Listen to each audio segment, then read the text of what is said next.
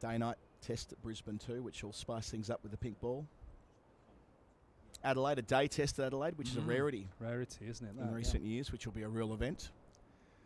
And of course, the traditional Melbourne-Sydney combination to finish. Maiden to begin for Atkinson, 1 for none. Got Andrew Sampson with us as well on the commentary with all the numbers and the stats and the history of the game. Samo, good morning to you. Good morning. Yes, the 25th.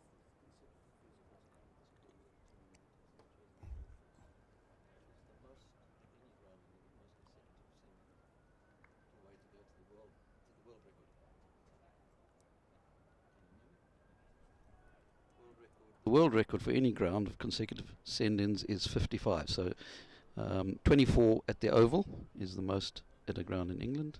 55 at the Basin Reserve is the record worldwide. Which era at the Basin? Recently. It only ended 2 years ago, a year or two ago. Which stands to reason, Corky, given when you rock up at the Basin, often you don't know which pitch they're playing on. It's so green on morning one. Absolutely. We had the similar thing at Derbyshire. Throughout my time in the 90s, you turned up and the opposition never knew where we were playing. We make sure that the side screens weren't behind the wicket we were playing on. They were all green. Good luck. Whoever wins, have a ball first. Last time a team batted first at the Oval was the first game of the 2023 season. Hampshire won the toss, batted first and lost by 9 wickets. Thanks to an Ollie Pope gem on the final day. The England vice-captain, they're at second slip. Yeah, Pope won 22 not out and Sibley 79 not out as they chased 247.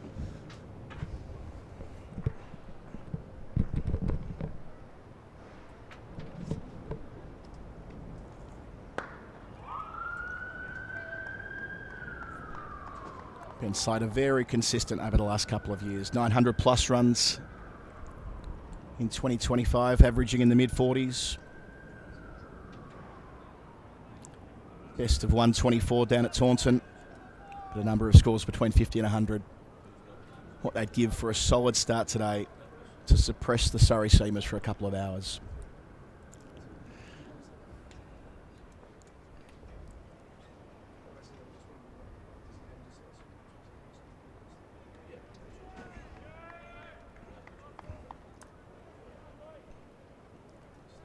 I think that's the battle, isn't it? In any longer form of the game, 2 opening batters part of this commentary crew in Michael Atherton and Nick Knight, and that is the challenge to try and get through the new ball. That first half an hour, the initial swing and seam and get through it, and then capitalise and go on and go big.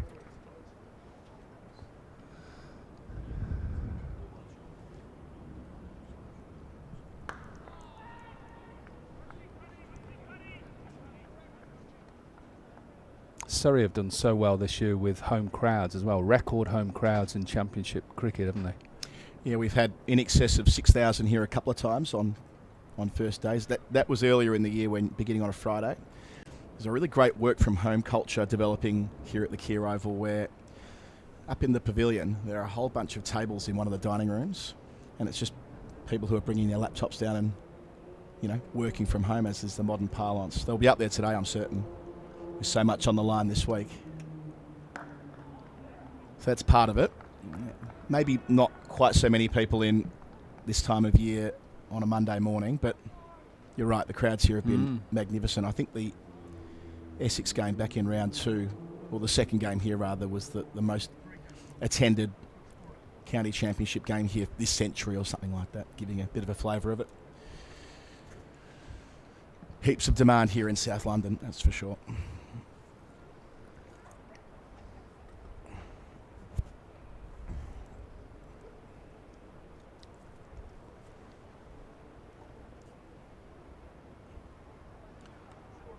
Worrell spot on consecutive maidens, 1 for none.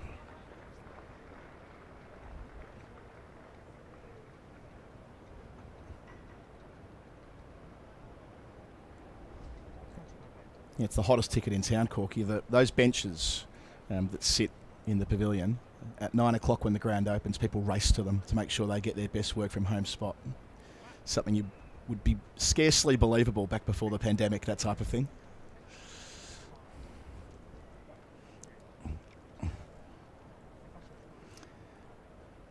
So 3 overs in, Surrey winning the toss, electing to field, as is their wont. Worrell and Atkinson straight on the money. Presents an interesting question as what does par look like for Notts here, getting sent in on this track, which will have plenty in it. Well steered, soft hands from Hamid. Adds at least a couple. Happy with the 2. Typically, Corky, how it plays out here, and I'm sure Andrew will have numbers that bolster this. Teams that come here get bowled out in about 2 sessions. It was the same when Surrey batted first last week. So can Notts clear that hurdle to begin with? I think they'll be thinking, can we get to 300? Yeah. 250, 300, they're in the game. Because of this surface definitely just throughout the 4 days will just help the seam bowler. And then also once that lacquer comes off the new ball, you'll then start seeing a little bit more swing. Obviously the wind will help as well at times. And what a difference playing with the Duke's ball compared to those rounds in the middle of the year with the Kookaburra, where scores were hyper-inflated. We saw Surrey post 800 plus here against Durham. But September, Duke's different ball game entirely.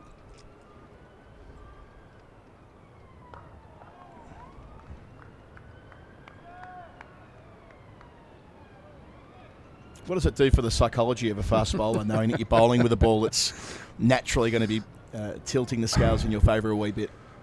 Well, look, obviously, I'm sure most UK bowlers, well, it's actually used now a little bit around the world, isn't it, the Duke's ball? You'll find that it stays harder a lot. The seam is more pronounced.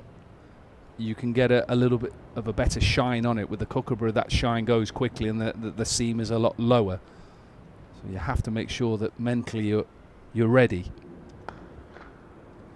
It's a nice shot, that, Hamid. Thumping it through the covers for the first boundary of this match. Got out to the pitch, positive footwork.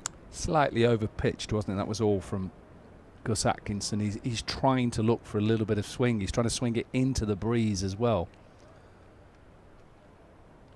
So just slightly over pitch, but it's a nice looking shot. He's a good player, Hamid. He's been a good player for a while. He made the move, didn't he, from Lancashire. He struggled after a great season, struggled and then came down to Notts and has found his home here.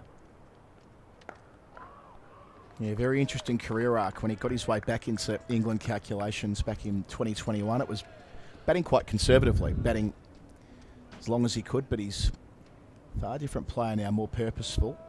A couple of double hundreds this year, averaging up around 70 in Division 1, leading this Notts team as well as he has.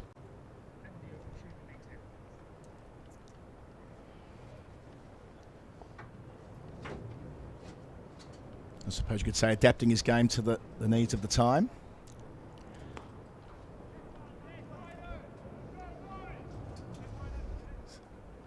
Ends the over 7 for none. So seeing here, Surrey leading by just 1 point in this second last round. They had their claws into Warwickshire last week, but rain on the final day meant they couldn't get the job done. Notts did though, at New Road. Too good for Worcester. Somerset and Warwickshire mathematically within touching distance, but a lot would need to go right for them to have a chance of winning the title.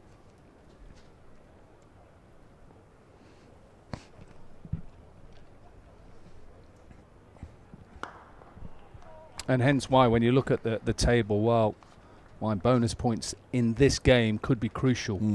If this game goes to a draw or is a draw, and then we go to that last championship game of the season.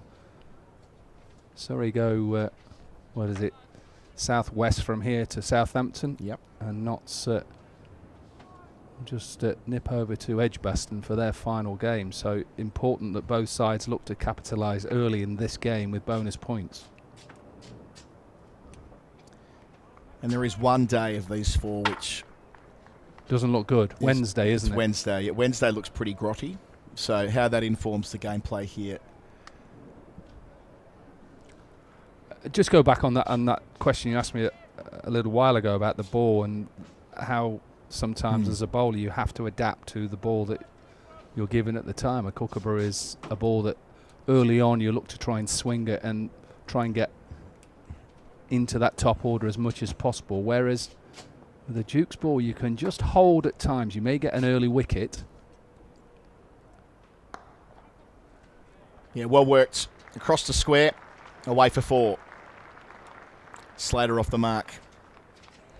Yeah, you may get an early wicket. You can see there that with the hardness of the ball, it just have to do too much as a batter. So it's slightly different ways that you can use a kookaburra and a Dukes. I'm not a big lover of swapping balls in the middle of seasons. That's just me as a bowler. I just think we've spent years using the Dukes ball in this country. We used to use the reader sometimes in Test cricket a while ago, but I think we should stick to what we've used for a long period of time. Certainly popular with Worrell himself. He first came over to play county cricket here about a decade ago. Club cricket, my apologies, when he began in the Birmingham League in 2015. Had access to passports and so on, so he played a bit over here earlier in his career. And it just opened up a world of opportunity for him. He's like, wow, his first game with the Dukes, he's like, this is what my career is meant to be, bowling with this thing. And when he first started playing county cricket, his early games were at Lords and at Kent with those dramatic slopes. And he wondered whether they even survey the grounds over here. Such is the movement from one side of the ground to the other. So, yeah, to go to his decision to move to England full-time, it's not unrelated to the fact that conditions here, the ball here suits his type of bowling so well. Yeah, and just to put some context of why they're trying to use or why they are using a kookaburra ball, because they want to see what bowlers can do when there's nothing in it for them. Can they change? Because at test level you may have to do that. They want to see it, but I'll still go back to a fact we've used this ball for so many years. That's what makes this unique. Oh, again, that dramatic movement on the angle from around the wicket, just kept out by Slater. 11 for none after 5. Yeah, what do you make of that? That's the strong argument from Rob Key, isn't it, Corky, that using the kookaburra ball does mean that fast bowlers have to work harder for their keep. Do you sort of subscribe to that idea, or do you think more that there are natural advantages as a bowler using a Duke's ball and they should be augmented for bowlers on the way up the pyramid? I understand what Rob Key and the ECB want to do, and I understand that, to prepare bowlers to play in international cricket and the differences in the balls. But I just think that we've used it, it's been successful, and we've produced some of the best seam and quick bowlers around. And doesn't quite end up in the hands of Sibley. Did it half volley in or did he put it down? I reckon it might be the latter. It really ballooned up off the shoulder of the blade there. Big early moment. Hasiba Mead, the standard bearer for Notts. We'll see it a second time. Yeah, because of his height, he's going to get the bounce. And it's one of those catches that perhaps, does it just get there? Could Pope dive across? It's never easy. It's one of those ones that looks like he may have just carried, you know. I think it has. Just. Yeah. A flash and a miss to follow. Body language would suggest it got there just above his boots. Unusual parabola there that it ballooned down to him. You wouldn't expect that from Atkinson with the pace that he's charging in at. He didn't really go at it, did he? If you think about a right-handed batter, he didn't just go at it. He just let it come on, and that's why it went down.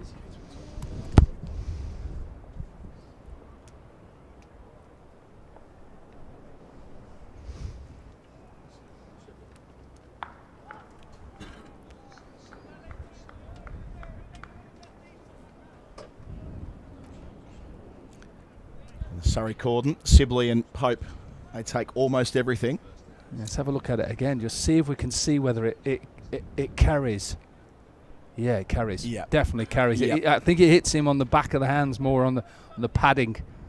Maybe because it was going down, lack of pace. He's He's gone at it a little bit too hard. Should be taking them though. Big early opportunity.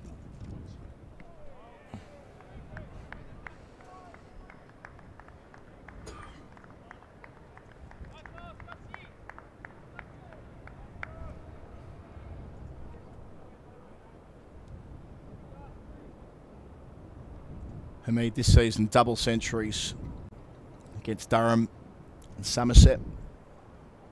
Got a couple of doubles last year as well.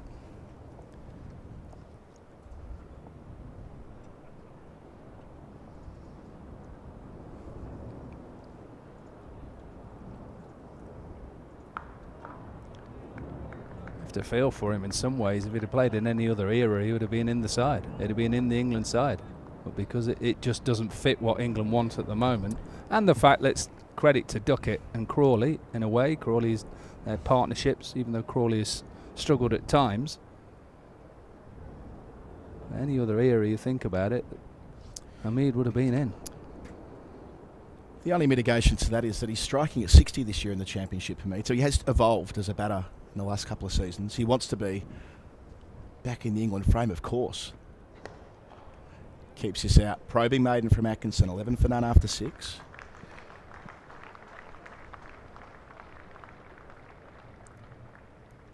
So it's as though he sensed what he needs to do to be there and thereabouts if there was an injury or a drop in form. Andrew Sampson here too. Yeah, just back to the average first innings scores here. So looking over the last 3 seasons, with the Kookaburra ball, with the Dukes. Yes. Obviously the Kookaburra, and you got 820, that throws those kind of numbers out. The average first innings scores with the Dukes is 261. On 12 of the 16 games, the team batting first was bowled out on the first day. And in the roughly average number of overs in the second innings by the end of the first day is about 20. Right.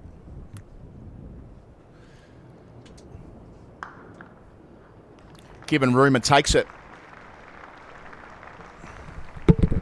Classical Slater shot this. Classical left-handed shot in a way. Cut away.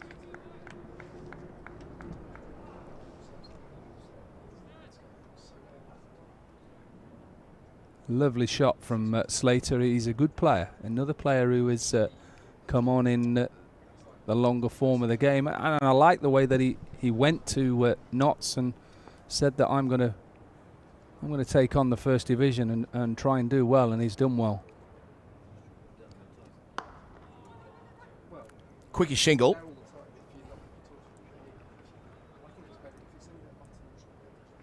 Tom Curran couldn't quite collect and throw. So a good addition having Curran just in their supporting staff to bring in, knowing that Jordan Clark was going to be ill today, and straight back in the team having not played championship cricket for a year. Well, you look at the squads that Surrey have got and can produce when they miss players, international players, in all forms, not just in the 4-day, but also in the T20 as well. A strong squad.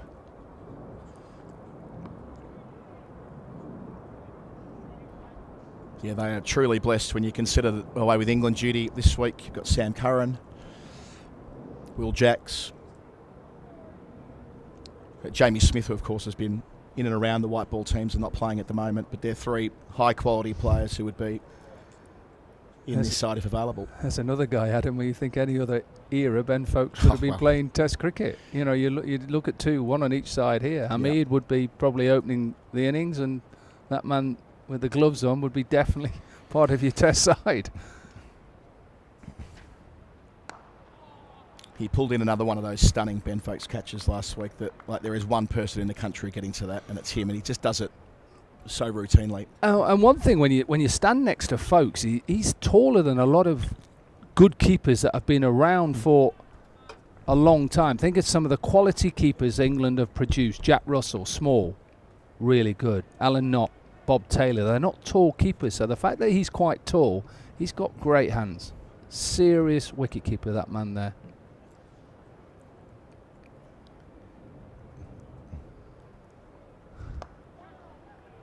Squared up.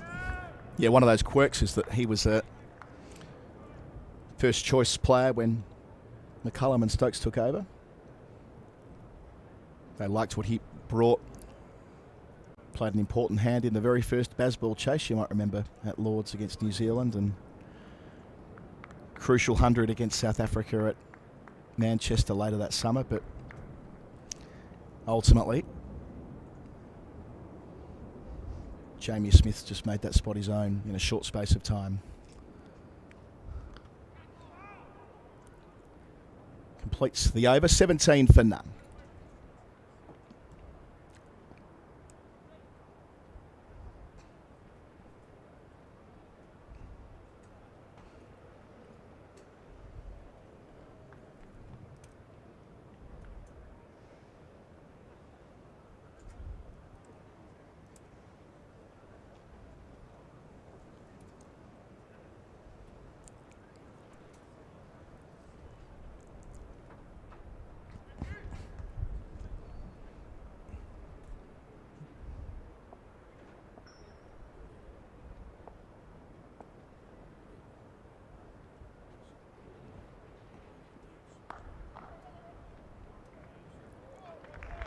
Yeah, excellent from Worrell. Backward point, diving away, does a lot of good work in that position.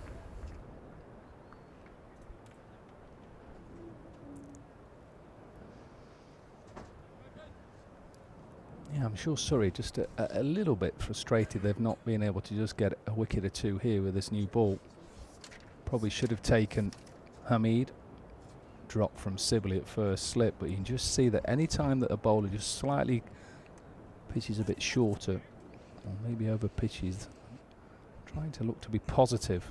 And the wicket now like this to Ben Slater. Hasn't had much of a crack at Slater yet, Atkinson. 3 slips.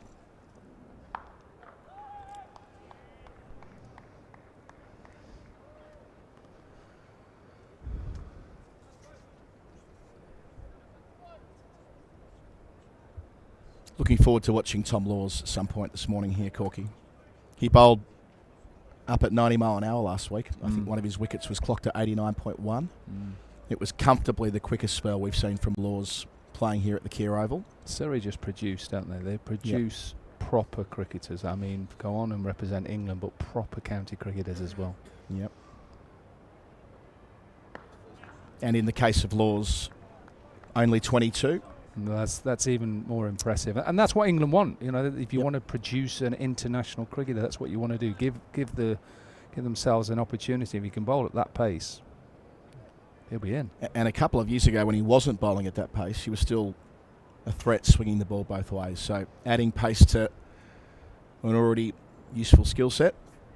And Matt Fisher has played Test cricket. You'll see him in operation soon as well. Tom Curran, the other seamer in the rotation for Surrey.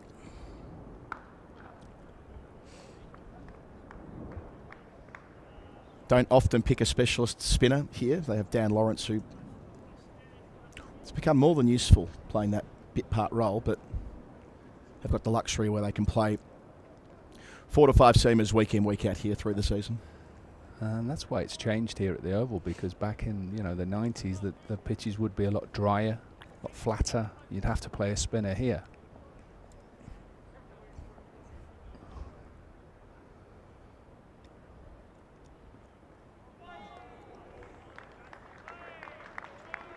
Perfect channel.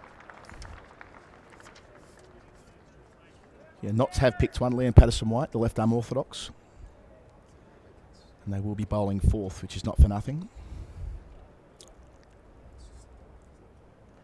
Beautiful.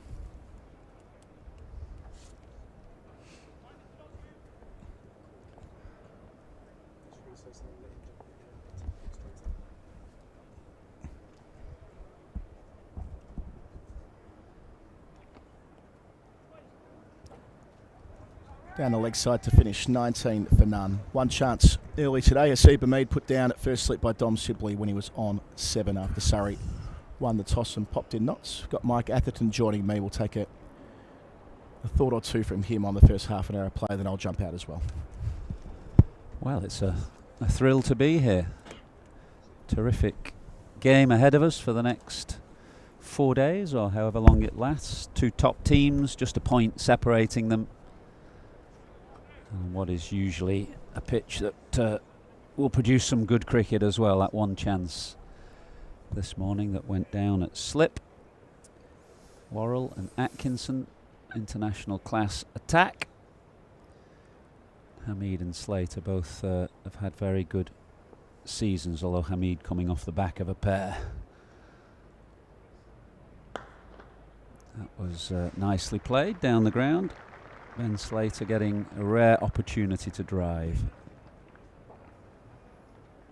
Dan Norcross, good morning. How are you? Good morning. I'm very well, thank you. This is following quite a familiar pattern so far at the Oval. We've had the win, toss and bowl for the 24th consecutive time. And also, strangely, not necessarily a flurry of early wickets. I think Andrew Sampson can illustrate that the first session is not necessarily the most potent one for the bowling side, which is sort of counterintuitive in a way.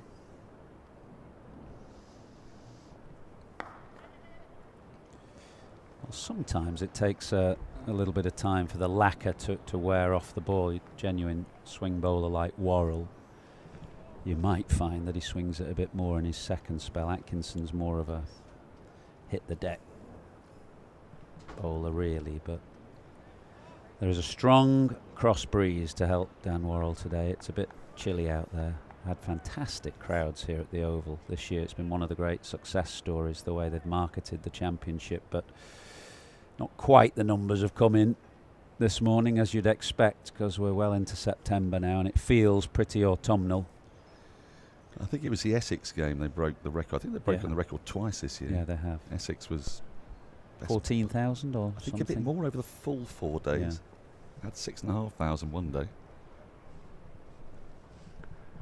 It's a great success story, actually. Just the way that they don't rest on their laurels here. That's, you know, they obviously sell out all the internationals and they'll sell out the 100 games and the big white ball games, the blast games, but they really put some energy and effort into marketing the championship.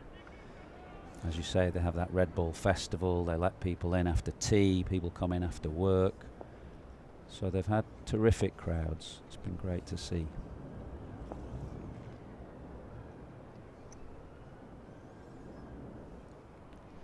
I mean, it's no coincidence, is it, I suppose, that they are one of the counties who's very keen to maintain 14 matches next year as a result of that. The chair, Ollie Slipper, spoke to us last week, and he essentially wants the status quo to remain. I was interested to listen to that because he said that I think they've got 31 players on the staff here, haven't they? And he said every one of their players wants the status quo, 14 games, which is of course not the story that you hear from the PCA across the board necessarily. Although their gripe is more around scheduling and rest between games. But I guess here they've got a big enough staff to rest and rotate, which is not the case with a lot of other clubs. Well, I mean, if you're a Surrey player, you know that there's going to be quite a lot of your teammates are going to be off on England duty, be it with white ball or red ball, the way the season is put together. So I dare say you want as many games as possible to give you as many opportunities to play as possible. Absolutely.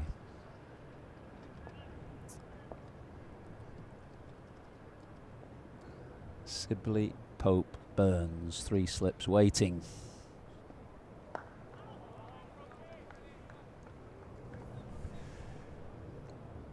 .24 for none off 9. Just 3 batters in Division 1 this year have passed 1,000 runs. 2 of them in this game, Hamid and Sibley. Adam Lyth, the other. I guess they're all in a similar boat, those 3.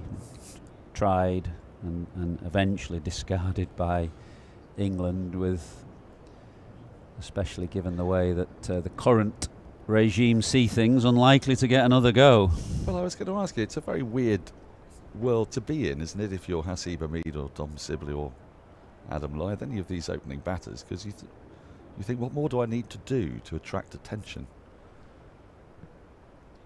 When you were playing the 80s and 90s, then there was a sort of sense that selectors would have a look at the national averages and go, oh, he's come back into decent form, but no one puts Sibley or Hamid really in the conversation, and yet I suppose the standout batters in this year's county championship have all been openers. Yeah. Slater's had a good time of it as well. I mean, yeah, I don't think if you say you're Hamid or Sibley, you can't go into a season thinking that you've no chance of selection. You've got to try and keep knocking down the door, and you never know. There might be a change of regime. There usually is after an Ashes.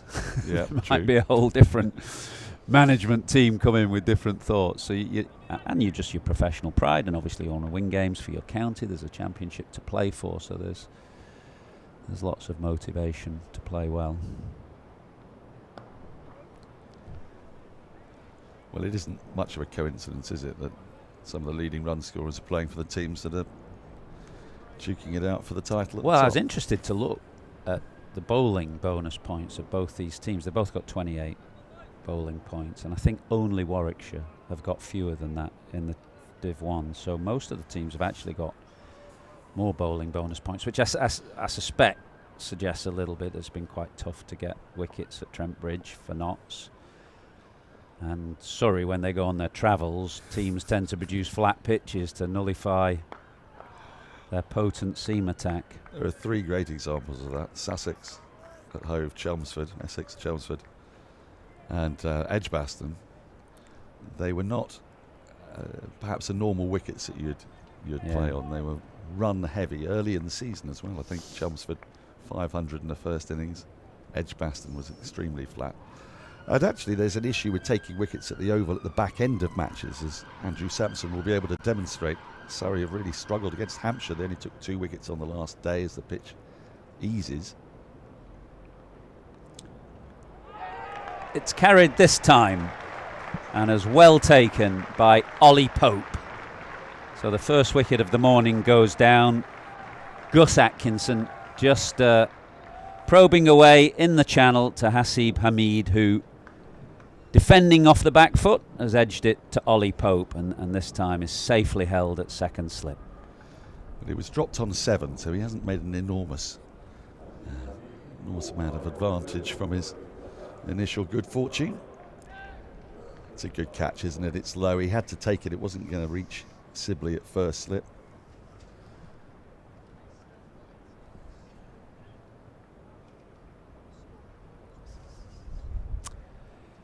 So Hamid, the first to go for 9, and Notts 25 for 1.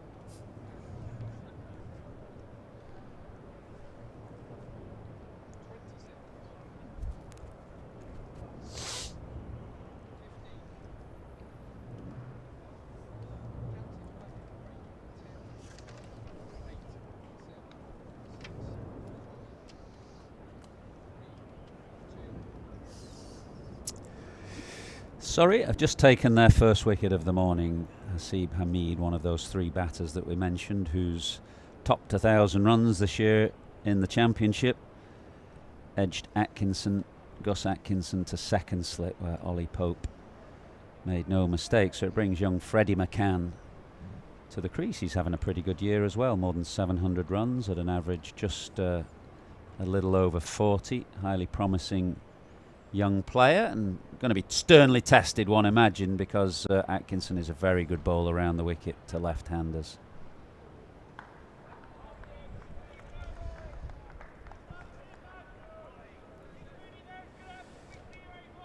Well, one catch we've seen put down this morning, it was Sibley who dropped a low one, but Ollie Pope, well, he's a good fielder wherever he is, really. He's brilliant at short leg, very good close catcher, and makes no mistake. He's a very undemonstrative wicket taker, isn't he, Gus Atkinson? Yeah, you don't get much reaction from him, do you? Well, it's a pretty good over from Atkinson. Notts 25 for 1 off 10. You mentioned that stiff breeze. It's the same prevailing direction of travel we get here at the Oval. Mostly it's sort of southwest. So if you're looking from the Vauxhall end, it's going from right to left, which is why Dan Worrell essentially bowls constantly from the Vauxhall end. Well, it's just a pretty good line, really. You couldn't say that it did masses off the pitch, but just a probing line around about 6 inches outside the off stump, which is usually where top class bowlers put the ball, and that really is the battle at the top of the order in first class cricket. Can you handle bowlers who hammer away just outside your off stump? Tom Laws now was in the wickets last week. Like Tom Laws, he's a good bowler. He's got a yard of pace. Well, last week we were a bit astonished because you mentioned he's got a yard of pace. The speed gun was hitting 87, 88 at times. He bowls very, very full. He got all his 4 wickets. Do you think that was an accurate speed gun? Well, the thing is, Michael, I was naturally sceptical, but the speed gun at the other end was showing sort of 82 miles an hour, 83 for Atkinson. So even if it wasn't 87, 88, the relative speed of Laws was a promising sign for him. It was, yeah. He was bowled very, very full. He managed to extract 4 LBW decisions from Jack Shantry, who is a man who doesn't ordinarily lift that right index finger with any great enthusiasm.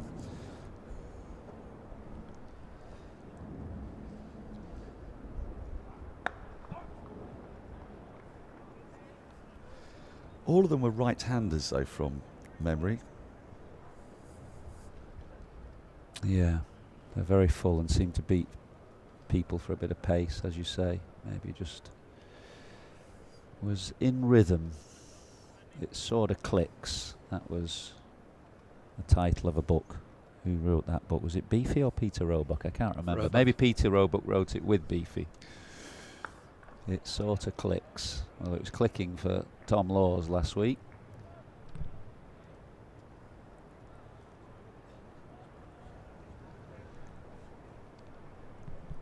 He's had a bit of an in-out season. He had issues with injury, but he had beautiful rhythm last week. He's part of a 5-man seam attack, which is pretty unusual. It's brought Surrey a lot of success, so they're obviously going for a 4-time in the Championship. That's been the big sea change, really. When I last would have seen the previous successful era of Surrey cricket under Adam Hollyoake, very different manner of success. Dry pitches, a lot of spin. Whereas here now, it's bowl first, 5 seamers, bit of Dan Lawrence to bowl a bit of off spin if required, but a battery of seamers. It's doing the job, though, as Tom Laws just snakes one past Freddie McCann's forward push. Yeah, I mean, it allows Rory Burns to rotate because you end up with, today it could be Matt Fisher as the 5th bowler, as we see this one again. Absolute beauty. Leaves McCann off the pitch.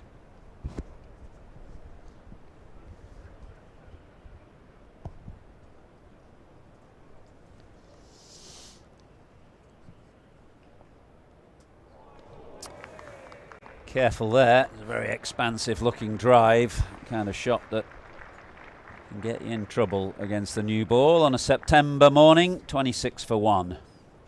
Now, Andrew. Yes. You have been at pretty much every game we've had here this season. It is quite curious, isn't it, the breakdown of how wickets go, especially on the first day. I feel like I've frequently seen 80 for 1 turn into 250 all out. Yeah, it's fairly accurate, yeah. I mean, if you look at so I'm looking at the Duke's Balls game of the last 3 years. Lunchtime score on average is about 93 for runs for about 2.9 wickets in the first session. And then the second session it goes down, well, it's about 91 runs as well, so very similar in runs, but it goes up to about 3.4 wickets in the session, which then goes up to an average of 4.2 wickets in the final session for 112 runs. So it does become as you say, the new ball starts off not taking that many wickets. Is that very different for the Kookaburra? Yes. Yeah, well, there was an 820 for 9 in one of them, which yes. kind of does I mean, Surrey actually enforced a follow-on, didn't they? Because it was the only way they could hope to force victory. That looked a desperate game. Oh, Durham ended 208 for none on the last day. I mean, it was quite a tough watch. I don't know how you feel about this Kookaburra ball, Michael, but I think one of the things that vexed me most was that Jofra Archer, for example, is the sort of bowler that you might think they wanted to have some practice with a Kookaburra ball, wasn't released to play. Jacob Bethel might have wanted to practice batting against a Kookaburra ball, wasn't released to play. So this ball was sort of imposed on the county championship with nobody who should have been using it. Well, everybody knows why they're trying it. It's not, you don't have to be Einstein to work out that they're trying to encourage a spin and bowlers of pace and move away from your slightly traditional English style of seamer, but it's produced some desperate cricket, I think. I've seen a few of the games, watched a few of the streams, and some of the cricket at the start of last year with the Kookaburra bowlers, I think, was the worst first-class cricket I've seen for a long time. Why is it? Do we need the pitches to be different if you're using a Kookaburra? Well, certainly the start last year, very slow pitches, and that combination of the slow pitch and the Kookaburra ball just produced very dull run fests. So I think if you are going to use it, and I'm not a great fan of it, then the middle part of the season is a better time to be experimenting with it.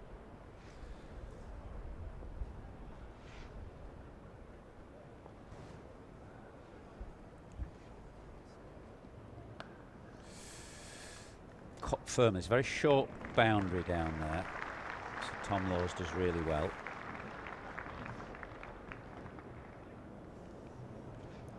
Behind square on the offside is a very productive area at the Oval, as a general rule. We often find that your deep third is a fair bit wider.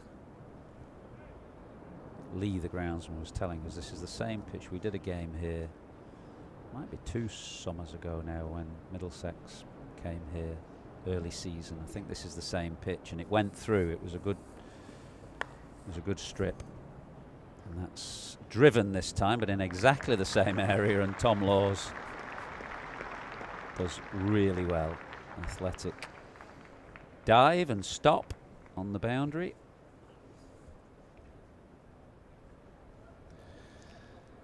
Yes, it is that area. We see a lot go down there. Also from the Vauxhall end, you see quite a lot go down towards backward point. I don't know if we can see now, but there is a deep backward point in. He's not really a deep third. It's very, very wide.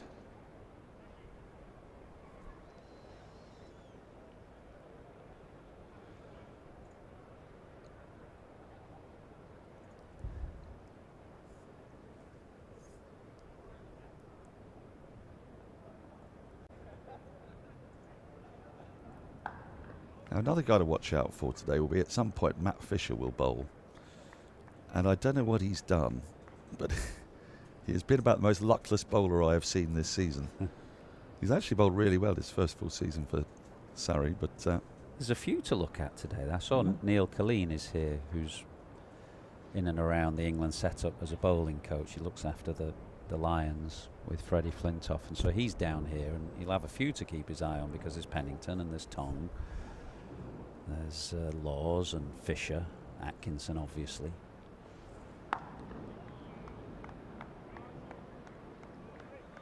No Mohammed Abbas, who's recovering from a back spasm, and no Jordan Clark, who's ill and has been replaced by Tom Curran. So he's Surrey's leading wicket taker this year. Well, that is a blow for Surrey, because he's been sort of ever present really over the last few seasons. Frequently will open the bowling and really balances their lower order.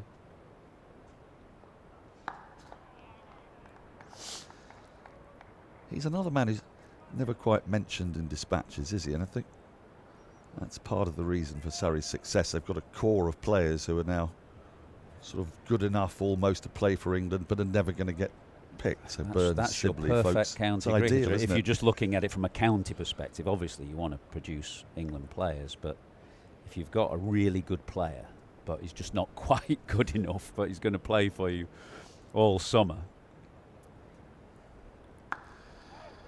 Well, yes, because he doesn't even get picked in one-day squads as well, and that is a Jordan Clark, blow. you're talking, yeah. Yeah. Well, you need a core of those players. But I mean, if Surrey will sometimes. How many did they lose in the 100? They probably lost 15 players, and they were forced to play some very young cricketers. I was interested. I did an interview with Jimmy White the other day, Oh this yes. former snooker player whose grandson Ralphie Albert made his debut. It was absolutely wonderful to meet Jimmy White and talk about his grandkid. He did. Did he get 100 in the? He got Metro Bank? 96 on his 96. professional. It wasn't his debut, but it was his maiden professional innings. And then earlier in the year, he'd taken 10 wickets for England under 19s against India under 19s. So he's starting to make a bit of a name for himself. Has the whirlwind developed a love of cricket? He likes it. He says even when he's doing a tournament in China, he'll be watching the Surrey stream if Ralph is playing. Okay, knocked away into the offside for a single, 31 for 1.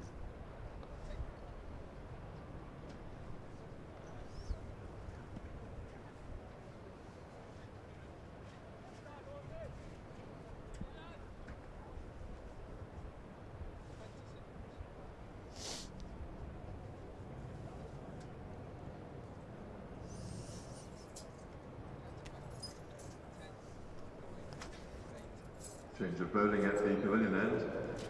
Tom Curran. Well, we're going to have a second bowling change of the morning. Tom Curran, who's in place of Jordan Clark, who's unavailable through illness. So Tom Curran is a pretty good replacement.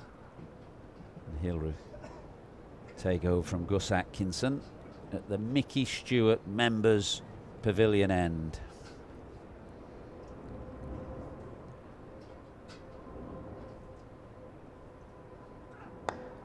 Is Mickey the oldest living England Test cricketer, men's Test cricketer, Andrew? I think he is now, yeah. I'll confirm that.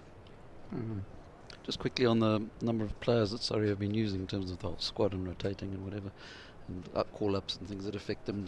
Tom Curran's the 26th player to appear in the Championship for Surrey this season, which is the same as they used last season. They need a big squad.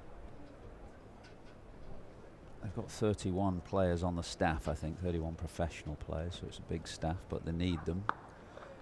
With all the international call-ups and franchise call-ups. I see Sibley's just gone off the pitch for a little bit. What did he... Struggling with his groin, wasn't he, last week?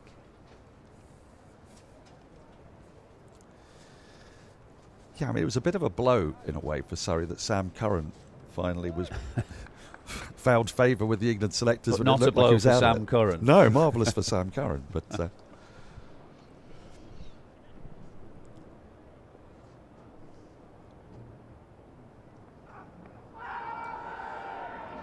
Big shout from Curran and Folkes and all the slips. But umpire Nigel Long unmoved. I think both feeling that might have just slipped down the leg side. Curran's round the wicket, of course. And on the angle from there, it just has to straighten. I mean, it's quite high as well as veering down the leg side. Not a great deal going for that appeal, but I suppose it gets him into the game.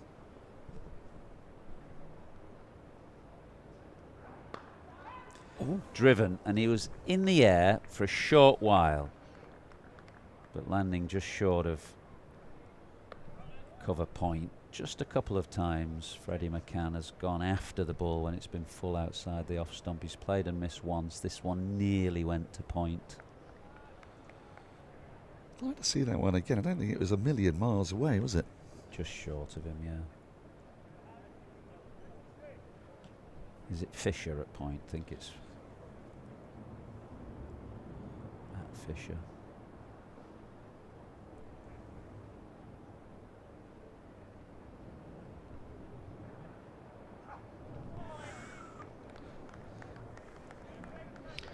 just to confirm, Mickey Stewart, who turns 93 tomorrow. 93 tomorrow. He's the oldest living England cricketer.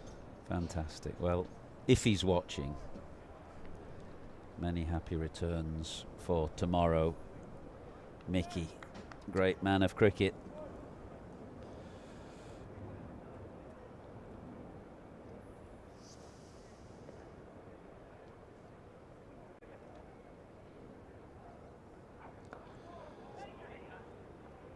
Well, Mickey was not ever present through the Surrey 50s team. He'd have started in sort of mid-50s, I think. But since that point, he's basically been a steward roaming the corridors of the Oval. 70 years. Yeah. His son Alec has an office here, which has got one of the great spreadsheets on a big whiteboard. I bet it's an immaculate office. If Absolutely immaculate, yeah. With the details of every single cricketer in the world, their current movements. He's still here on a reduced number of days this year, but still running the show. Sibley's back on the park.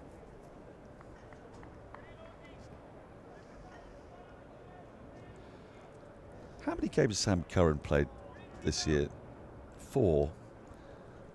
I mean, it was noticed, but he gave an interview, I think, before the T20 Blast quarter-final. Did you do that game here?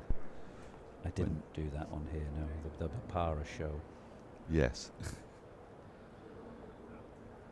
In which he talked with, well, passionate enthusiasm, actually, about obviously wanting to win the Blast. That was his focus at that moment. But the county championship. And he has been part of the side that have won these all 3 the in a row. players that I speak to still love the competition. I mean, obviously cricket has changed and lots of opportunities around the world in franchise tournaments and what have you, but those who play in it still appreciate the hard graft and a win that comes after the hard graft. Cut away over the top of slip. It's a pretty good shot, really. It's flown off the edge and over the slips, but it's a safe shot. You're going to be unlucky if a top edge goes to keeper or slips. Well, so the deep third's really wide, isn't he? Right round by the dugout. So if you get a little bit too much, again, you've got to be very unfortunate to get it down there.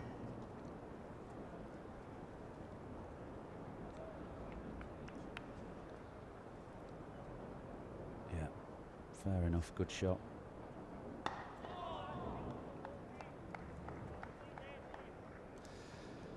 And in that sense, Surrey have been quite fortunate. Likes of Jason Roy's come in and played county championship. Didn't prosper particularly, but he was still wanted to play. Tom Curran, he was never present at the county championship side about 7 or 8 years ago. He was their sort of leading bowler, but he'll still come in, still be available. No one's retiring from red ball cricket apart from Jamie Overton, who played in the Oval Test match. Were you surprised by that? I was surprised by his selection. I wasn't that surprised that he decided after that game that, his body couldn't take it. I mean, he's only bowled 70 overs in first-class cricket over 2 years before that selection. Do you think it was a traumatic thing? Because obviously there was no Chris Wokes for a lot of it, so he had to bowl a heck of a lot more, didn't he? In absolutely. But yeah, third innings. It's hard just to rock up on the back of very little first-class cricket, and there's certainly no blame attached to him for stepping away. I think it was just a reflection of the realities of the difficulties of Test cricket and first-class cricket. 36 for 1.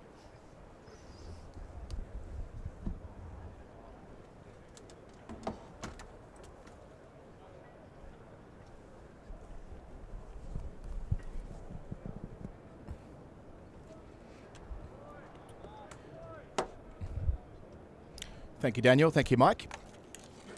First hour of play complete here at the Kia Oval. Surrey won the toss and bowled. They picked up an important wicket in the opening stanza. Adam Collins with you. Nick Knight with me. Good morning, Nighty. Yeah, hi everybody. Great to be here, enjoying watching some Championship cricket.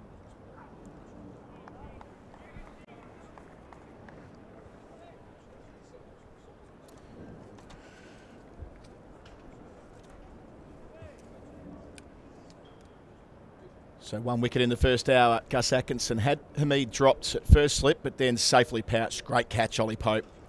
Diving in front of Sibley, low and to his left. That stage, it was 25 for 1.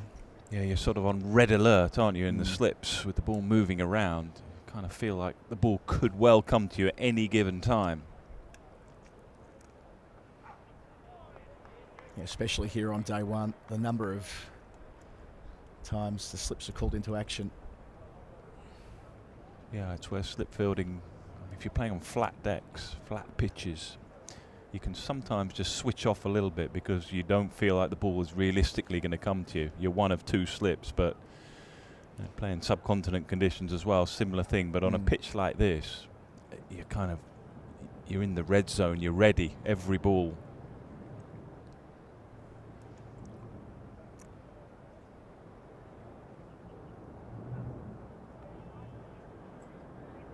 And the way this pitch has evolved in the last few seasons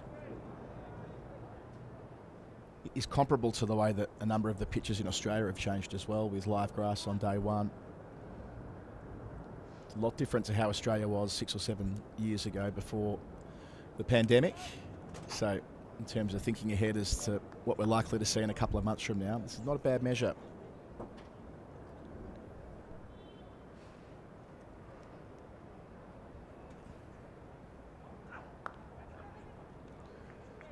Yeah, it's interesting watching actually how Notts have gone about this.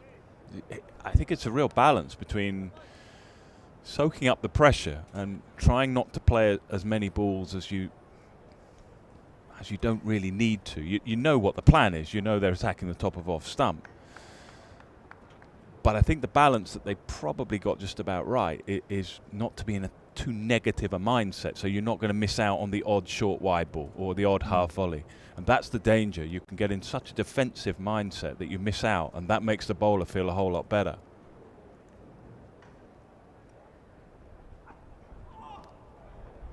Generous movement. That's an excellent leave. That's a terrific leave. He might have just seen Tom Curran's reaction there. It's going to make him possibly change the line a little bit because he's going to get frustrated. That's what you're trying to do as a batter here. Just frustrate the bowler. Make him go a little too straight. Make him go on the pads.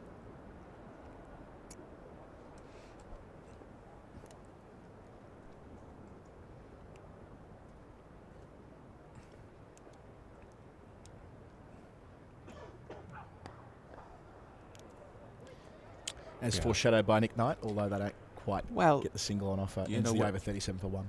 Yeah, when you get up here commentating, you're kind of taking it through as if you're out there as a lefty right now, and you're thinking how you're trying to negotiate this phase of the game, and that's probably what you're thinking, or you should be thinking. Great numbers up there. Mickey Stewart, Members Pavilion.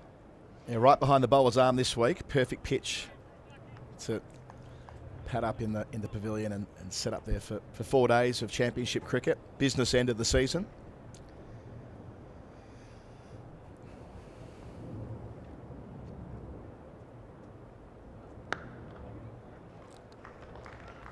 Well worked.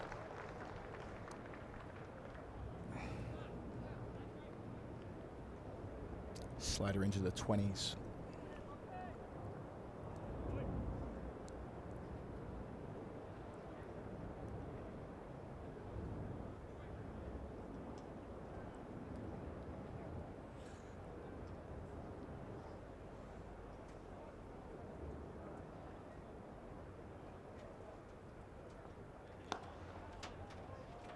The difference last week with Laws was that spell he bowled on the first evening it was genuinely lively.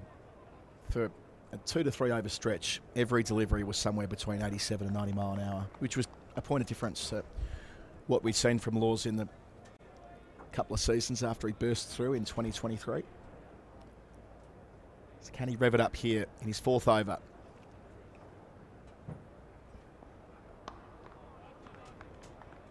behind the blade there.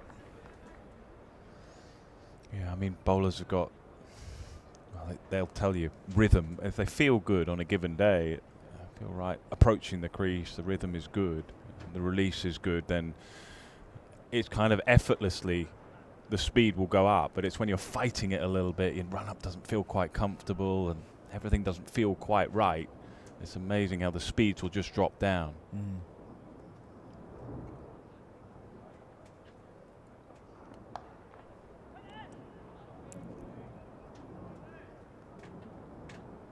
Interesting watching the two lefties here. I mean, they go about it in a slightly different way. You watch Slater here. He got little movements across to that off stump. The key here is that off stump line.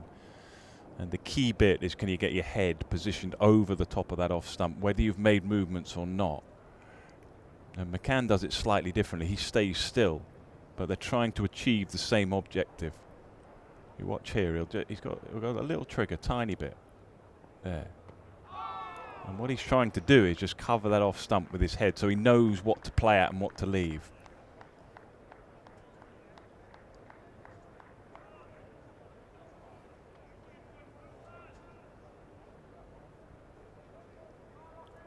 Seeing back here, it's like a micro trigger, just half a stump over.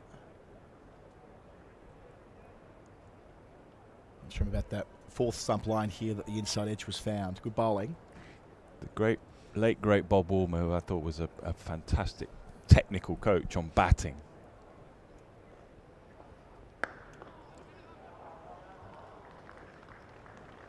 Checks it out for a couple. He once said to me, Colo, he said, whatever movement you want to do, whether it's back and across or stay still, whatever you want to do it just before the bowler releases the ball, and then it doesn't really matter. It's when you're moving as that ball has been released and coming down and still getting into a trigger position, that's when you've got all sorts of trouble. Nice and still, so your head can pick up the line of the ball.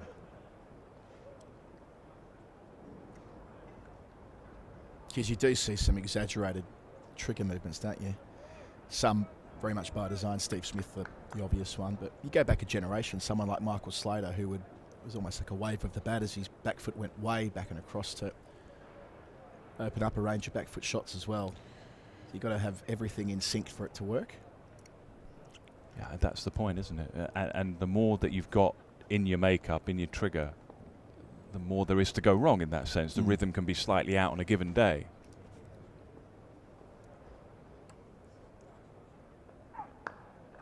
Ooh. So just worth on picking up on that. McCann, I mean, if you watch closely, McCann, I think I'm right in saying, I'll have to see myself here, but I don't think there's many triggers or movement. It's very still. It's all just stay over the line of the off stump with your head and then watch the ball.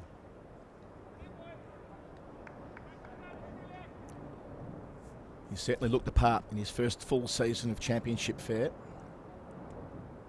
McCann, 20 years of age.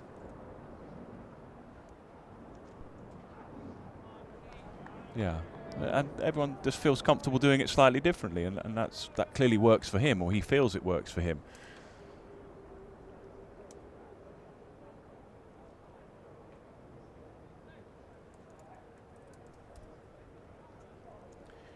It was brilliant last week.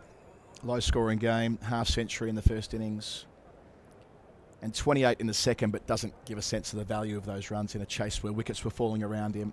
He was able to counter-attack and get them to the finish line.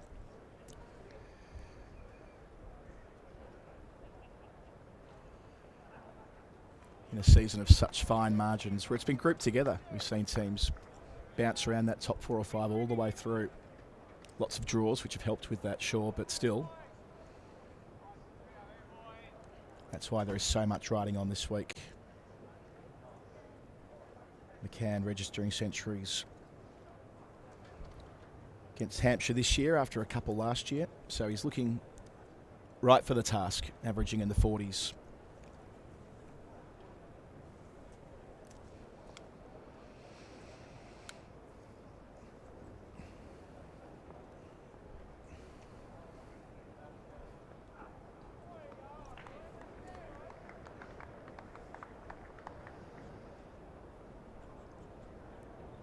Interesting first-class career for Tom Curran as well, isn't it? That he took that pause a couple of seasons ago, said that he was going to be sort of white ball only, but he's returned to the championship team in consecutive years, right at the very end. 2 games last year. An important performance here against Durham when Surrey wrapped up the title. Back again this week.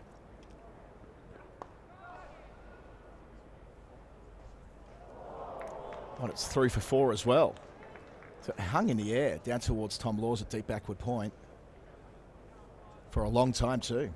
Yeah, don't know whether there was a bit of spin, but it was a poor bit of fielding, particularly when on the first day of a match you know that runs are at an absolute premium.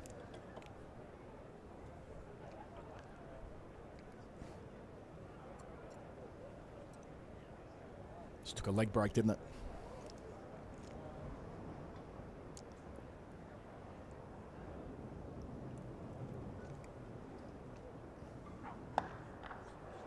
Yeah, much better, more convincing from McCann.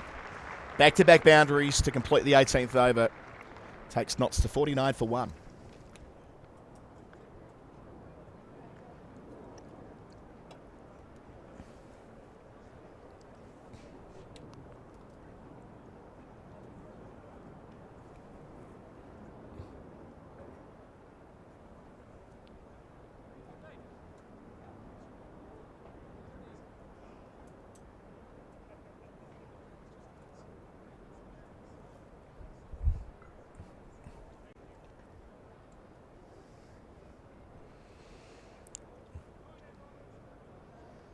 Some running repairs for Ben Slater there between overs. The bat tape out, ready to roll again.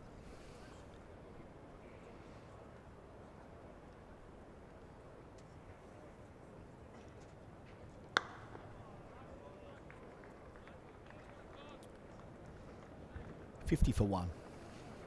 Done well. Yeah. Losing just 1 wicket here in the first 75 minutes. So here to end the previous over, that convincing back foot punch it became in the end, and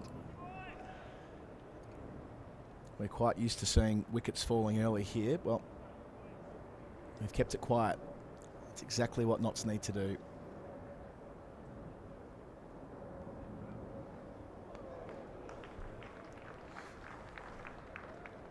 Less convincing there. Yeah, when you're a young player and you come into first-class cricket for the first year or two, you always feel like bowlers are just testing you out a little bit. Where are your strengths, where are your weaknesses, how do you play the short ball? Now that'll be something they'll look at. Always get tested with the shorter ball.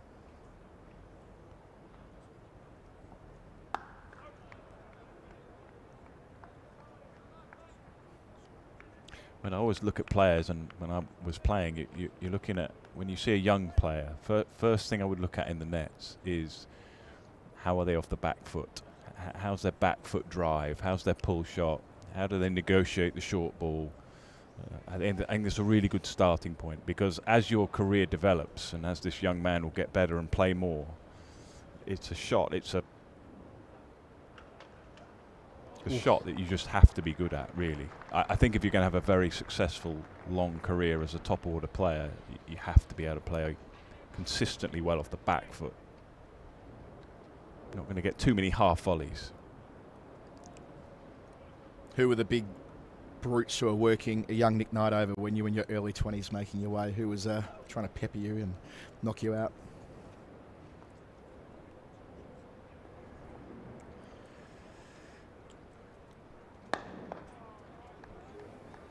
Yeah, good question. I mean,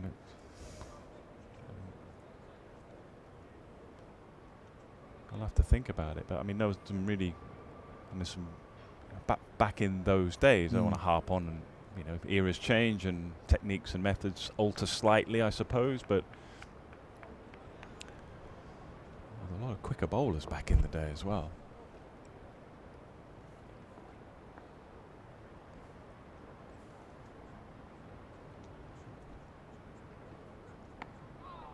They got big on him. On the bottom hand, ripped off the bat. So 50 for 1. That happened a couple of times in Lawes' previous over to McCann as well. One hit the splice, but that's got a bit higher yet still. Hasn't called for attention yet, but glove off, he might need to.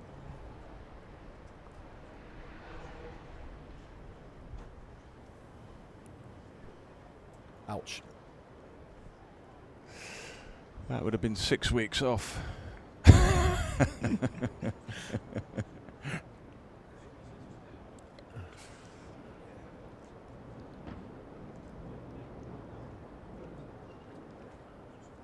Quick drink.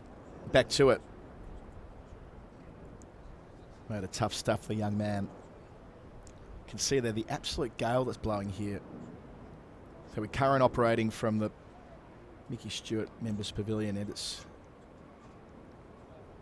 from left to right towards the cordons where the left-handers are.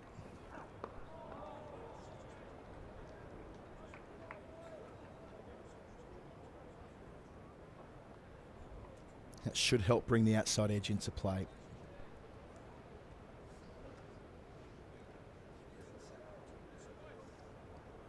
It's been an interesting career more generally for Tom Curran. He turned 30 earlier this season. So you'd say sort of in the mid portion of his career. He's represented England in all 3 formats, been part of that World Cup winning squad in 2019.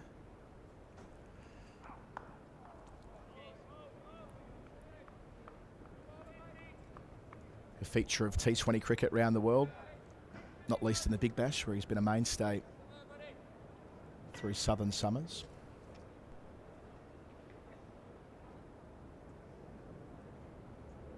Seems to be branching out in other areas too. Bit of a social media influencer of sorts these days, Tom Curran. Got a coffee company as well, yeah, with his bro.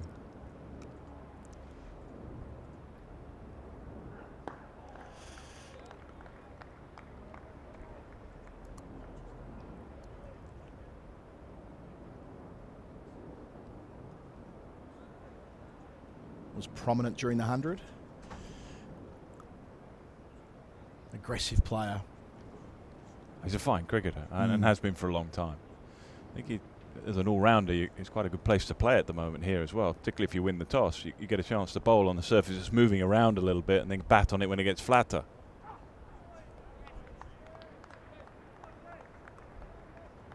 It's another excellent leave.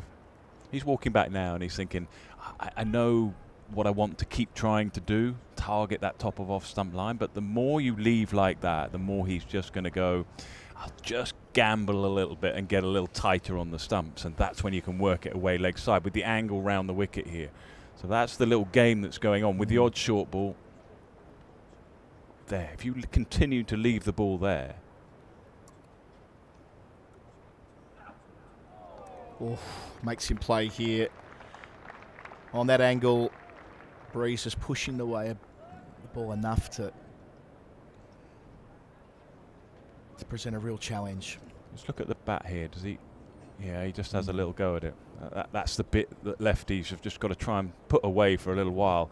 Just have a little push. I used to do it. It used to annoy me so much. The best player, like Marcus Trescothick back in the day, he would just hold the line and wouldn't just push out at it. Get your hands away from the body. Just play the original line.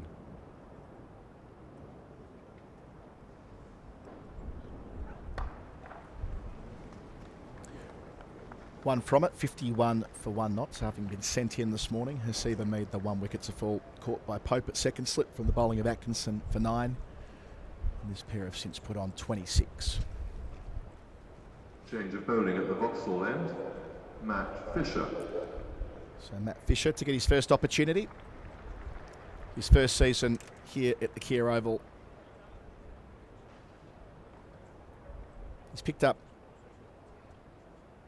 just the 18 wickets at 44, but it really doesn't tell the full story of Matt Fisher's summer at 90. He has bowled some beautiful spells without reward. Feels like whenever there's been a drop catch, he's the guy bowling. So deserves something to break his way in the last couple of rounds, but bends his back and has a crack. 3 slips.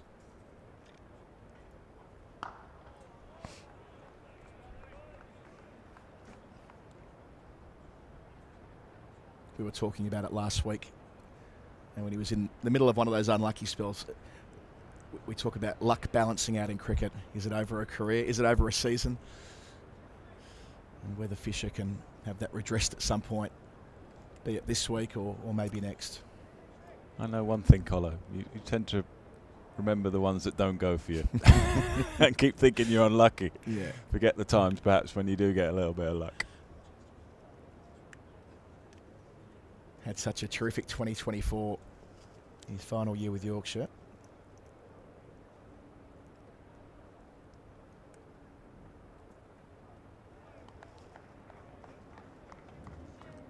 Representing England in the West Indies. Feels like a long time ago now, the start of 2022 when there was that recalibration after the Ashes defeat.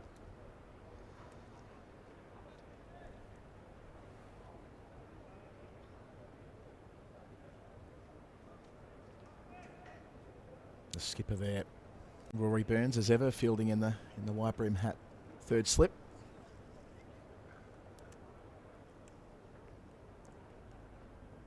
You know, people talk a lot about fast bowling, and we just did a little earlier, and you just have then. But do you know what I think the biggest or the best asset for a fast bowler, having faced them over the years? A big heart. You need a big heart. You need someone that, regardless of conditions, whether they're for you or against you, but you'll just keep running in every day. In county championship cricket, every day, you know, every game, run in. Keep running in for your team.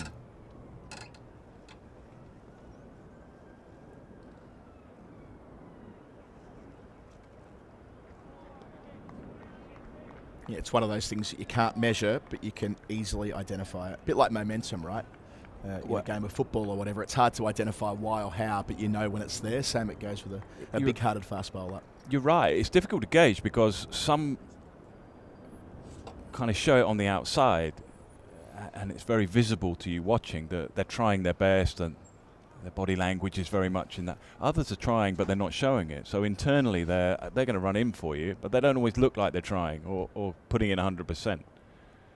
And that's the bit that you as a captain or as a coach have to work out. It's not always those that kind of show it on the outside.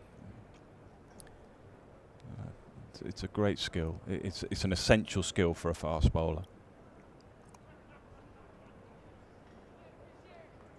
And of course, it's not just about running in and giving it everything, but having that internal resilience, right? When things aren't breaking your way.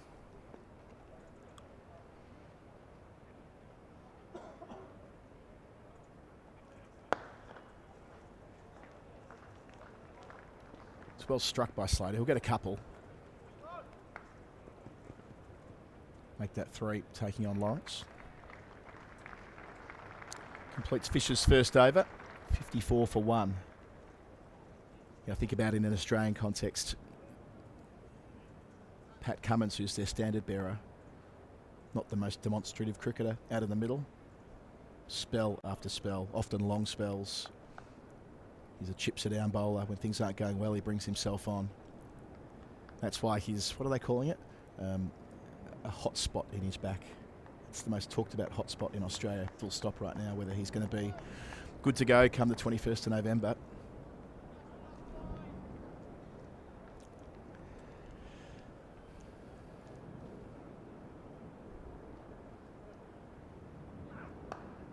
Yeah, I mean, the top bowlers, whether it's now at the end of a season or midway through a season or sometimes even a few games in, you know, they're operating at 70%, Colo. They get out of bed and feel 100% every morning, and yet they've got to go and bowl 20 overs. And so that's what you want. You want those guys who are at 70%, which is probably good, to still run in at 70% and give the team everything they've got.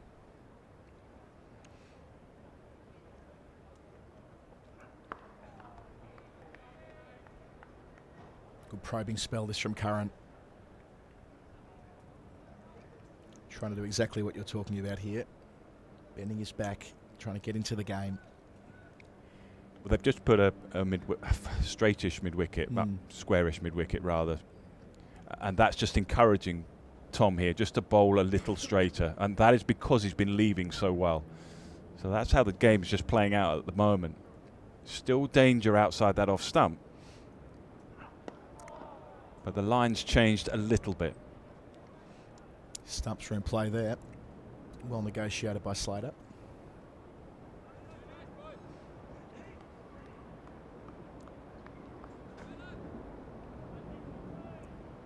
Big psychological boost if they can get through to these Surrey quick second spells. Indeed, get to lunch one down. Some way to go. But still, both of these players look pretty good.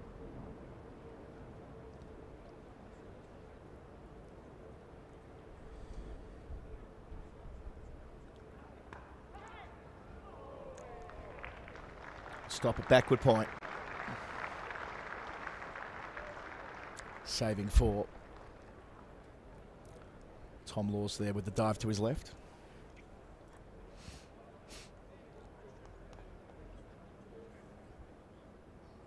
Yeah, it's a game where ideally your body weight should be going forward at all times, even on the back foot there. That's my point about back foot players. Try and keep that body weight going forward and momentum through the ball rather than body weight going back.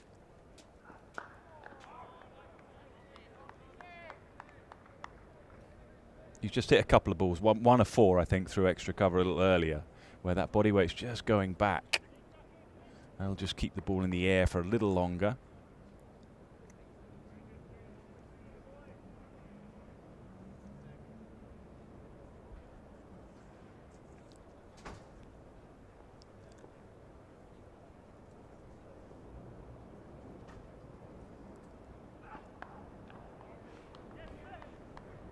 Good hands from McCann to keep the strike. 55 for 1.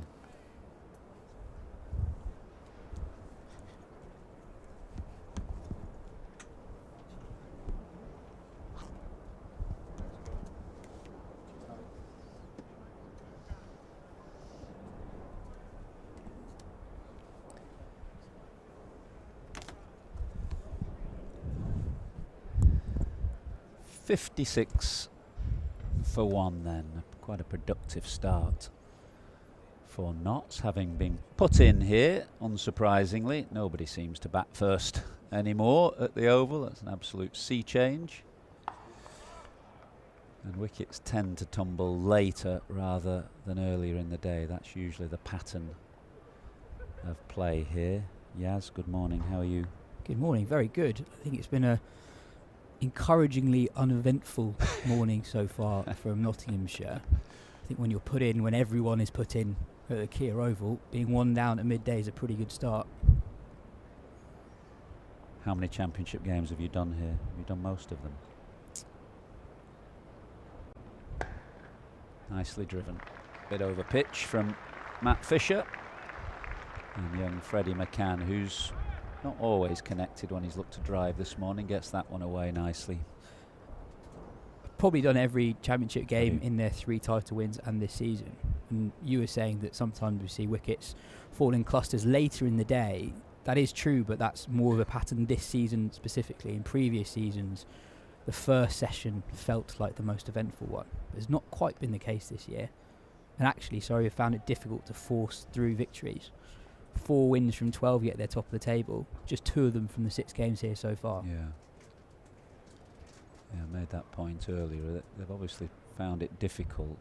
Teams are producing a lot of flat pitches when Surrey go on their travels. But they found it difficult here as well, and I don't know if it's been a trend across the country this season, but the pitch feels like it's deadened out as the game's gone on. And I think if you look at the leading wicket takers in the championship more generally, nobody's got 50, have they? I don't think so. And also the bowlers who you normally associate with dominating the championship haven't quite done so this season in the same way as in previous years. The likes of, well, he's had a good season, but it's not as ridiculous statistically as previous years.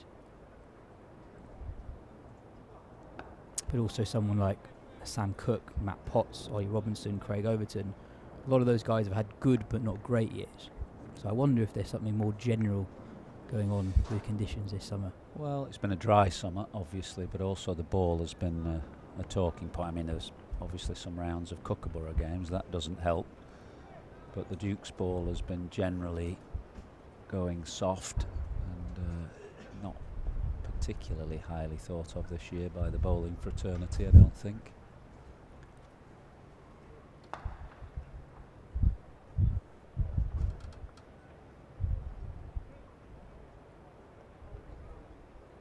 have Surrey looked as strong to you this year as the last 2 previous championship wins? Not as dominant, you're saying? Not as dominant, but I also think that 3 wins in a row can make them sound more dominant than they have been in the past. It's not as if those previous title wins have been walks in the park. Yeah. Think back to 2 years ago, going into the penultimate round, Essex were in a very strong position and sort of got their numbers wrong going into the penultimate round of games, where they dangled the carrot to Hampshire, ended up losing that game. Had they drawn that game, they would have gone into the last round in a really strong position. So it's not been plain sailing in previous seasons. Well, you certainly want to try and get ahead. This is the penultimate round of games, of course. Surrey leading by a single point, but you'd want to be ahead as you go into the final round for sure, because you don't know what the weather's going to do Gus late in Atkinson returning to September. bowl at the Mickey Stewart Pavilion end. Yeah, no bowlers on 50 wickets yet this season. 49, Tom Taylor is the leader. That's right, yeah. Kyle Abbott on 46. Can't be a season in first-class cricket where nobody's got 50 wickets before by this stage. There won't be. I mean, that COVID season there would have been, I suspect. But, yeah. Atkinson returning. But I mean, out of the 22 players in this game, there's none of them's got 30 wickets even. I mean, Jordan Clark, Surrey's leading wicket taker on 31. Yeah, he's unavailable today because he's not well. Surrey's leading wicket taker. Well, there's some good bowlers on show. Get a look at Pennington and Tong. When have I pronounced that right or wrong then? We just had this argument off air. All I was saying was I think you've had an influence in how his name is pronounced. Because everyone, A bad influence by the sounds. well, not necessarily a bad one, but in 2023 everyone called him Josh Tongue. In 2025 he's become Josh Tong. I believe he pronounces it Josh Tongue. So I think it's just pronounced how you say the word tongue. And if you say it Tong, the normally, Northerners' issue is just it's a natural pronunciation of Tong, and phonetically I can't even almost hear the difference, but that's the Northerner in me. Anyway, for now it's Gus Atkinson. I think on Surrey's season what they found more difficult this year is managing the squad and the managing availability. Yeah. In 13 games they've used 26 players.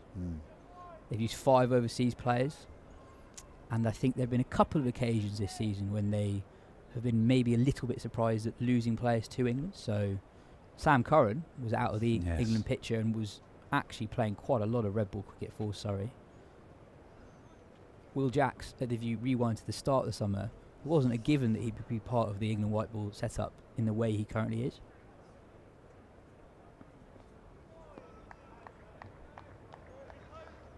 Yeah, what have they got? 31 professionals on the staff here, have they, Surrey? I mean, they need that number, don't they? Yeah, the lowest number of wickets for a leading wicket taker in a county championship season is 56, which perhaps not surprisingly was last season. Jamie Porter and Ben Code were the leaders last season. And a tough old year for the bowlers. Very dry, not much rain, Kookaburra balls, flat pitches. That's where Atkinson is so good to left-handers from around the wicket. Good pace, and carry, bit of bounce, bit of movement. What's your sense, Yaz? They're going to be chatting again this week about the schedule for next year. What's your sense that it's right on a knife edge, isn't it, this conversation, that whether it'll stay the same or get reduced to 13? I think it's pretty good as it is, to be honest. I think Division 1 feels like it's as competitive as it's been in a long time.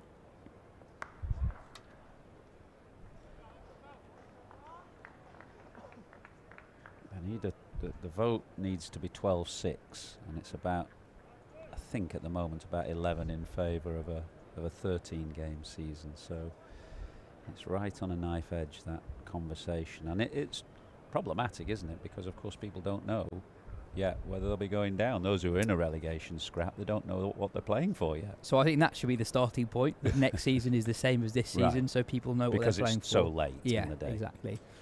But I think more generally, I like the 14-game season. It's not perfect. I think it's not right that the best teams in Division 1 might not play each other every season. One of the games of the summer last year was Surrey's visit to Taunton. That fixture didn't happen in 2025. So I don't think that's right.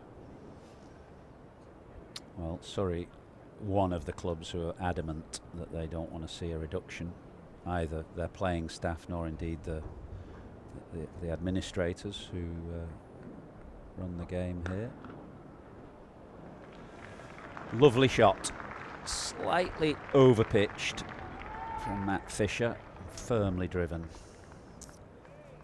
Slater's one of those players who you feel are really important in potentially title-winning teams, players who aren't necessarily in the England conversation, but arguably should be a little bit more. His record this season and in recent seasons is excellent. Averages 45 in 2025, 9 50-plus scores already. Only Dom Sibley has more. Average of 45 across his last 26 Division 1 games.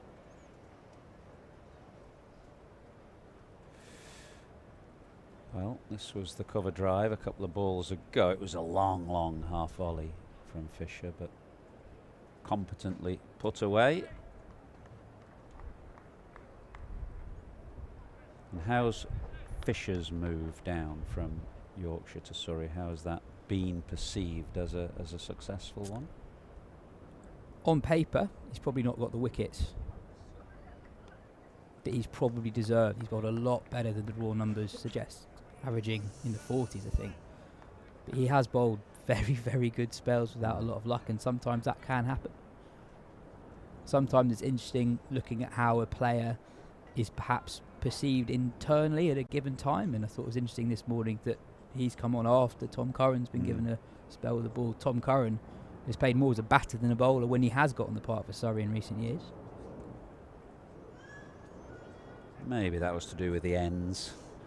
Maybe Fisher wants this end because there's a strong cross breeze. This is the end that Dan Worrell started from, of course. But he's bowled very well without a lot of luck this season. But I think, especially given his previous injury record, he very rarely played more than 5 or 6 games in a season for Yorkshire. I think Surrey will be encouraged he's been as fit as he has been,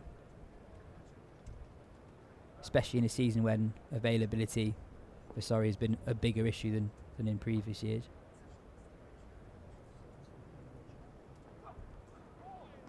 How old is he now, Andrew? Matt Fisher.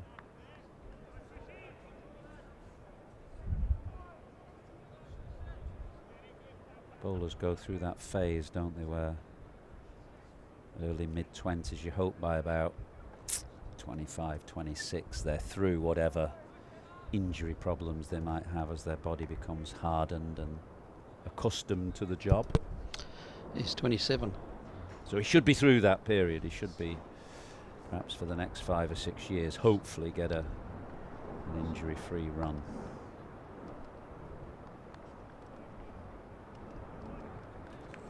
.67 for 1. I remember doing a piece in 2022, the year where loads of bowlers, Fisher included, suffered from stress fractures, looking at why is it that so many bowlers get stress fractures, and actually under bowling is as much of an issue as it is over bowling, and it's almost a cyclical thing for the injury prone bowlers earlier in their careers because their injuries mean they don't get enough overs in them, and there's a certain number of overs bowled professionally where beyond that threshold stress fractures become much less likely, and the hope will be for Fisher that he's reached that point now. He's been playing first-class cricket since 2015, and this is his 10th match this season, which is the first time he's ever played 10 first-class matches in a season. Is that right, in a 10-year career? There'll be a few old Yorkshire bowlers turning in their grave at that statistic. I can think of one.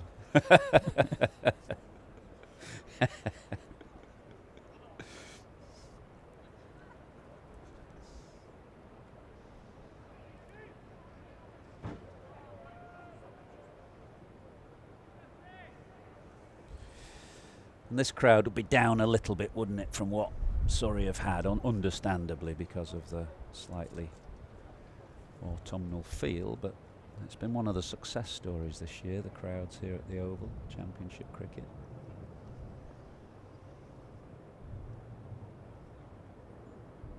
Ooh, well bowled.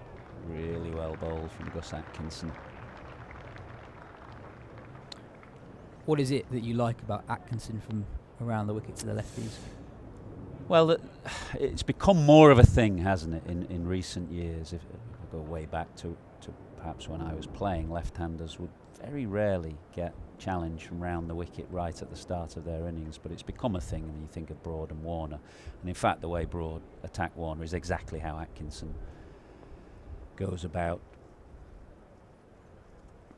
because he's quick enough, but he gets that movement from round the wicket, so the angle in makes the left-handers play. And then if you've got that ability, way back to Freddie Flintoff at Adam Gilchrist in that famous series 20 years ago, angle in, nip away, you're in business.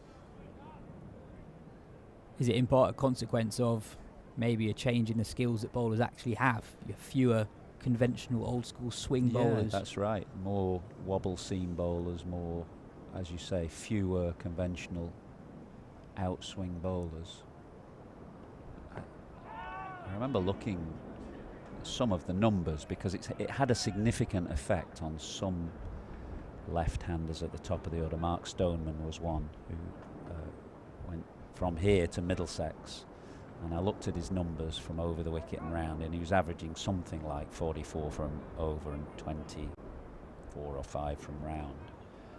And I think similarly for Alistair Cook, whose numbers were far stronger over the wicket than round. But it had a significant impact, because Stoneman never started an innings with anybody bowling over the wicket at him anymore. So it was a thing he had to contend with.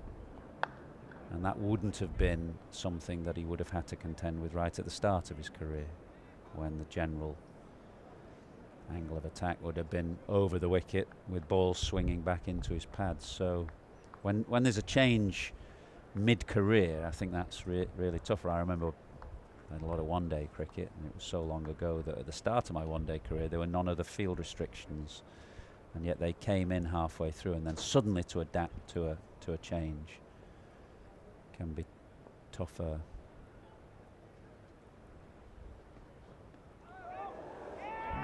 No, don't think so, but Ollie Pope does really well at second slip. 67 for 1 from 26.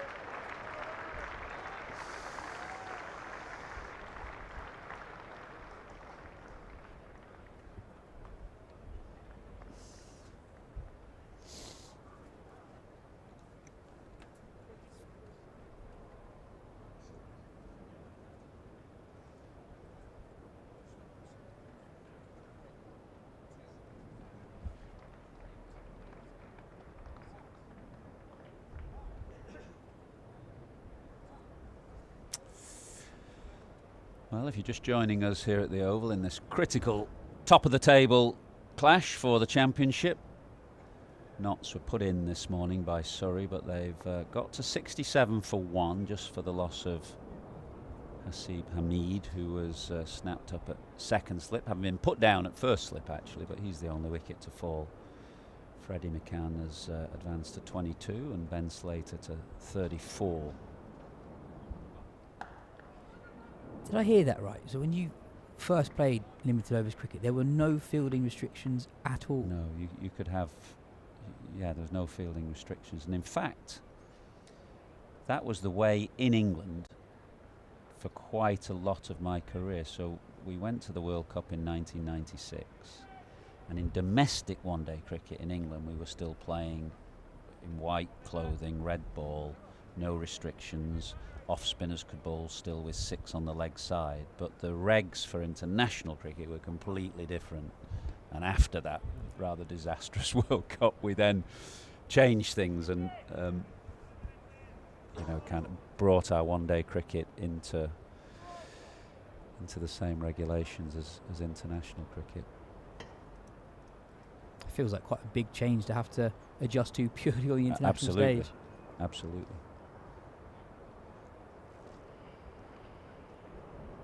That's why we were very good in our home ODIs. I think we had a fantastic record at home, but then a very poor record on our travels and in tournaments.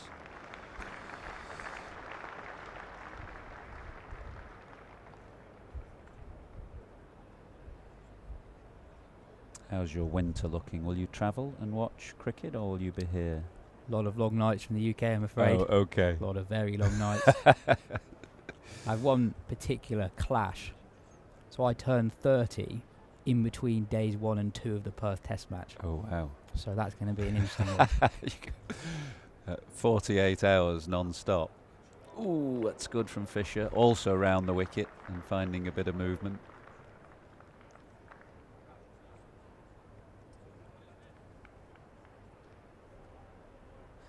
If you were a left-handed top-order batter, would you be making any technical adjustments to counteract this specific threat from around the wicket? It's a good question, because I try and think of it as the mirror image, being a right-hander, but of course there were so few left-armers that came round the wicket.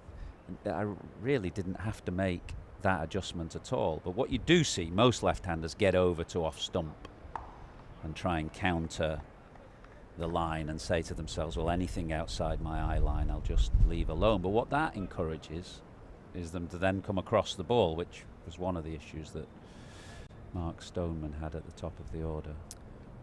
Alex Lees had a really extreme approach against around the wicket bowling to him. This is around the time just before he got picked for England.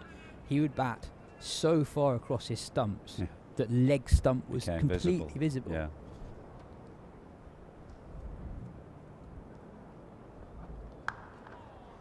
I mean, very occasionally, 68 for 1, would face Wasim Akram from round the wicket, but that was when the ball was reversing and he was looking to kind of swing it both ways. If you remember that, the famous 2 balls he bowled to Alan Lamb in that 1992 World Cup final, and Chris Lewis, he got Lewis and Lamb, didn't he, from round the wicket. The other left armour from around the wicket, I remember, was in that Zahir Khan series in 07. He had so much, he was borderline unplayable from around the wicket. And again, reverse swing, great reverse swing bowler, Zahir Khan. And there must be at some level an advantage for a left arm bowler bowling around the wicket, in just that players don't play it very often. Don't see it at all. Splice of the bat, just hurried a little on the stroke there, Slater.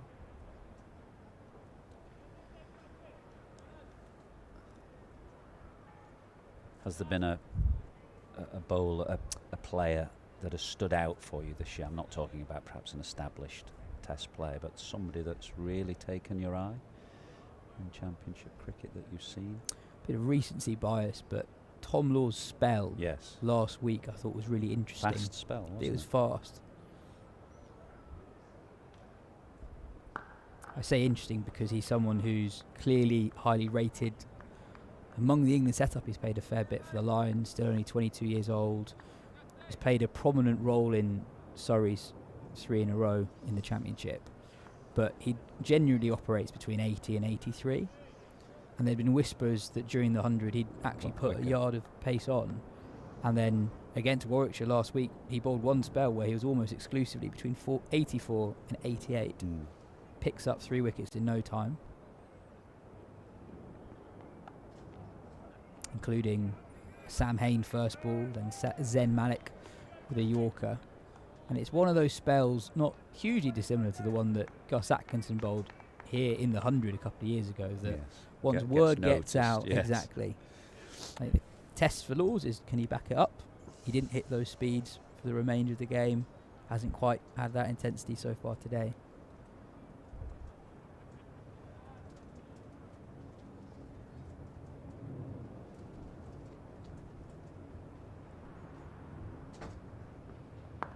But away from Surrey, the Yorkshire youngster James Wharton looks like a really organised player. Bats at 3. And then young Charlie Allison at Essex. He's had a terrific season. He's had a brilliant season, but it started really difficultly. He opened the batting and had a really tough time of it. Then got an opportunity lower down and has done really well. I think 3 Division 100s so far this season. Stylistically, very similar to Jordan Cox who himself, I think, has modelled his game somewhat on A.B. de Villiers. Yeah. His worst role models, I guess. Yeah, Allison scored 100 here in the Championship and looked really good. It wasn't just how difficult Surrey found it to get him out. It was the way he could attack as well and go up through the gears against a really good Surrey attack. He got to his 100 with a 6 on that day. Can't remember. Fairly certain Possibly. I saw. Anyway, doesn't matter. But he is an exciting young player. I think that's my general impression is there's a lot of exciting young batters around, and not necessarily the same as far as the bowling fraternity goes. 69 for 1 of 28. Well, I didn't get to see much of it on the stream, but Mitch Stanley in his second first-class game taking 11 wickets. Yeah. I think the trajectory for a bowler can change much more quickly than for a batter. I think but I think because there are fewer good bowlers around, if you're young and lively and suddenly either bowl a good spell or get a hatful of wickets, that your journey to the top can be very, very quick, as we've seen with Sonny Baker and the chat around Eddie Jack and one or two others.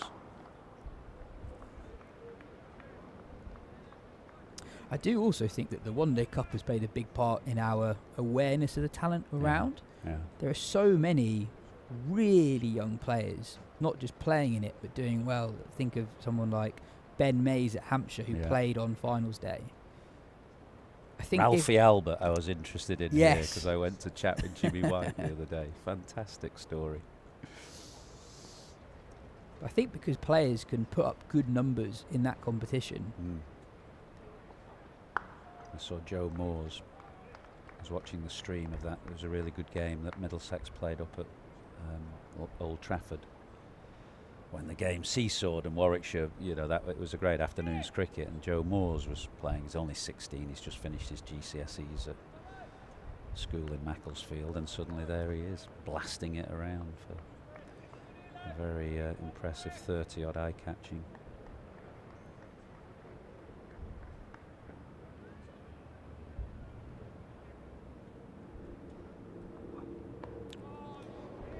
It's a bit of bounce there. It's about, I reckon, the fifth time that I've seen a batter at that end. Hamid, it was almost the very first ball he placed this morning. Took his hand or his glove off the bat handle very quickly as the ball just seems to bounce a little bit more. This has been quite a typical Matt Fisher spell this season, where he's looked fairly threatening. But hasn't taken any wickets. Before that delivery that was fuller and outside off stump, I would say, is it perhaps he bowls just slightly shorter than a length, so bowls a lot of deliveries that challenge a batter but aren't necessarily percentage options for taking a wicket? Or is he just unlucky? Well, Dan Lawrence is loosening up at cover. Might see an over of off spin maybe before the break. Two left-handers in.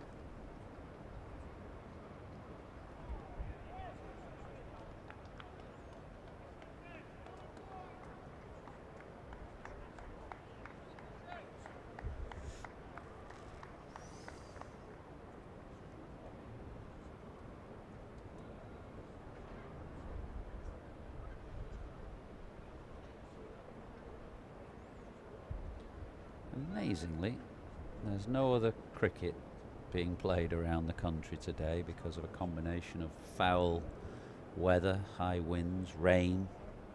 It's pretty windy here, but thankfully dry. So we've picked well. It had to be. This had to be the game that we were going to show.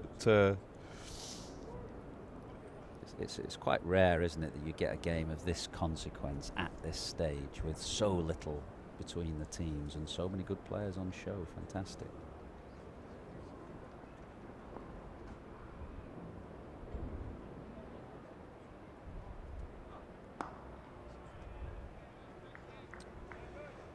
to the 29th, 69 for 1. It is a shame, though. I think we were deprived of several very exciting finishes last week that might be particularly consequential at the other end of the table. That relegation race is amazing.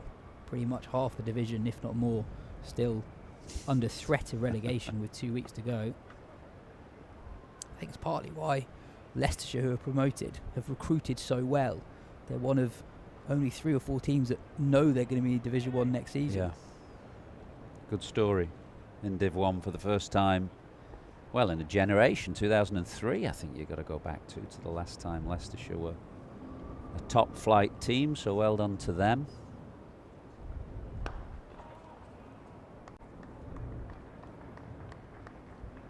So the final games, Surrey go South Coast, don't they? They go to Hampshire, and Notts go to Edgbaston. That game down at the Utility Bowl could be fascinating, because Hampshire currently just 6 points clear of the relegation zone, so it may well be that they need a win. Yeah. They also have both Liam Dawson and Washington Sundar available.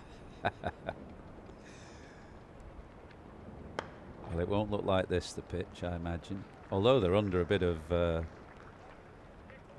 pressure, aren't they, as far as pitch preparation is concerned, having been docked 8 points. Well, it took them 3 months to actually give them the penalty, so maybe do what they want against Surrey, and they might not find out until the new year. I was chatting to Adi Birrell, their coach, at finals day. Lovely guy. He's finishing as coach of Hampshire, and he was desperate to finish with some silverware, which they might still do. They've got a chance in the Metro Bank, and desperate not to finish with his side going down. And he said he's had 7 wonderful years in county cricket. It's an absolute highlight of his career as a coach. Now then, we've got a short leg coming in, and 2 men have dropped back on the hook. So Freddie McCann might be given the... Yeah, there we go. There's one of them, but he's played that comfortably.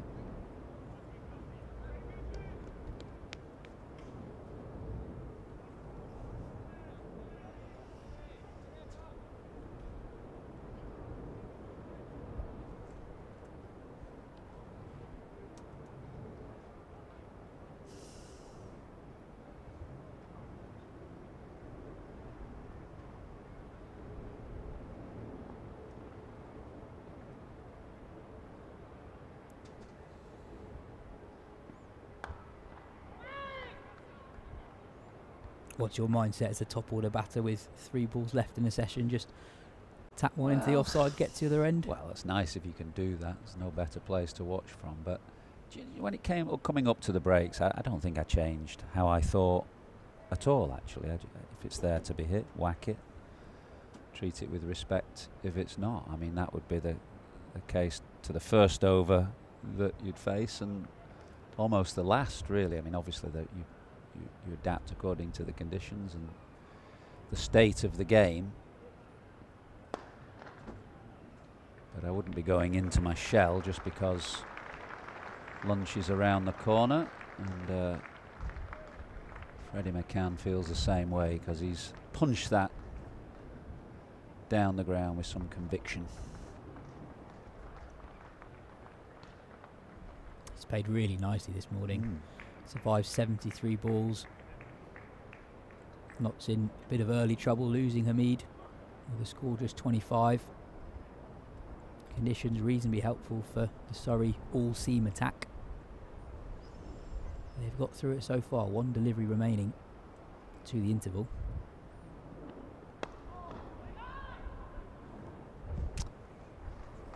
And McCann and Notts survive it. So I think Notts will be the happier of the 2 teams here. Put into bat. They've got through to lunch just for the loss of Hamid, who was caught at slip. But 2 left-handers, Slater and McCann, have taken things on. So 75 for 1 represents a pretty good start for Notts in this vital top of the table clash. They're trailing Surrey by just a point in the championship as we get into the penultimate round of games, so there's lots on this And it's Notts who've made the happier start.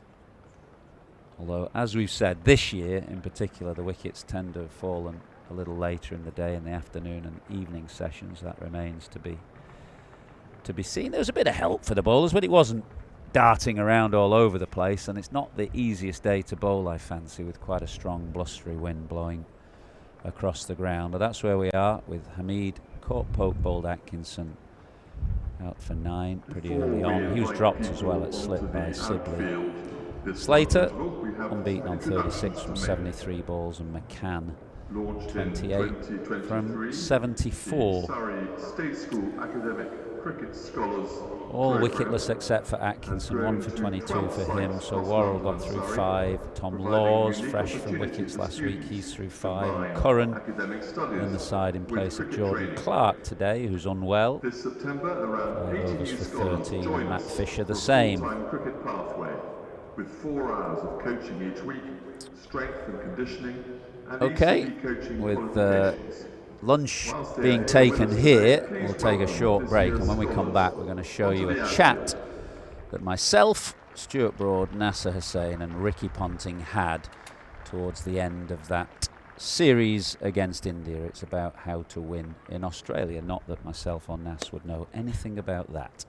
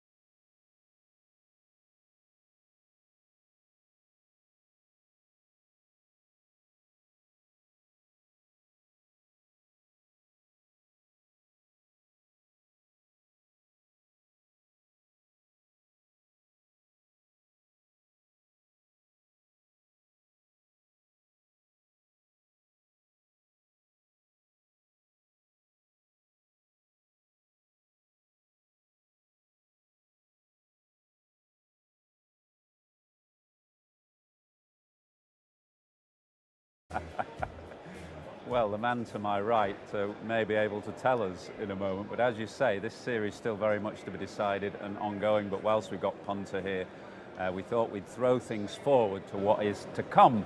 The Ashes, of course, where England have a very... How do you go about not losing an Ashes series in 11 days? Well, the man to my right may be able to tell us in a moment, but as you say, this series still very much...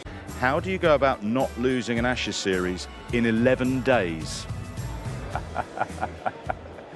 Well, the man to my right may be able to tell us in a moment, but as you say, this series still very much to be decided and ongoing. But whilst we've got Punter here, we thought we'd throw things forward to what is to come. The Ashes, of course, where England have a very poor record in Australia. Since the Second World War, Nas, England have won... How do you go about not losing an Ashes series in 11 days?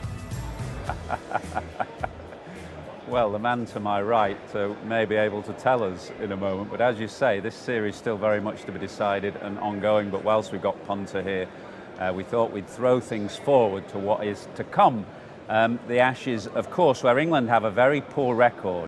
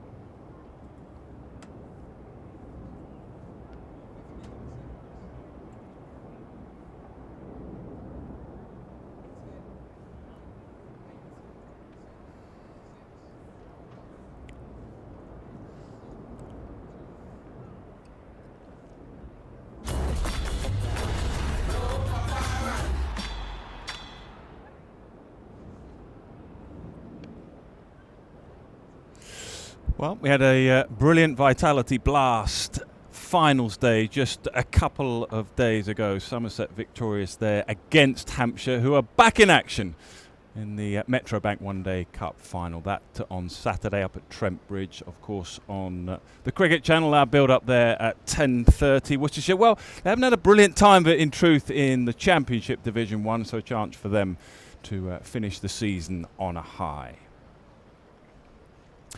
Right, what a session we've had here, certainly as far as Nottinghamshire are concerned. Inserted, and that is a terrific effort, it really is. 36 from 73, 28 from 74, but obdurate batting.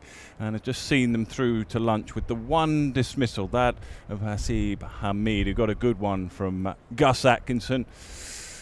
Good bowling conditions, as have been the way here at the Oval. Just left him a little bit, and a good catch from Ollie Pope diving forward. So Atkinson and Pope combining to dismiss Hasib Hamid, has been in pretty good form in the Championship up until now, though he's had 3 low scores in the last few games. But either way, that is represents a really good effort. Not quite the way that Surrey's bowlers will have hoped things would have gone for them. That 1 wicket there for Atkinson. A lot of seam on show from Worrell Laws. Curran, who's back in the side. No Jordan Clark today, if you're just joining us. He's not well. He is their leading wicket taker in the Championship. At Fisher then just with the 5 overs. So as I say, bowling conditions favourable for the seamers, and I'm sure we'll see plenty of more of that in the afternoon session. And whilst we wait for that afternoon session, if you're with us a little earlier, Michael teed it up. Ashes, yep, just a couple of months away. So as I say, whilst we wait for the cricket to come, let's revisit an Ashes chat on how to win in Australia. Nasser Michael, Ricky Ponting and Stuart Broad all know a thing or two about Ashes series. How do you go about not losing an Ashes series in 11 days? Well, the man to my right may be able to tell us in a moment, but as you say, this series still very much to be decided and ongoing. But whilst we've got Ponter here, we thought we'd throw things forward to what is to come. The Ashes, of course, where England have a very poor record in Australia. Since the Second World War, England have won on just 5 occasions, 54-55, 70-71, 78-79 against a weakened Packer team, 86-87, 2010-11. Why do England find it so hard to win in Australia? Well, I mean, I can only talk about the cricket I've seen or played in, and in that era, Australia have had some great cricketers, especially in home conditions, but also the side I play. I never make excuses about the game of cricket, but I would say the side I played against in Hayden, Langer, Ponting, War, Gilchrist, Warren, McGrath, Gillespie, Lee, I missed a couple out there, would be stamped on your brain, that team, isn't it? has left so much mental scarring on me that we could talk for 2 hours, but that's arguably one of the greatest cricket teams there has ever been. So you have to get things absolutely spot on to win in Australia. The key fundamentals, we're going to come on to how conditions have changed and the ball has changed slightly, but again, in my era, was getting 20 wickets. You'd have bowlers that would be successful with the Duke's ball here in England. You'd take them to Australia with a Kookaburra ball, flatter pitches, high quality opposition, and you couldn't get 20 wickets. And then on the other side of that, batting, you could get 300 in your first innings in England and be well in the game. You get 300 at the Gabba or Adelaide, and that is not enough. I was looking at the stats Benedict sent me. In the last few Ashes, the average team score, the team average has been 22, 24, 29. The one time they won in Australia, the team batting average was 51. That was 2010-11, because England had Strauss, Cook, Peterson, Bell, Trott, Pryor that went and got big runs, and that's how you bat Australia out the game. We'll come to the specifics of some of the series we've seen and the one to come, but over the whole history of the Ashes, I just got the numbers, the 361 tests between England and Australia, not all of those Ashes, but Australia have won 152, England 112, and in Ashes series, Australia have won 32, Australia have won 34, England have won 32. So the margin of superiority is kind of slight but consistent over the whole history of time. Are we simply to accept that Australia produce better cricketers and better cricket teams? Well, when you look at those cold, hard facts, England win more in England, Australia win more in Australia. That's why it's as even as it is through the history of the game. Do Australia produce better cricketers? I think our upbringing and the way, like, club cricket in Australia is hard. 6 first-class teams. You've got to do everything right at club level to actually get a first-class game. You've got to be the right player, you've got to be the right character to even be thought about to get a game for your state. So, and then with less teams, obviously, the competition you would think would be slightly stronger than maybe what a lot of county cricket is. So before you get a chance to play for your country, you've got a pretty solid, hard upbringing and grounding to be ready to play international cricket. So I think that's probably the main reason why. I mean, at the end of the day, if you're playing at home or you're playing in England, if you can't win in Australia, you've just got to bat better, you've got to bowl better, you've got to feel better. That's as simple as and as difficult as our game becomes. Some of the numbers are there, right? When England's best batters have been to Australia, they've averaged 20 and 21. You're not going to win games or series doing that. So, and it's the same when Australian batters come here. There's challenges that you're presented with that are sometimes a little bit unusual and uncommon to what you've been brought up with. And the best players generally find a way. The ones that aren't quite as good struggle. And if you've got more quality, like Nasser said, some of those teams, and remember that team that he reeled off there, they weren't together for just 1 year either. That team was together for a long time. And that's what I think England have been trying to build over the last couple of years. And if I look at this Bazball and the way they're playing, I actually think that the way they picked this team was only about trying to win against Australia. Try and find a way that's going to stand up against Australia and probably in Australia. And I love the way they're going about their cricket. Ricky used the word hard there twice in his answer, and there's a famous quote from an England captain who did win in Australia, Len Houghton in 54-5. He said, "The pitches are hard, the people are hard, the cricket is hard. You've got to be harder than them to win there." The implication there is you need to pick players of character. How important is that in selecting the people you take down under? Because it is a hard tour and you're going to get some stick both on and off the field. Yeah, I think that is important. I think selection plays a big role, and that's why I've been quite impressed, or very impressed, with what Rob Key and Brendan McCullum have done in the past couple of years. In Ashes tours that I went on, there were changes leading into the series. Unfortunate instances, say the Stokesy incident in 17-18. We changed our opening batters, I think, in 21-22 before 2 tests before we went. So there were inconsistencies in selection that makes it very hard as a player to arrive in Australia, new into the team, and go, come on then, the Aussies, let's take you on. I think James Vince came into the side to bat 3 in one of his first games. All those sort of selections seem like a positive at the time, but actually you're throwing the player to the wolves a little bit, because starting your test career without any experience in Australia is very difficult. What they've done here, very easy at the start of the summer to let Zach Crawley move on or Ollie Pope move on. They've said, you are the players we think that could have success in Australia. This is the group we're going to take. We're not going to talk about Australia, crucially, and I've been quite careful as a pundit this summer. I think this is the first time I've mentioned the Ashes word, because England cricket have a problem with looking too far ahead only at Australia. Well, actually, let's stay in the moment, let's win games. But the selectors, I have no doubt, they've looked at Australia and said, these are the players. I watched Zach Crawley at Sydney get 70 odd against Pat Cummins and Hazelwood, and I thought, wow, he can play, he suits these conditions. And Ben Stokes would have seen that and gone, I want him opening the batting. So I think England have been incredible at holding on to players they think that could go to Australia and do the job. And they've sort of survived the wave of criticism, and I think the squad will be quite predictable, actually, that will go there. I do think you need tough cricketers, though.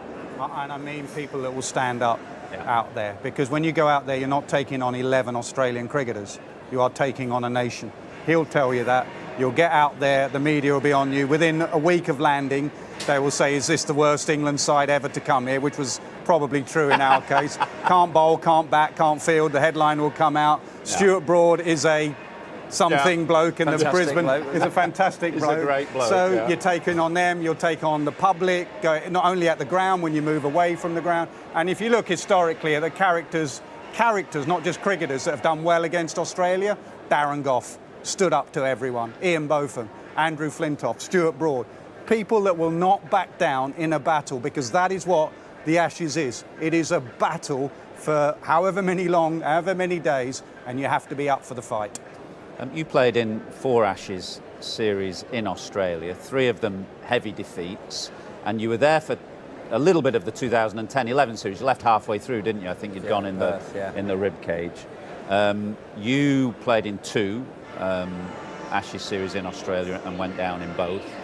Wardy's reference to the 11 days was under your captaincy, I think. But was there a common factor in the defeats in those tours? And how then did 2010-11 contrast perhaps to the ones that went badly? Did you count the COVID Ashes that I avoided in mine? Well, you can void that one if you like. But what do I look at? The first thing I think about is Australia were exceptional, and they produce brilliant cricketers for conditions that they grow up in. They're absolutely relentless as a bowling attack at hitting length and bowling short and being aggressive, give you no drives, give you no easy sessions. They have batters that don't just get 60 or 70, they get 180 and they don't want to give it away. They realise that first innings runs are your currency, and they keep coming at you every single day. So you need a squad that can front up to that, a bit like Nasser said. That is the definition of being hard, that you can turn up every day, know that Australians are going to keep coming at you. The difference in 2010-11 to the other tours I had, we were very, very settled as a team. Yeah. We played the same team. The only question mark was Ian Bellett had a broken foot. He was going to come back in at bat number 6, and Owen Morgan then missed out. That was our only question mark. The rest of our team just played. And the Aussies had that transition period a little bit after great success for a long period of time, trying to find a spinner that before Nathan Lyon. The seamers were darting in and out a bit with Bollinger, Mitchell Johnson, Hilfenhaus. So they weren't really settled on that front. And of course, they're always going to have batters that do the job. So we were very settled, the Aussies weren't. And that's how I sort of, in the positive way, are trying to shape up this series. England are going relatively settled with the batting unit, Australia aren't. Every other tour, we had selection mistakes, we had personnel mistakes, and Australia, you just knew the 11 every day. You turned up at the ground, you knew what they were going to do, and they were just relentless in performance. So, 10-11, sort of, it's more than we knew what they were doing. The Aussies didn't, and all the others, the Aussies knew what they were doing. But a bit of that. Fast bowling, the big chat really around this England selection panel for the last 2 or 3 years has been about trying to find a group of fast bowlers, 85 miles an hour plus. One of the reasons why they moved away from Jimmy Anderson, maybe some have said a little bit prematurely, who knows. Can you win in Australia without top-class fast bowlers, or do you need that group of fast bowlers to challenge? I think you need a very good attack. I think you need 4 very good bowlers, whichever way you want to look at that. We mentioned the spin side of it a minute ago as well. I think that's a really big part of Test match cricket in Australia. When we struggled was that transition phase that he spoke about then between Warne and Nathan Lyon. To get 20 wickets at home without a spinner is hard and challenging. It doesn't matter how good your fast bowlers are. You still need to be able to lock in a spinner early in a game, either to close down an end, take a wicket, rest the big boys up, make sure they're fresh through the 5 days that you need them for. Look, India have won Test matches in Australia without, 4 145 plus bowlers, so it can be done. I like the path that England have gone down with what they're doing now. I think Archer and Wood both fit is a must for that tour. I like what I've seen with Atkinson and Tong here. They'll both be on the tour. If I was England, I'd think if Wood and Archer are fit, I'd think about playing them both straight away. Hit them hard. Hit them hard, yep. Perth and Brisbane the first couple of games. I mean, Brisbane's a pink ball game, so that might be slightly different. They might look at that in a different way, but I would definitely go that way. I think it's really important on the back of history as well. If England can go there with those two, just to make it look and feel a little bit different, show what they have got, show what they're capable of. We know that the brand of cricket that they're going to play on the batting side of things, if they can have 2 guys that are bowling 90 miles an hour as well, all of a sudden it looks and feels like a really dangerous team in whatever conditions you're playing. I know different pitches, 5 different venues, but there's a bit of a debate about England whether they should play a frontline spinner. Almost go with a side like this and play a part-time spinner in Bethel. You would definitely have a frontline spinner in Australia. 100%. Every game. Every game. Yep. Every game I would. Nathan Lyon's record. Which one would it be? Bashir, for me, because I think he's as similar to Nathan Lyon as anyone around the world, and Lyon's record in Perth and Brisbane, particularly in Australia, are very good. He'll have Mitchell Stark's footmarks that he can bowl into as well. Australia will have probably 3 or 4 left-handers in their lineup, which will aid the right arm off spin as well. And it's the overspin that you need in Australia. finger spinners in Australia historically haven't done well because I think there's a lot of side spin. Get some overspin on the ball, then you're in the game. So I'd be playing Bashir for sure. What about preparation? England will have, I think, one 4-day game against the Lions, almost a kind of internal practice game. When England won in 2010-11, they had 4, I think, first-class games. Clearly times change. People have moved away from playing, 4-day first-class games generally.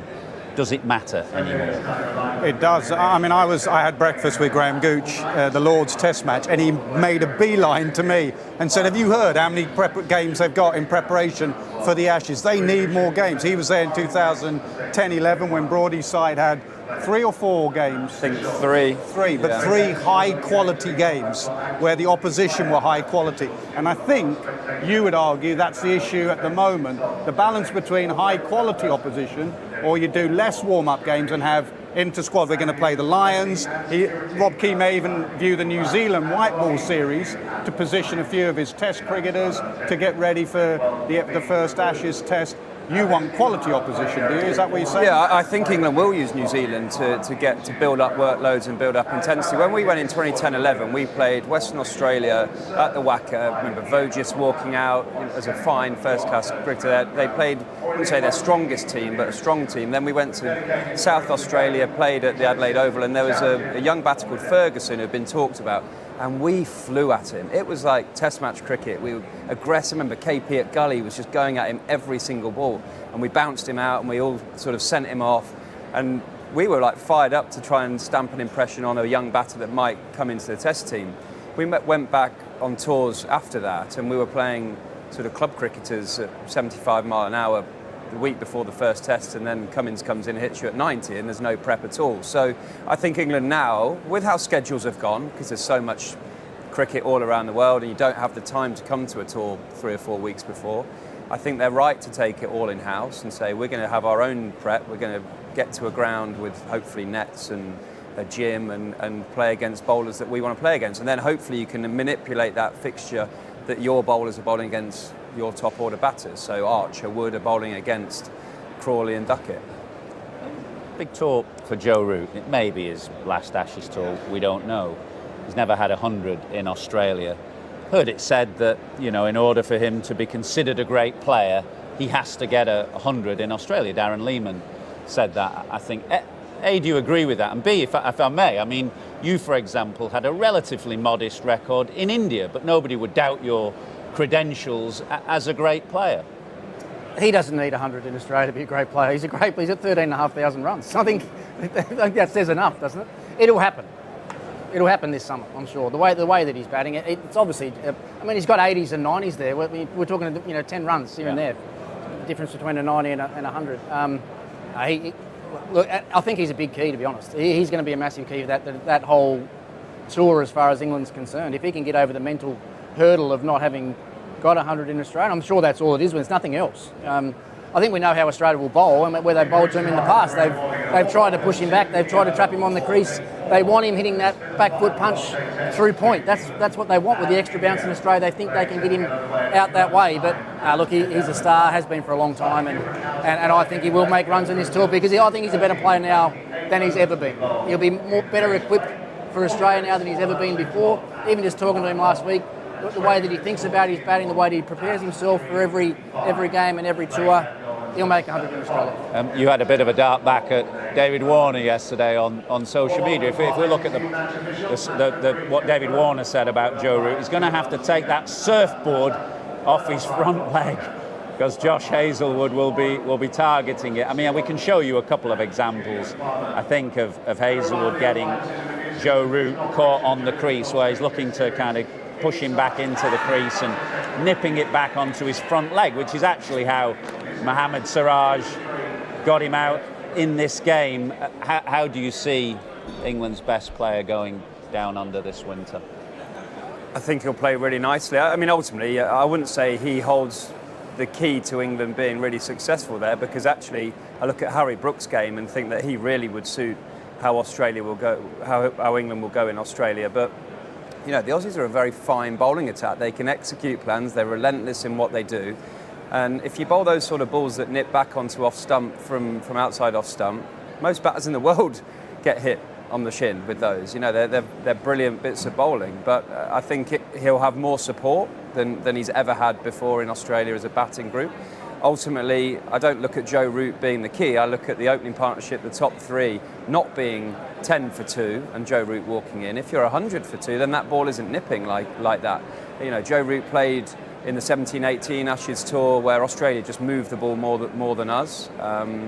And he played in the COVID tour, which was all about his leadership, dealing with off-the-field things, and on the field was just keeping the game afloat. So, you know, he got dropped in the 13-14 at Sydney. So this will be the best place he will ever be going to Australia, the best team, best batting unit he's ever been going to Australia, and I would expect him to score runs. And whether he gets 100 or not doesn't matter, really. If he gets 99, it's sort of the same, 1 run difference. Ricky, you're our man on the ground out in Australia recent years. I saw Steve Smith quote about batting conditions in Australia recently. Have batting conditions changed in Australia recently? Yes, they have. The ball's actually changed a little bit as well. The Kookaburra ball now is double lacquered. It's got a bigger seam. It's a bit more like the Duke ball than ever before. So, unfortunately, Broady wasn't there when you were touring Australia. Yeah, but the wickets have definitely changed. I mean, even the fact that, you know, Adelaide, the pink ball Test match. You know, have a look at Mitchell Stark's record with a pink ball. Melbourne has probably been the most difficult place to bat in the last couple of years because they were on the radar with the ICC for producing really poor wickets being way too flat. So they've now got about 8 millimetres of grass on the wicket at the MCG. So I think it's a combination. Yes, there's been more grass. Yes, the ball has changed. Top order batters have found it a little bit more difficult. But that might say something about Australia's top order through that period of time as well, because Travis said he hasn't found it too difficult. He's found it quite easy. I was going to ask about that, because there's two sides to this coin. Obviously, it's how England are going and how they will do. But secondly, how are Australia tracking? I mean, you'd quite like a bowl at that top 3, wouldn't you, right now? Get me boots on now. He's sounding more like beef every day. No, we know. I said a while ago, a few weeks ago, that I thought it was the most muddled Australian top 3 I've seen in my lifetime, and that's just a fact, because it was Hayden, Langer, Ponting, bang, there you go. You know, it was just very consistent. Suddenly you've got Cam Green batting through, who's a really fantastic prospect as a 5-6, I would say. And you had Marnus Labuschagne opening the batting where he's never opened the batting in the World Test Championship final. Then Constas came in, averaged 8 in the Caribbean. Khawaja, outside of getting runs in Sri Lanka, has had a nightmare 18 months. So I would say, who do you see as the top 3? Because I don't know if Australia even know what their top 3 would be. But they will find a way, because they're Australian and they're brilliant at finding a way. But they don't have an obvious top 3 as it stands, I would suggest. Sorry, I'm going to interrupt there. Marnus Labuschagne, discuss. Because if I'm playing against Australia and Marnus isn't in that top 3, the Marnus we used to know, if it goes Marnus Labuschagne in form, Steve Smith, then it looks okay. But Marnus has been out of nick. If you were coaching him, what would you be saying to Marnus Labuschagne to nail down that number 3 spot? Well, as it stands now, he's not in the current lineup. And if he does come back in, he's probably going to come back in as an opener. That's where it's sort of got to now. That's the muddle bit that brought instead of Constas. Probably. Or instead of Khawaja, who looked all over the place in his last few Test matches. He's been pushed back, he's trapped on the crease, he's not getting forward to the ball, he's nicking the ball from around the wicket more than he's probably ever done before. Look, there's 4 rounds of Sheffield Shield cricket before the first Ashes Test match.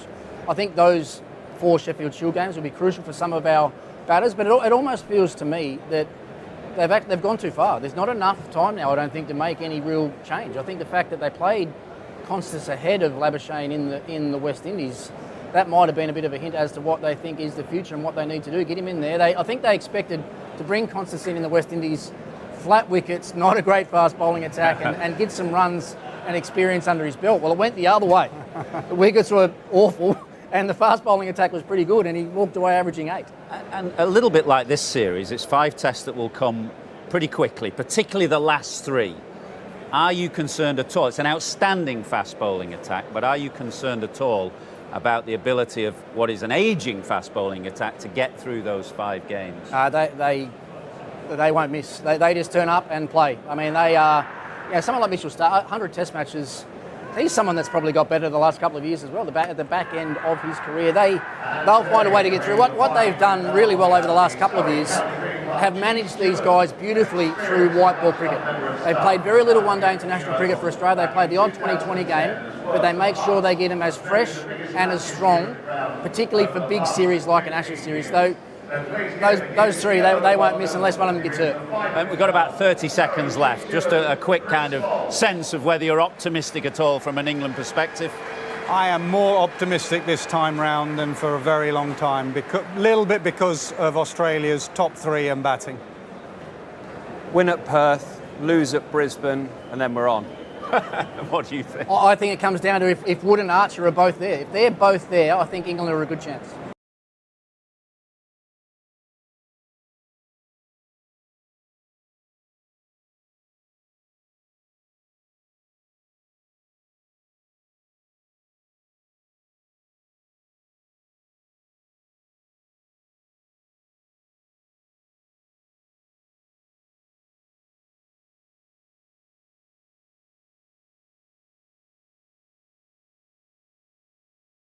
Point clear at the moment of Nottinghamshire, so a very good morning session has put them in a good position.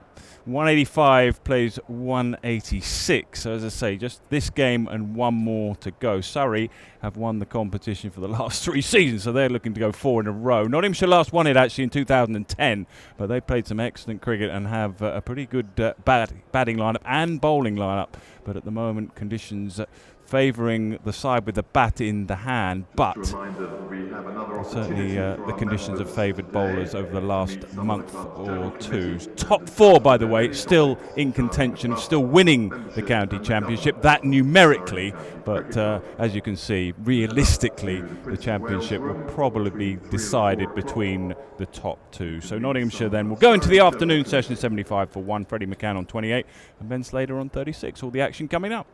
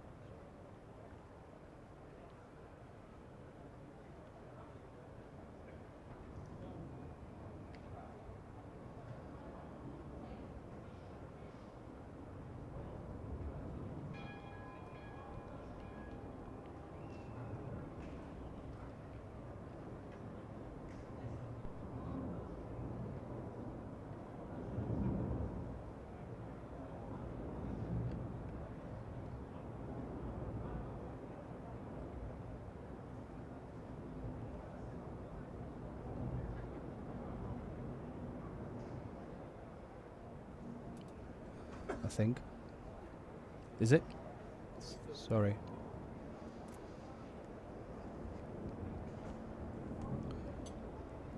Can you just check I'm turned on? Happy? Okay.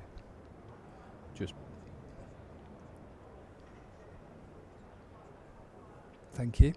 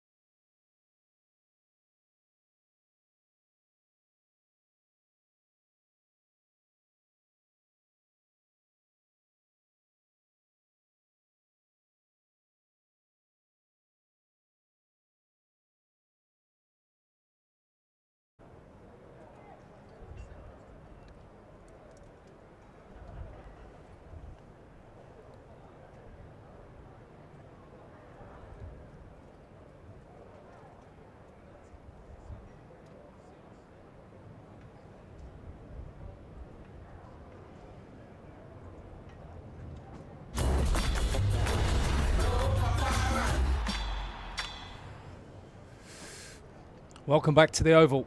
It is Surrey versus Nottinghamshire, the second to last county championship game of the season. Please welcome back And the sides are all set to go for this middle session. Decent first session for Nottinghamshire, who were put into bat by Surrey. Only lost captain Hamid for 9. Decent catch by Ollie Pope at second slip of Gus Atkinson. So 75 for 1 is where Nottinghamshire find themselves. Both sides are pushing for championship win. Still another round of games to go next week. Surrey will go down to the south coast to take on Hampshire. Nottinghamshire will take on Warwickshire. 36 from Slater, who's played quite well from his 73 balls. 28 from Freddie McCann off similar amount of balls. They played well in conditions which helped the seamer a little bit. Cameron Ponsonby joins me. Good afternoon. What did you make of that first session? Well, good afternoon, Dom. I think Nottingham will be delighted. We've seen the pattern of cricket at the Keir Oval this year and in the seasons gone by recently. You want to win the toss, you want to bowl, you want to make as many inroads early on day one and in this session now as you possibly can. It's been the worst time to bat is day one, in effect. And so that Notts are only 1 down at this stage. They'll be pretty content. They will, but Somerset earlier on in the season were non-down after that first session and went on to lose the game. That's how dominant Surrey have been. Dan Worrell will start off, as he did with that brand new ball. He'll hoping that perhaps some of the lacquer has come off the Duke's ball and he'll get a little bit of swing or more swing round the wicket. To Ben Slater.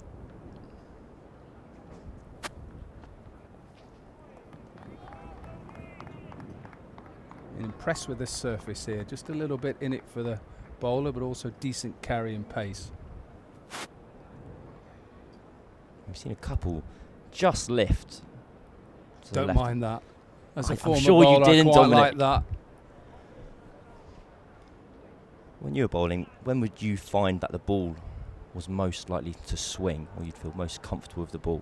About now, 20, 25 overs.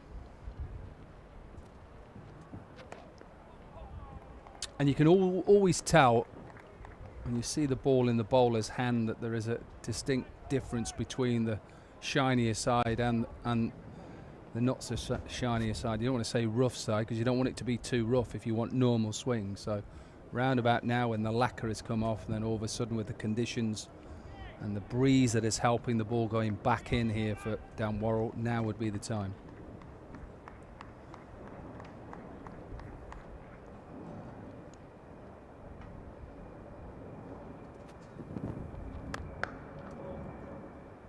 Quick single, that's been good from Slater and McCann just to put the Surrey infield under a bit of pressure.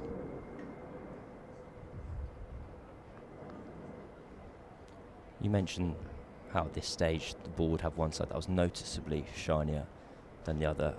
How much did you have to try and hide that from the batter, or did it depend who was at the other end? It didn't really bother me too much because it's okay, they know it's going to swing out, but it's also you use your crease when you're bowling. That's what Dan Worrell does when he's over the wicket, is use the crease well to right-handers.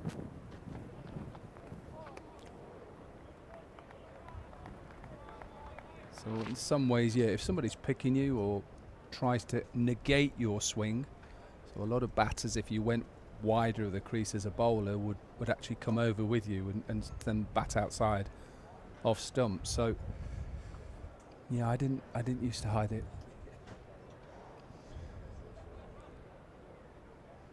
Only cricket that's happening at the moment in England is this game here, due to obviously the rain and the wind.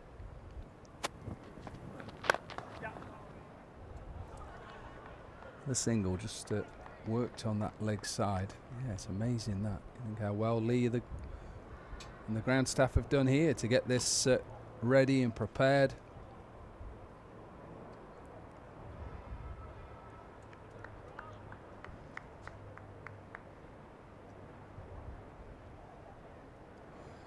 In that lunch break, we did just miss a big cloud that looked like A bit of rain in it, so thankfully that just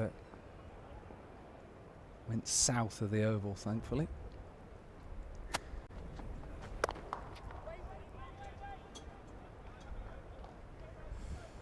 Decent over from Dan Worrell. 31 overs have gone, not 77 for one. It was a spectacular day here in Vauxhall. We've got very lucky with the weather. There's potentially some around on Wednesday, is the rumour, according to the Met Office. We'll be fine. We'll get through that. I think there might be some a little bit later on today. We all have those apps that we keep looking at and those satellite images and follow the cloud. It does say on the one that I've got we may get some round about 2:30. I refuse to believe it, Dominic. Okay, hope so. Fisher with 5 overs, none for 13. Man who has a good action. Nice seam position, good wrist as well.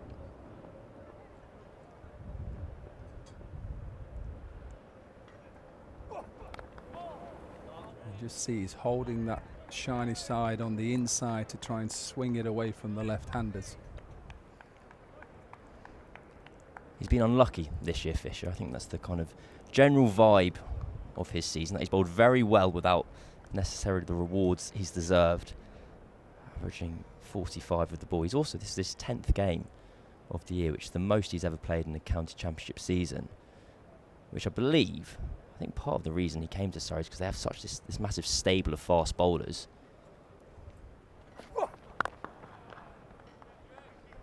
That with his kind of history of injuries, it was like, come on down here. We won't need you to play every game. And of course, this is the year where he's been able to stay fit. He's gone into a rhythm. He's been playing and bowling very well for Surrey. Slightly changed, hasn't it? If you think about the way the evolution of fast bowling now, a lot of fast bowlers are just trying to stay fit for the shorter form of the game. 4 overs. And then what you're saying to them, if they're not in the T20 side or the 50 over form of the game, then right, how many overs can you stay fit? How many games can you stay fit? Whereas before it was all about the longer form of the game with the odd 40 over game if you played in the old Sunday League or then the 50 over competition. So it's slightly, bowlers had to evolve a little bit to say, right, let's get ready for 4 overs. Now can we bowl 10 overs on the reel?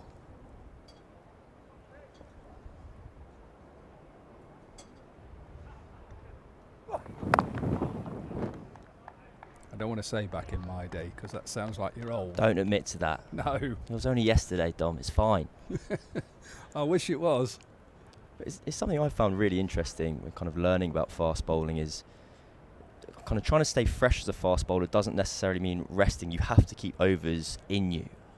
I remember people talking about this in terms of stress fractures, and this is really getting into the detail here of like kind of bone density and how if you stop bowling as regularly, you lose that bone density, you lose that strength, which is when you're most at risk of injury.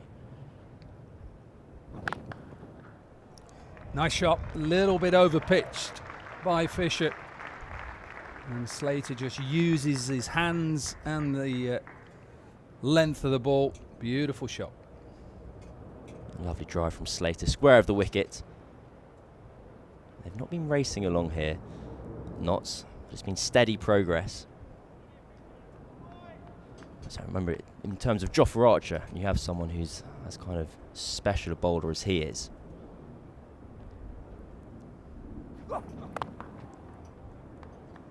And the idea would be to wrap him up in Cotton Wool, 82 for 1 after 32. And you don't want him to... You don't want to risk him before the Ashes, basically. You want him to come into Perth without having kind of bowled a ball potentially. But actually, if you want to keep him fit, you want to keep him at the lowest risk of injury, he also needs to bowl at some point before that game. I mean, I'd be terrified. I'll be watching through kind of... be covering my face in New Zealand if he's bowling in all 3 of those ODIs. But he still needs to have overs in him if he's going to be at the top of his game. Slightly different. That's more like elbow, isn't it? He's had elbow issues throughout Sure.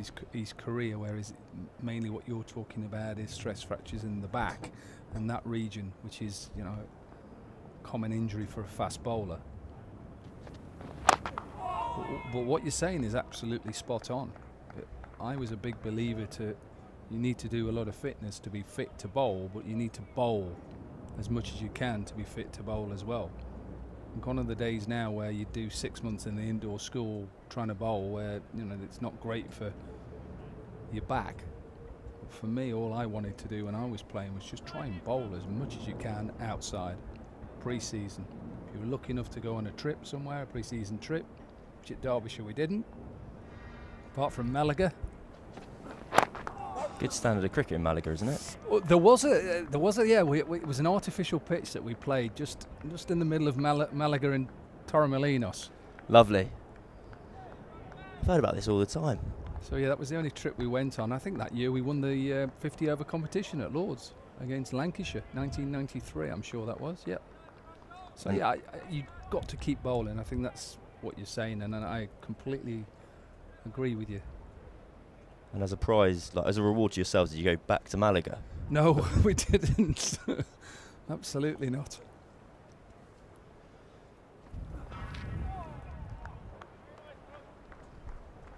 I know you weren't trying to refer to kind of back in your day, but do you find it interesting in terms of if there has been a generational switch between bowlers? I remember I was perching up on the sofa with a friend who plays cricket kind of overseas, and he had to wake up and he's like, I've got to do my 6 overs today. I've got to go into training, I've got to bowl 6 overs and then I'm done, and then we can go and get a coffee.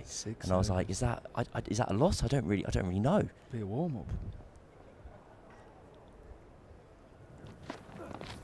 Oh, nice delivery. Better length. It's the only criticism I would say about the bowling from Surrey in that first session was how many deliveries were hitting the stumps. And it's all about, you've got to bowl the right lines, and you don't want to be bowling too many half volleys. But that length there, absolutely spot on. It's a wonderful delivery from Worrell. Something I really enjoy about watching him bowl is there's no mystery to it. He's not bowling wobble seamers where there's a bit of unpredictability. It might nip one way or the other. He's telling you how he wants to get you out at the top of his mark. It's whether you can do anything about it. When you're talking about most sports, they've all evolved, haven't they? In golf, people are hitting it a lot further than they used to. In football now, it's not about hoofing it up from the goalkeeper. It's about, playing it from the back and playing, working it up to the front. Everything's changed and it's all got quicker. Everybody's got fitter. And I think generally you could say that about cricket now. Everywhere you see, fitness is a big part of it.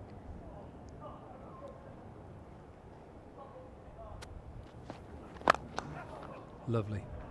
Beautiful shot. Little bit over pitched again. He's tried to go back in to Freddie McCann and finishes the over with a boundary, 86 for 1. So I support QPR, Dom. We play you on Saturday. Wonderful. Stoke Who are you? City. Stoke. Perfect. This is why they got us on together, to preview the big game. You had a decent game against Coventry, didn't you? A really good one. We just conceded just the 7 goals, and it's relevant to what I was kind of talking about in terms of fitness and new kind of attitudes towards it. So we've gone for a new tactic this year, where we've gone into the season deliberately unfit.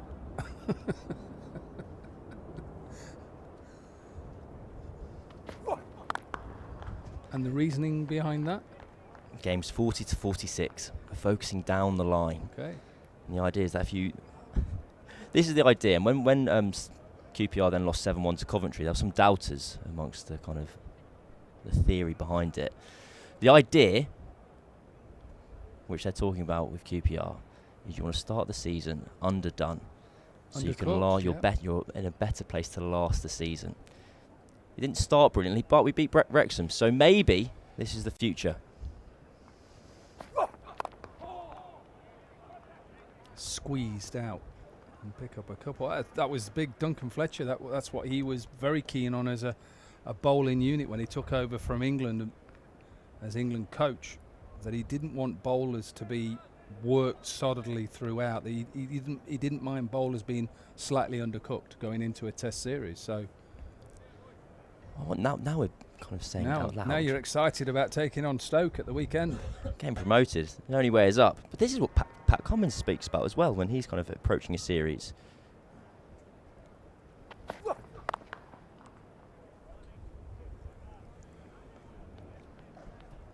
Where he'd rather have kind of played one game too few rather than one game too many, so he can get through the entire summer or series, as it were. So the conclusion I've come to is that Pat Cummins, personal trainer, and QPR strength and conditioning coach is the same person. And he plays a lot of cricket, doesn't he, Pat Cummins? Think about 2020, he's playing in the IPL. Obviously, Australia's captain and shorter forms of the game that he plays in. So, yeah, I get it why he wants to be slightly undercooked. Little Nick. Lovely delivery that. Maybe just had a little feel at it. Freddie McCann. And Fisher has Surrey second. Well, Fisher gets some reward. It's a perfect line from Fisher, just forcing McCann into the shot. It didn't feel like Fisher was the most convinced himself that there had been a nick on it, but those behind the batter, Ben Folkes and the cordon, were convinced. So he's just going to leave that left-hander angling into him and coming away. It's a beautiful delivery. Yeah, easy decision for Nigel Long. So Freddie McCann, he's gone for 34 and Notts 89 for 2.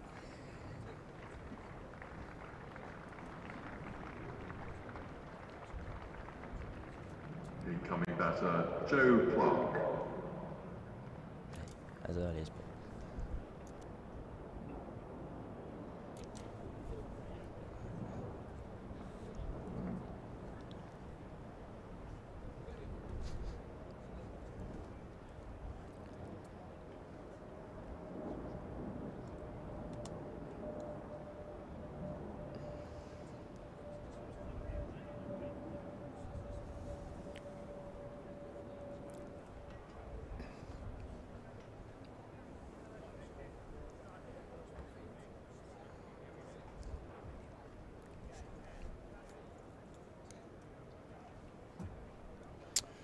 $89 for 2 then.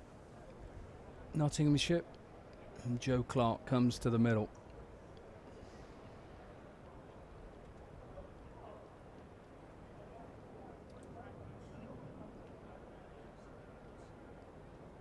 Another slip being put in place by Rory Burns. So 3 slips in place for Joe Clark. Fisher just got that ball just go away from round the wicket. He'll be looking maybe to take it away from Joe Clark early on with those 3 slips in place. He's just moving backward point just a little bit finer as well.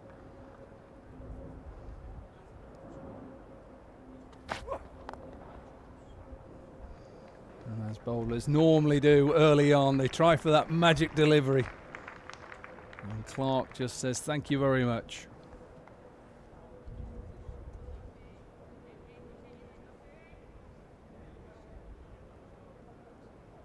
Quieter start to the season, or quite a season for Joe Clark so far. And you'll see here, though, underway.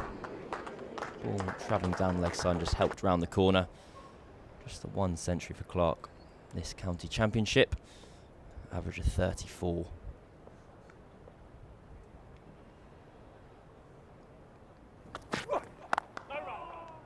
Better from Fisher. Better line. End of a decent over. 93 for 2.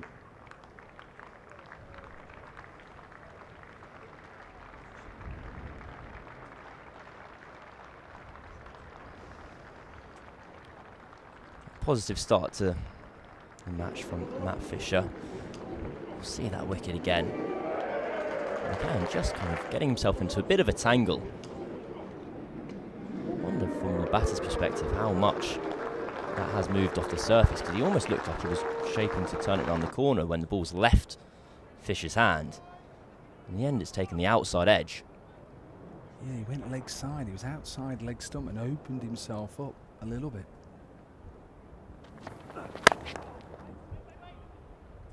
Yeah, so probably just helped it look a better delivery than what it was in a way, because he's opened himself up. He's ended up playing it with an open face. Folks isn't going to drop them.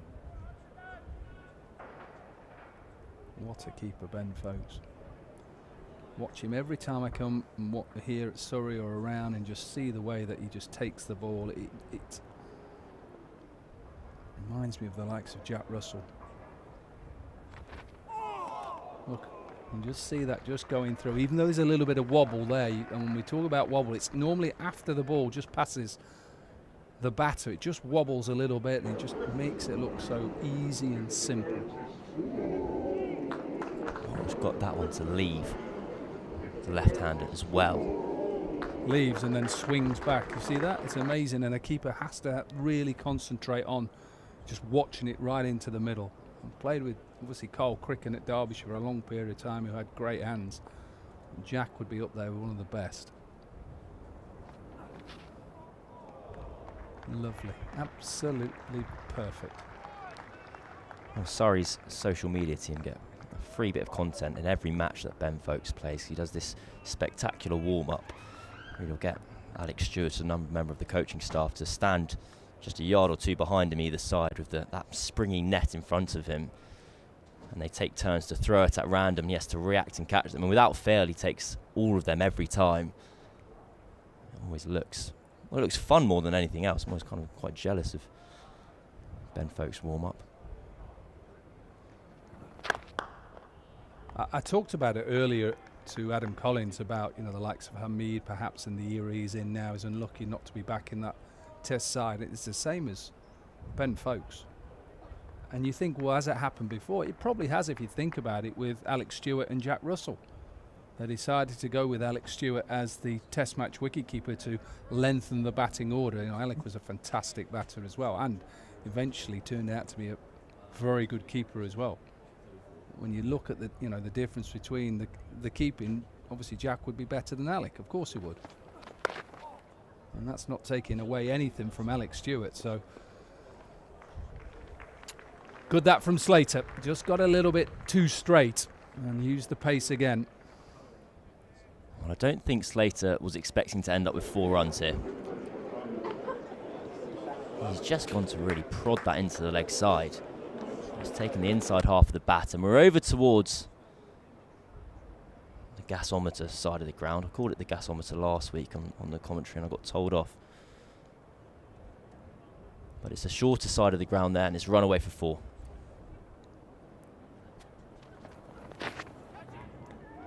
Again, look at that. Made that look simple, Ben Folks. So 4 from that over. Not closing in on 100. 97 for 2. It's always been difficult for Folks in that the role he was asked to play for England has been entirely different to the one he performs across his domestic career. Not as a wicketkeeper, of course, but in terms of a batter, he bats well. He'll bat 4 in this match. He often batted 5 for Surrey, and then when it came to England, he was at 7. And the job he was asked to do was kind of force the issue along with the tail. I remember it was an innings, I think from memory it was in Rothesay last year during the India series, where he just got stuck with the tail, and England was scoring at 1 run and over. And then in the months later, in came Jamie Smith.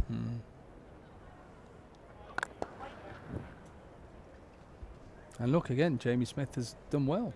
He dropped the odd catch here and there, of course he has.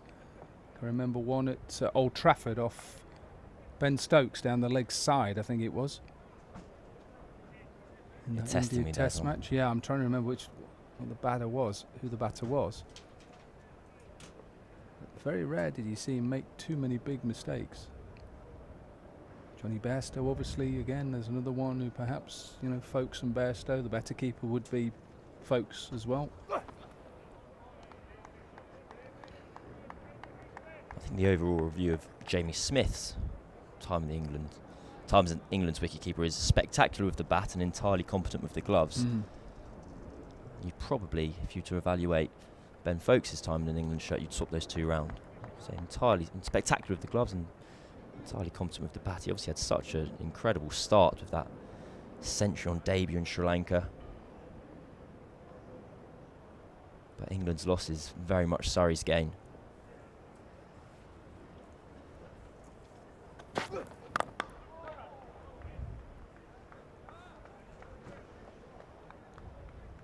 And I suppose all these players just have to do is just keep showing it in county cricket, keep producing, never know what's round the next corner.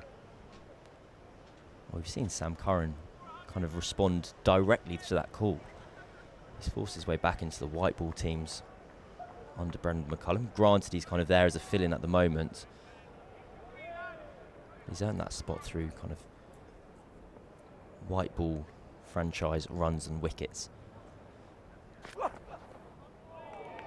Beautiful, absolutely sensational. Just a little bit of an angle in and then nips away.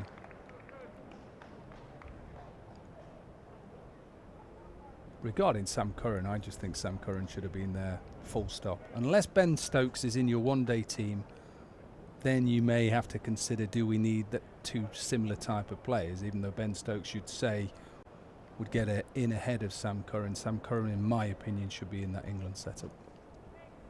Too good of a player not to be there.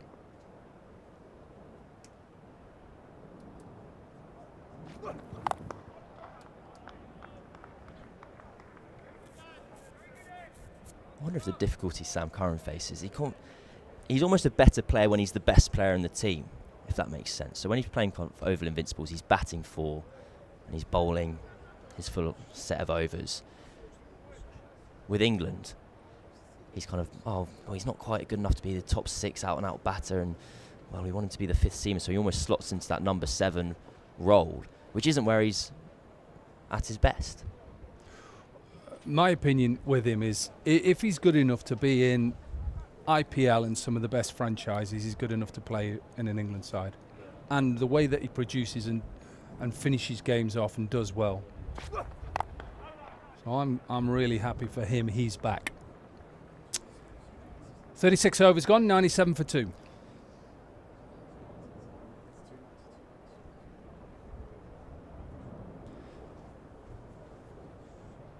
There's a statistic which I was chatting to our colleague, Rana, about, which I love. So Sam Curran and Gus Atkinson, same age group at Surrey, coming all the way up. I think Sam Curran's played something like 340 more professional cricket matches than Gus Atkinson. I'll tell you what, I'll fact check myself and Google it right now. We've got Andrew Sampson here. What on earth am I doing?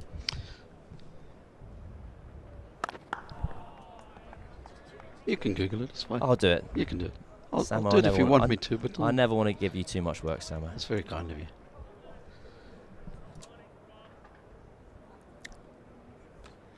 All right. This is live in action work at the moment. So Gus Atkinson, do I have to do the maths live on air as well, or can I do those in quiet? Okay. No. All right. 35 first-class matches, 14 list day. That takes us to 49, plus 58 T20s. That's 99, 107. 107 for Gus Atkinson. Oh, good fielding from the captain there. Mid-off to stop the single. And Sam Curran. 299 T20s alone, plus 84 list day, so that takes us to 283, plus 86 first-class matches is 289, 309, 369. And that just tells you the story there between his difference between his T20 games and his first-class games.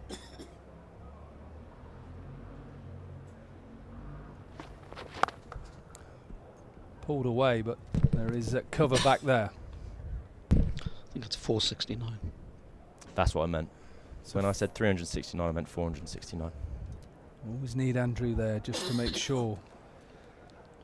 But yeah, that's what with the evolution of being a bowler now. You very rarely see that a bowler bowling more in the shorter form of the game than you do now. So it was more about how many first-class games you played, how many first-class wickets you've got. It's now about how many T20 wickets you've got, or T10 wickets, or 100 wickets, which I know is similar to Well, they're in the T20 stats as well.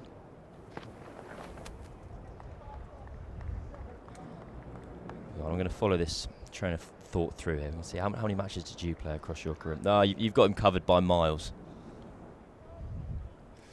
Building. We hope that just goes down the Thames. That is just in the north side. It's right behind us. We're just hoping that just goes past. I do find it interesting. So Dominic Cork played 720 matches, give or take. A little bit wider of the crease. Clever bowling that from Warren. He just jumped slightly wider and tried just to nip that back. Yeah, but also played to the age of 40. Correct, but that was kind of the point I was trying to allude to, is that Sam Curran at 27 years old, it's example how young he was when he started. So that ball coming off the inside of Joe Clark's bat. It's still only, he's already played 470 matches. Granted, a lot of them he's only bowling 4 overs as opposed to across 4 days. Oh, imagine that, 4 overs. You'd have a smile on your face every day. Chipped in the air, and it'll just be a single to finish off. An over that brings up Nottinghamshire's 100. End of the 37th, 100 for 2, and 50 for Slater as well. 95 balls and 5 fours in that 50. 10th time he's reached 50 this season, which is as much as anyone has. Sibley, Zabe and Ingram have also got 50 10 times this season. But only one of those that he has converted to 100. We're doing overs.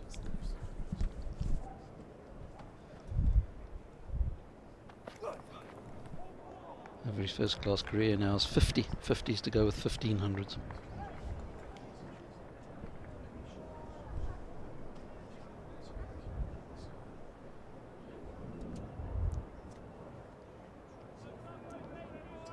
Well, Ben Slater, just the 1 century to go along with his 10 half centuries. He's in the danger zone now. Man from Chesterfield, that's where he originates from. Ben Slater played a lot for Derbyshire and then made the move over. Chesterfield is his home club. Lovely ground.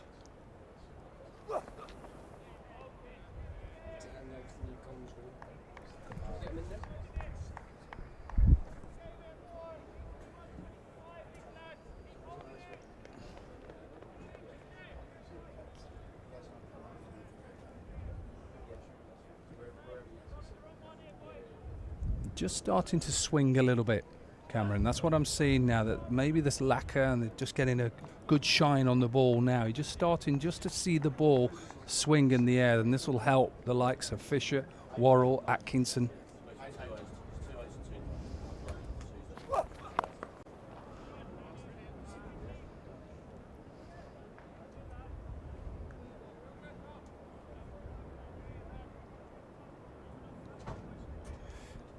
You're right about a good stock of seam bowlers and pace bowlers down at the Oval here. They've built up nicely, and they've had to have that because of obviously international call-ups.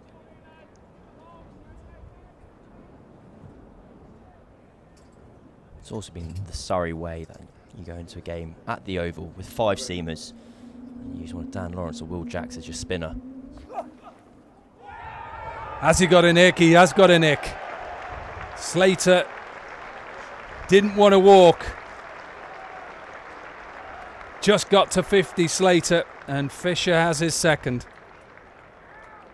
It's been a beautiful spell from Fisher. He's been so testing on that line. 4th stump line to the left-handers. Ben Slater called For the second time today. Just kisses the edge on the way through to Ben Folkes. I don't know if this ball did as much as the delivery to Freddie McCann, which was just a bit shorter and angled away, nipped away from the left-hander. This one a bit fuller, holding its line. Again, Fisher doesn't seem convinced initially, but he gets his man. 100 for 3.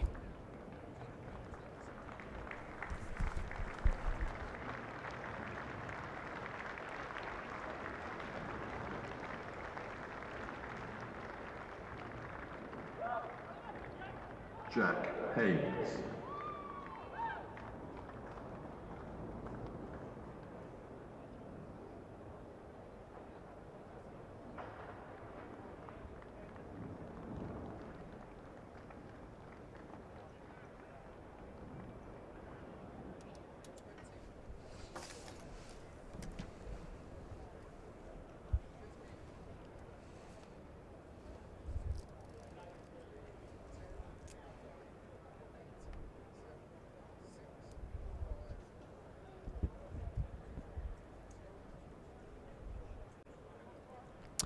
Welcome back to the Kia Oval, where Surrey have started the afternoon session extremely well. Nottinghamshire reached the interval just one down, but Matt Fisher has struck twice in short succession. The two set lefties gone. First Freddie McCann and then Ben Slater, who's been so good for Nottinghamshire so far this season. So Fisher now to the new man, Jack Haynes, who himself has also had a really good summer. 400s in Division 1. Big moment in the contest and the season. Fisher to Haynes. I'm Yaz Ryan, and alongside me, Adam Collins. Colo, brilliant start to the session for the home side. Yeah, really happy for Matt Fisher. We spoke before lunch about sort of being the unlucky man a number of times through the season for Surrey, but just at the point when it was drifting a little bit, and that was to the credit of Knots at either side of lunch, it felt stable, and we're seeing here the thin edge through to Folkes, makes no mistake as ever. Fisher's lit this up. That's what they need through this middle stanza. Defended by Haynes, completes the 38th over. Nottinghamshire 100 for 3. It's makes Slater the third player out for exactly 50 in the last two games, yeah, because there was Pope and Barnard in the last game, and there's 3 others out between 52 and 54. We're hearing reports that there's a bit of rain outside, very light at the moment.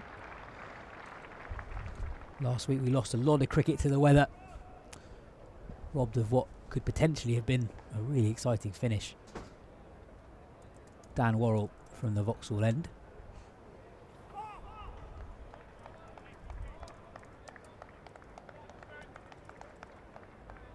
It's been a strange first season in some ways at Surrey for Matt Fisher, where he's played a lot of cricket, he's bowled really well, but not necessarily has the wickets to show for the quality of his bowling through the season. Yeah, he played on a couple of flatties away from home to begin the season, and it just meant that he wasn't in that wicket-taking habit. Long season, of course, and he has been resilient, which is really important, I think, for Fisher, given his injury history. Already had a pretty long professional career, weirdly, given he started at 16. Yet, new club. He spoke very openly about the move from Yorkshire to Surrey to this club, which produces so many England players, and having aspirations to of course, wear that England cap again. But first things first, he wanted to consolidate and establish here at the Oval, and he's done that, even if it hasn't been a year of massive bags of wickets. To the trained eye, they've loved him. This is so often where Surrey come into their own, where it's a fairly even first session. You'd say Nottinghamshire would be the happier of the two teams, having been inserted into bat first. But Surrey have not just retained but increased their intensity after the interval. That 5-pronged seam attack, so consistent. They back each other up. Makes it really difficult for the batting side to get away from Surrey. I don't think any team really has in a couple of years here when teams have been sent in. Andrew provided the numbers earlier, but broadly speaking, you get bowled out in a couple of sessions on day one when Surrey get the chance to field first, and that's why 24 captains have done so on the trot, or rather 24 times that the captains won the toss here, going back more than a couple of seasons. They've said we'll field first. But a lot depends on how quickly they can get into the lower middle order. Some experienced heads in this Notts team.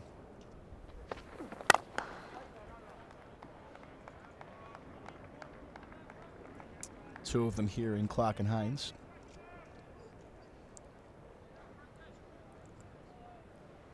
Yeah, Surrey unbeaten so far in the 2025 County Championship.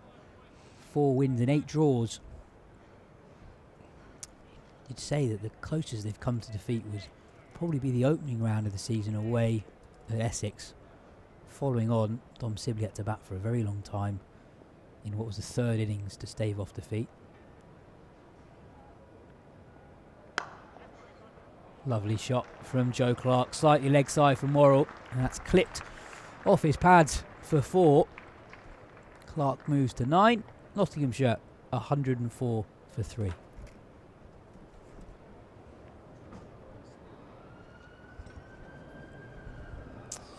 That rain that we mentioned a few moments ago has just picked up. Some fairly dark grey clouds have swung across over the ground. The umpires, Nigel Long and Ian Blackwell, convening in the middle. They didn't want to. You could see they were reluctantly walking towards each other, and in the direction of the groundsman's hut they look. You know, it did get heavier through the end of that over, but it might have just lightened again as they go back to their spots, and play will continue. Good stuff. Yeah, and acknowledged by the crowd too. Round of applause, knowing that we're going to play on through, or at least try to. The rain is fairly steady, but it is so windy today. I suppose the hope will be that this passes over nice and quickly. Fisher to continue. Left alone by Jack Haynes. It's been the story around the country, hasn't it, with bad weather preventing every game in Division 1 from starting, with the exception of the fixture here. And Division 2, no balls bowled either. So 9 games around the country, the only one with action here at the Kia Oval. For more than one reason, the place to be this week.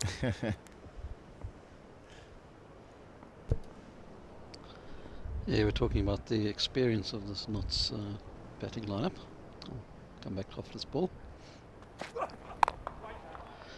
It's a very settled top order. The 4 of this top 5 have played in every game from the beginning of last season. So all except for McCann have played all 27 games now since the start of last season. And even McCann, he's played 12 of 13 this season, and the only game he didn't play was the one game that Ben Duckett was available for. So very much a settled top order. And it goes to their numbers as well, with Hamid in excess of 1,100 runs at 70, Slater nearly 1,000, a bit over 950 at 45, 46, Haynes averaging 47. And you get deeper into it as well. Nicely bowled there. Really wasn't very far away from Haynes' off stump. If you look at where Ben Folkes has gathered the ball, sharp movement into the right-hander. Have a look at the replay.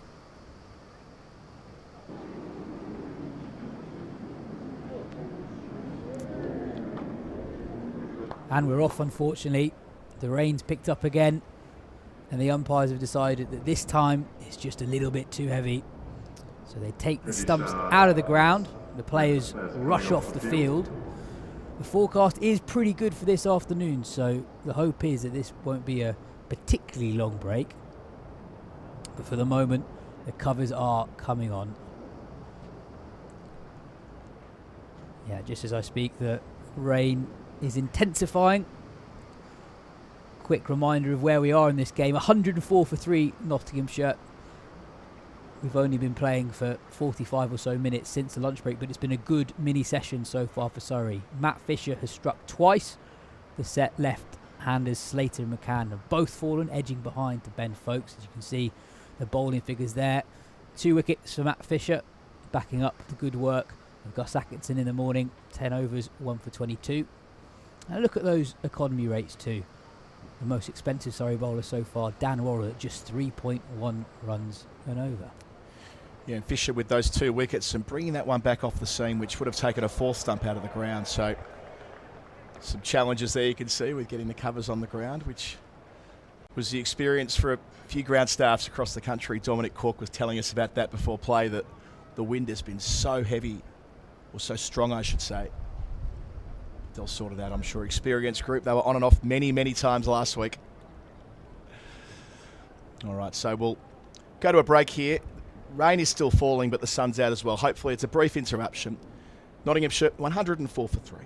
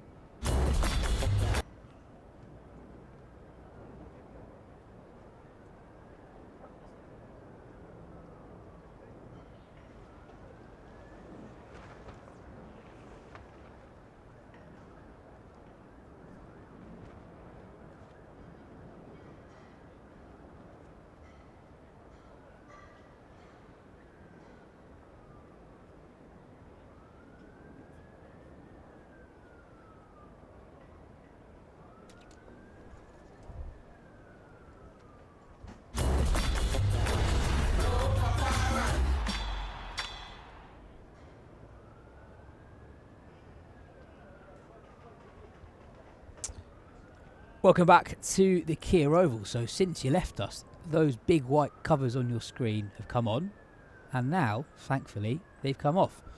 The rain has gone away, as I said earlier. Very windy in South London this morning and early afternoon, and good signs as well now as we see the cover protecting the pitch being rolled off too. So we hope that this won't be a particularly lengthy delay. It felt like one of those where it was already starting to ease as the players were going up the steps of the Bedser stand. Had they waited 30 more seconds, they might have needed to have gone off, but it certainly was heavy for about a minute there. Let's have a look at the 3 wickets that have fallen so far today. Gus Atkinson was the first to strike this morning, dismissing Hasib Hamid. Hamid was dropped in the cordon earlier on. A good low catch there from Ollie Pope, diving low to his left. And then Fisher struck twice in quick succession after the lunch break. First, Freddie McCann, and then very similar dismissal to Ben Slater. 2 big wickets shortly after lunch break. It means that Nottinghamshire, who come into this round just 1 point behind Surrey at the top of the table, are now 104 for 3. It's amazing, Colin, that we've got to this point of the season. There's 1 point between first and second, and they're playing each other. Yeah, the variables that are all there with bonus points and disparity between points for wins and draws, and yet, as you say, 1 point the difference. Penultimate round, a prized opportunity for Notts. Haven't won the county championship for 15 years. Haven't actually played Surrey an awful lot since coming back to the top flight a few years ago, once in 2023 and once in 2024. So haven't experienced any sort of bad days at the office against Surrey. A lot of teams on that chart there have rocked up here at the Oval and been thrashed. That's not the experience for Notts. And doing a pretty good job so far getting to where they have at 104 for 3. But, you know, those 2 left-handers after lunch, McCann had faced 84 balls and Slater 99 of them. So both set men negotiated the challenge before lunch. I wouldn't say with ease. It's always been a challenge, but we're doing a fine job. So it'll restart soon. But then, you know, the experienced man, someone like Joe Clark, who's got such a high ceiling and made so many runs in this division. Haynes 400s in Division 1 this year. Can one of them put in a real shift here when they get going again and bat through to not just tee but well beyond that and give Notts a chance of batting through an entire day here at the Oval, which is so rare for teams when visiting this part of London? It looks like the resumption is not too far away. The umpires are waving the players back onto the playing area. Colin, before we get back to the action, more generally on Nottinghamshire this season, would you say they're surprise title contenders? Well, look, before the season, all the chat from Trent Bridge was that they'd like to finish the top half of the table. Like, I don't think even they expected to push as hard as they have, but they did so well with the players they brought to Trent Bridge at the start of the year. Think about how effective Fergus O'Neill was, the Australian quick coming over here for his first bite of county cricket, took his wickets, was it 17 or something absurd. The chance to recruit Mohammad Abbas, I would say former Pakistani international, doesn't often get to play Test cricket these days. He's taken 49 5-wicket hauls in first-class cricket. Such an experienced campaigner in Division 1 with Hampshire, so a big in there. Cole Verena making an impact at the start of the season, and that experienced core of players that you were rattling off before with the bat. The same applies with the ball. They've got half a dozen bowlers who are in the top 25 for wickets taken across the country this year, so they possess a group here who have been able to, week in, week out, put in commendable performances along the way, winning 4 games, Durham at home, Sussex away, Worcestershire away last week, and Hampshire at home, and only defeated once. So they have very much earned the chance to take on the Kings this week. I mean, Surrey having won 3 on the trot. It's a long time since the side has won 3 championships consecutively. If they can make it 4 this year, they're in rare air. So Notts to get this far and this deep in this type of position speaks volumes about the operation there at Trent Bridge. That one defeat from Nottinghamshire as well, an amazing game of cricket where they scored more than 400 on the first day of the game. Hasib Hamid carried his bat for 206 not out on day 1, yet they fell to defeat away at Durham. But yeah, you mentioned the bowling attack. They've just recruited really well, haven't they? Not just in the overseas slot with Fergus O'Neill and Mohammad Abbas, but Josh Tong and Dylan Pennington in recent years from Worcestershire as well. And they're in a position of such strength that Ollie Stone, someone who played a test match for England last summer on this ground, loaned out to Middlesex, given the resources at their disposal. And in the spin department too, Liam Patterson-White, Farhan Ahmed and Calvin Harrison, who's done so well on loan at Northants this season. They've got great strength and depth. Yeah, Patterson-White playing this week as the sole spinner, but 24 wickets for him, 26 for Abbas, 28 for Hutton, 23 for Tongue, 23 for Pennington. It paints a picture of having lots of different contributors who have all been match winners at different times. Support from a bowler like Lyndon James, 19 wickets for the all-rounder, Farhan Ahmed when he's had his opportunities. So that's what you need. Surrey has shown that. It can't be about 2 or 3. It's got to be a group of 5 or 6 or 7 to win a championship. Fisher to continue to Jack Haynes. And I suppose the other thing is they have, in players like Ben Slater and Lyndon James, players who are available each week. They don't really get talked about much in terms of higher honours, but are brilliant county championship, brilliant Division 1 players. Ben Slater, 10 50-plus scores in 2025. No one has more than him in Division 1. Lyndon James, Notts' hero last week against Worcestershire, averages more than 50 with the bat on top of those 19 wickets that you mentioned. It's a lovely shot from Haynes, but straight to Ryan Bottella, extra cover.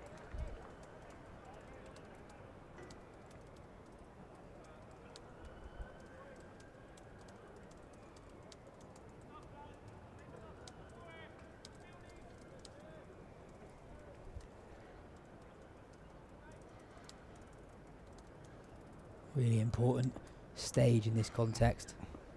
2 new men at the crease. Fisher in the midst of a really exciting, dangerous spell. Defended again by Haynes. Completes the 40th over. Nottinghamshire 104 for 3, as you can tell. Overcast at the moment, so much so that the floodlights have come on. Yeah, new addition to the ground last couple of years, the feather-shaped floodlights. Quite like the angle they come out on too, down towards the ground here.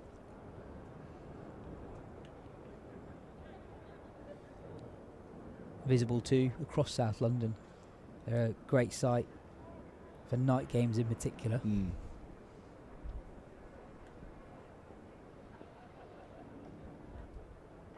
Worrell to continue. It's part of the charm of grounds that have been around for so long that they do have the ability to evolve, still retaining certain characteristics. Notably here the pavilion and the gasometer and the Archbishop Tennyson School, but we've seen the SSE Energy Solutions stand go up in the last few years, replacing the Loch Laker, and the Peter May terrace is absorbed within that. Of course, the stand we're in here, the JM Finn stand, went up about 25 years ago and changed the shape of the ground then. There are plans to replace the Bedser stand in the fullness of time as well, which would increase the capacity yet further. Much as it is with Lords, where they're just this week pulling down the Allen stand, the smallest of the Lords grandstands. That'll be replaced and rejuvenated across the next couple of years, along with the Tavern stand in that corner of the ground.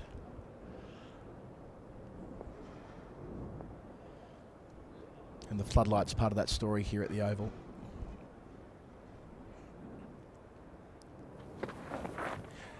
It's one of those little trivia questions about the MCG. What's the oldest part of the MCG? It's the floodlights, which went up in 1986. Really? Wow. So the entire ground has been regenerated in that time. And it will be again soon. The Great Southern Stand that went up in time for the 1992 World Cup. The first game there was in December 91.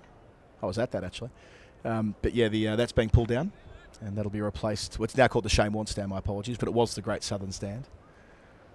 And the Northern Stands went up in time for the 2006 Commonwealth Games.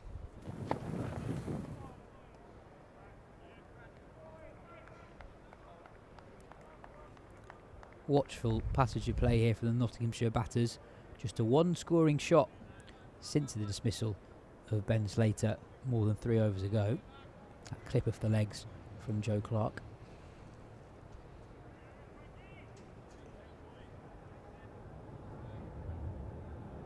Same at Trent Bridge. Think about the way that what was the new stand as it was changed the type of cricket played there.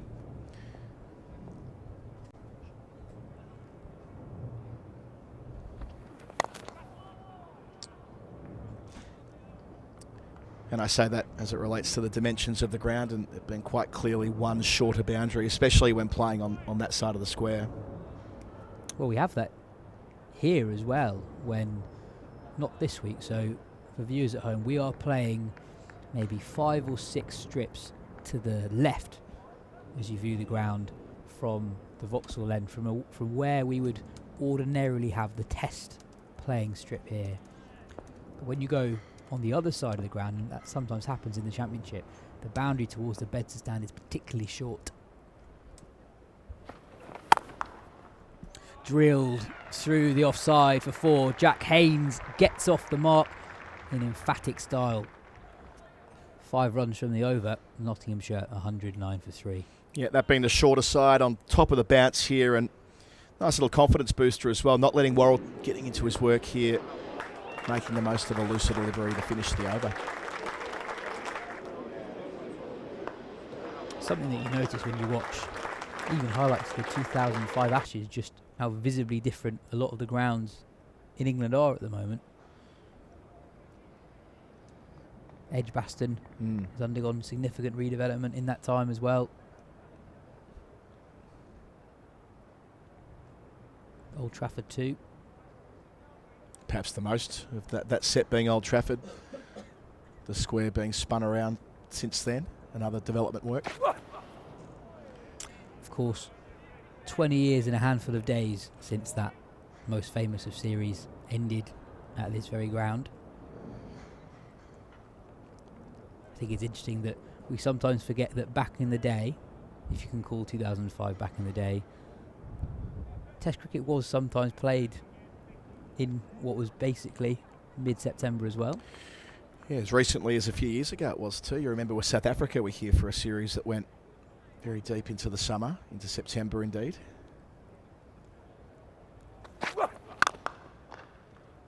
Well fielded at cover from Ryan Patel. Well timed by Joe Clark, but can't get it past the man in close on the offside.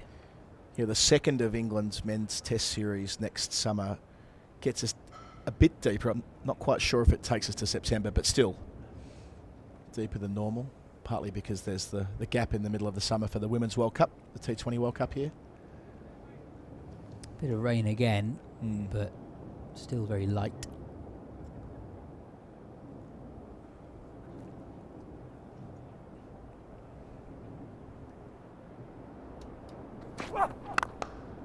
This time Clark does get it past Ryan Patel at cover.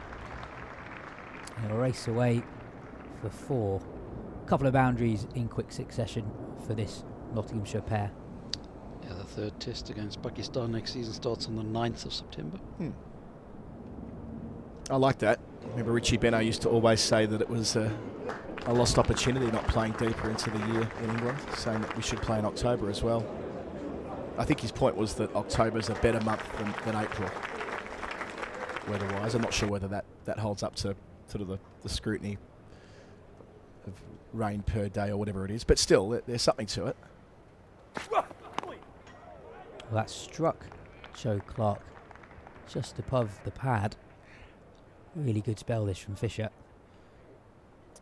That 5th and final test match in 2005, by the way, that started on September the 8th.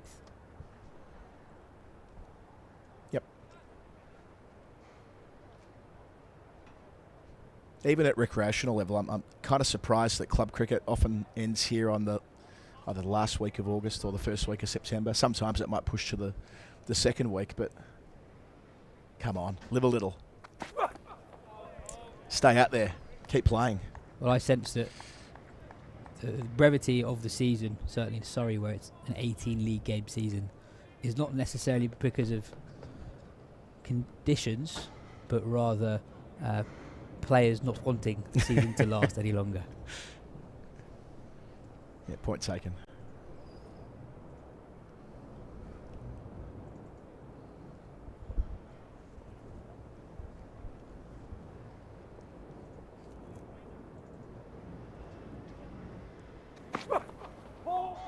Left alone by Clark. Nottinghamshire 113 for 3.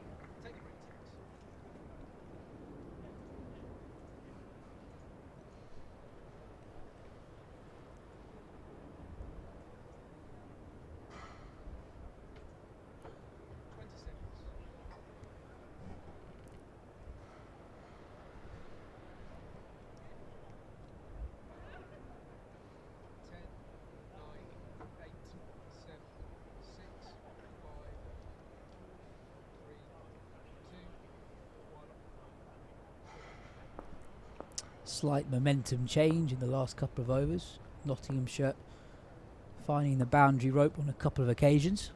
Worrell to continue. Left alone, extravagant late movement. Ben Folkes diving across not just first slip but second slip too.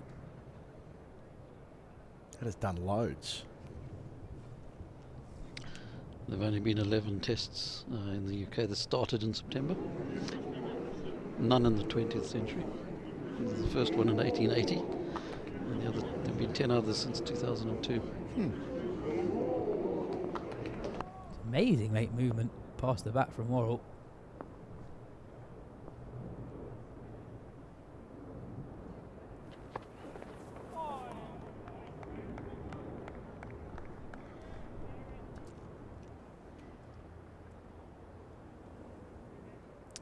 Colin, who do you think mini delays like that favours, if anyone? Maybe Warwickshire or Somerset.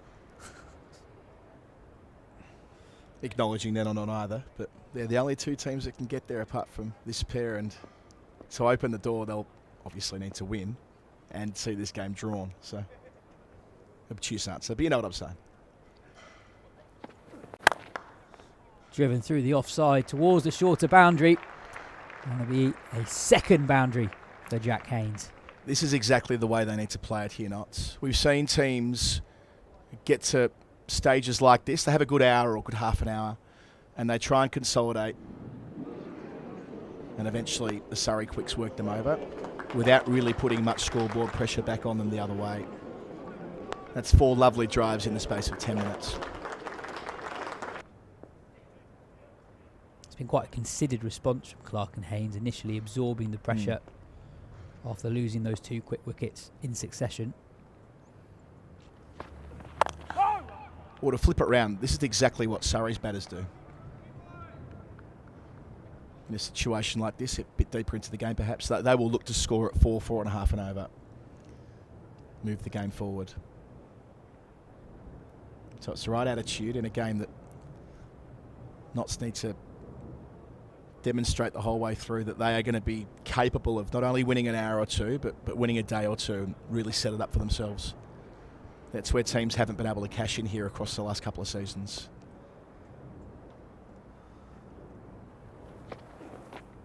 Left alone, the ball just dying on Ben Folkes behind the stumps. I suppose from a Surrey point of view, these 3 boundaries in the last 3 overs haven't changed their approach at all. Rory Burns keeping that cordon as it is, 3 men alongside Ben Folkes in the slip cordon.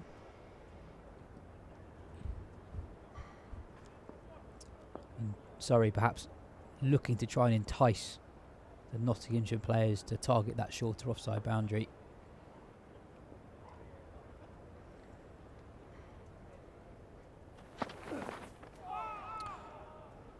Straighter from Worrell, but still left alone by Haynes. Nottinghamshire 117 for 3 rather.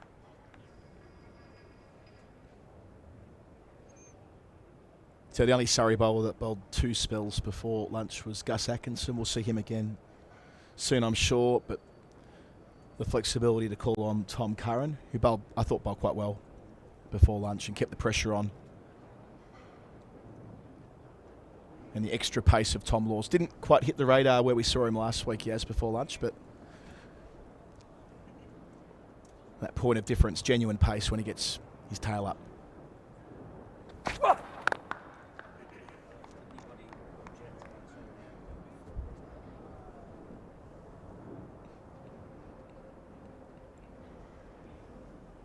The one thing since the rain delay, I reckon the wind's changed direction. It was very much going across from Archbishop Tennyson School towards the gasometer. It feels like it's more swirly now, in some instances blowing from the pavilion towards the JM Fin stand where we're situated.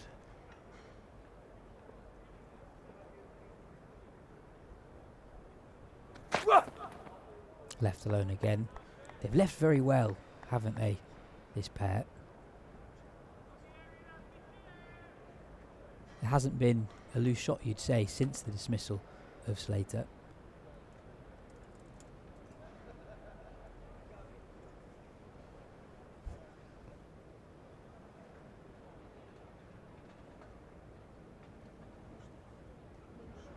Yeah, Clark, a player of pedigree. Just the 100 this year up at Durham.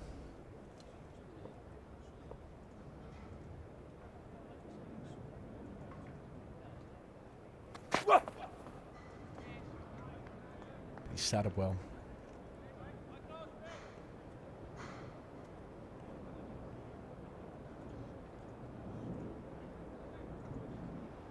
Did I hear you say earlier you're turning 30 in the middle of an Ashes test?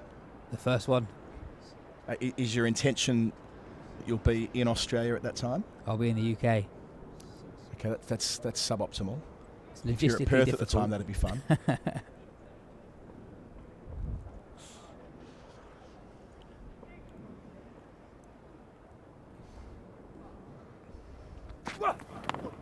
Ooh. That's moved in late to Joe Clark. Really impressive spell this from Fisher. Yeah, he's moved it both ways throughout, hasn't he? As we've said many, many times this season, he's bowled without much luck. Yeah, in different circumstances, he has all the attributes of an attack leader, and he certainly was at Yorkshire when fit. But here he's part of that wider rotation. Didn't get a lot of overs last week, only 5 in the first innings. Playing a big role here. Oh, and this time going the other way. Genuine full stroke from Joe Clark. Very, very nearly a third wicket in this spell from Fisher. Well, the ball before back off the seam towards the right-hander, and here, genuine outswinger. That's what it is from Fisher. It's not just nip off the seam. It's movement in the air as well.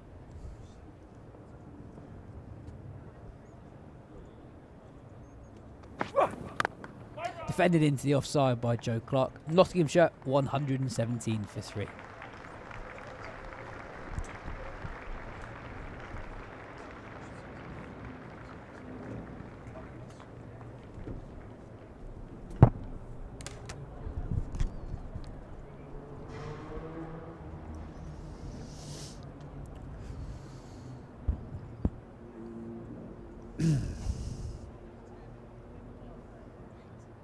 Oh dear.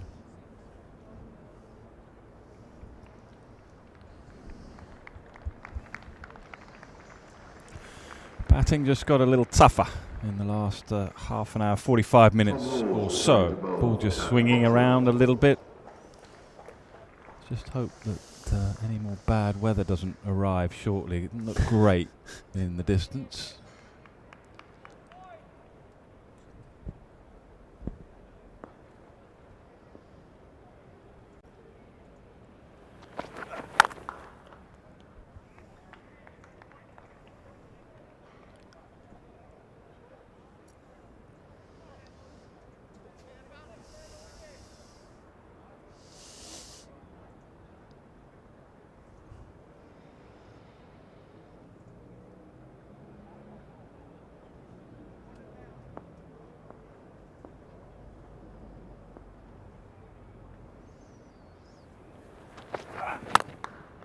Lovely shot, beautiful shot.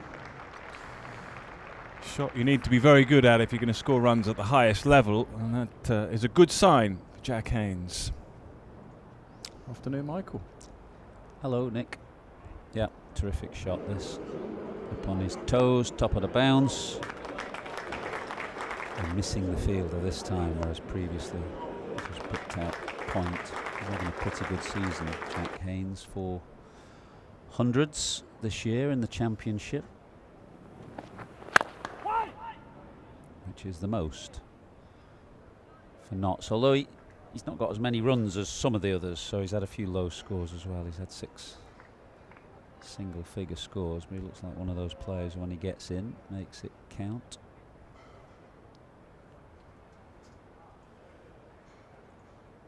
We're going to get some rain, you know. I know. Look, we get a good vantage point where we are here. It's not looking good.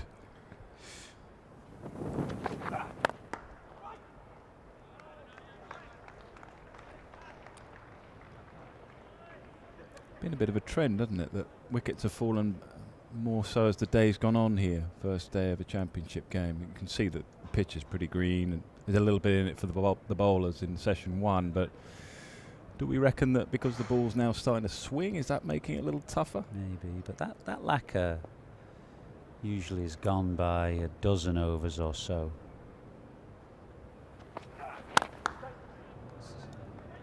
So you can maybe understand why wickets wouldn't fall in the first hour, but I don't know. Maybe it's just an anomaly this year.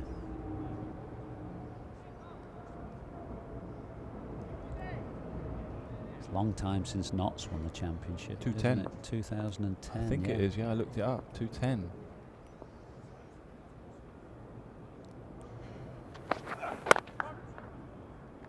Pretty sure. What team would that have been? Who would have been coaching? That's before Peter Moore's arrival, obviously, because he had a second stint with England till. Yeah. Well, also, I think they won it in 210, and I'm pretty sure they were runners-up in 2-9 and 2-8. So the team you're talking about was pretty good. Team, yeah.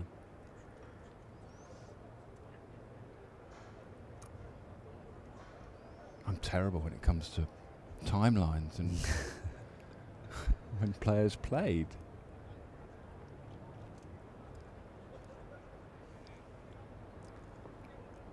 It's Graham Swan's pump, isn't it, around then?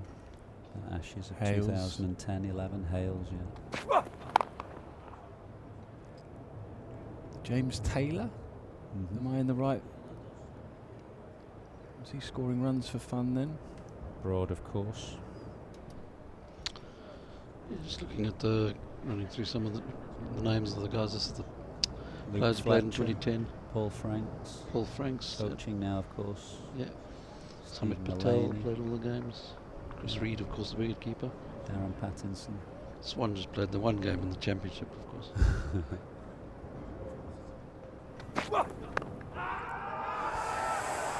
Big appeal. Big appeal, but nothing from the umpire, who just walks away. Might be height. Yeah, definitely jagged back sharply. There's a little bit more movement now than there was perhaps a little earlier in the day. Doing too much. It's a good spell, this, from Matthew Fisher. He's definitely found movement both ways. If you were being hypercritical, you'd say he's a yard short from time to time. A couple of wickets in this spell, change of ends after lunch for him.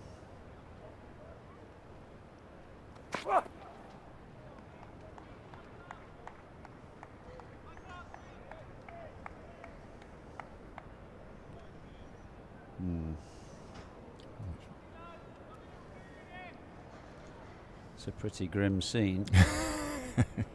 It's coming in.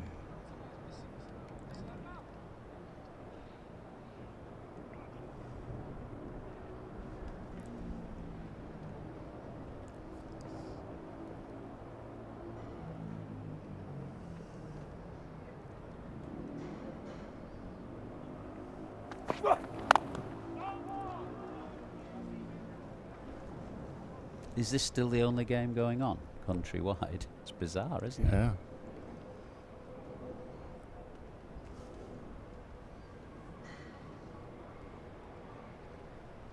Some of the games haven't started because of excessive wind. I mean, I don't think I've ever played in a game where that's happened before.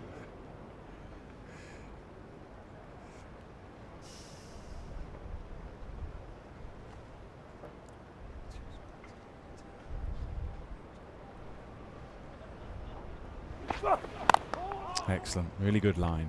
There's his point probably valid, but maybe a fraction fuller. But apart from that, the line, very, very good. Very repeatable action as well. Watched him warm up this morning. The way he follows through as well. One thing to look for, bowlers, follow through with a straight line, not veering off, as long as you're not on the pitch. I wonder how many players have made the journey from Yorkshire to Surrey over the years. I bet there's not been that many. I was thinking Durham with Stoneman, but that's obviously not Yorkshire. I mean, Yorkshire being just such a big club. Yeah.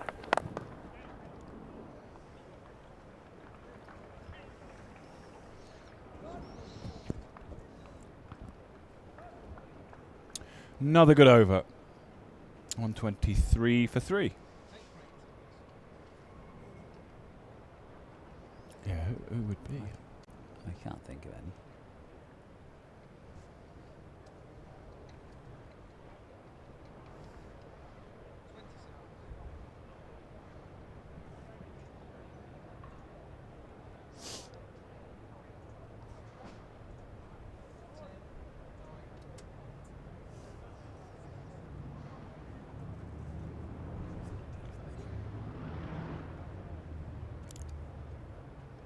For Yorkshire.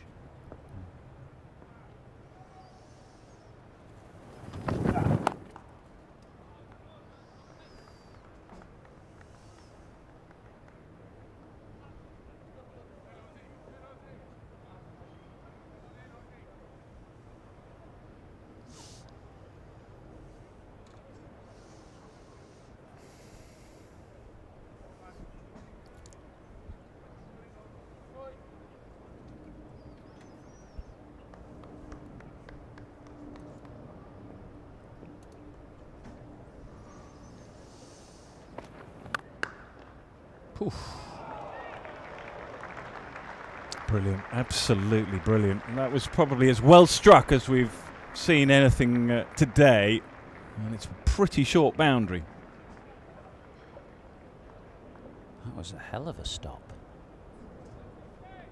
He really smashed that, did Joe Clark. It was a full half volley. Beautiful drive.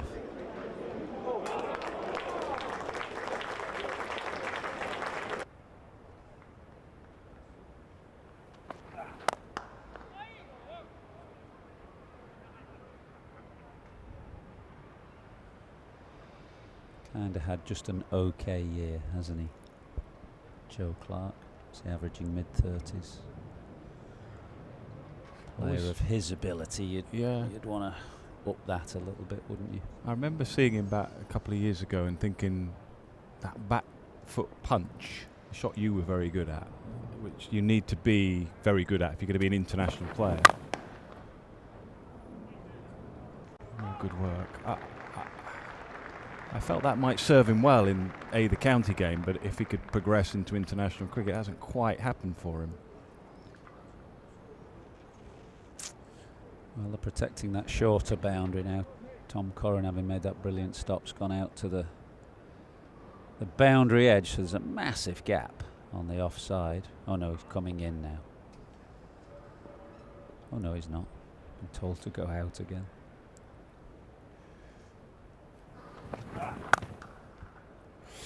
Nicely played, just helped on its way. A little too short.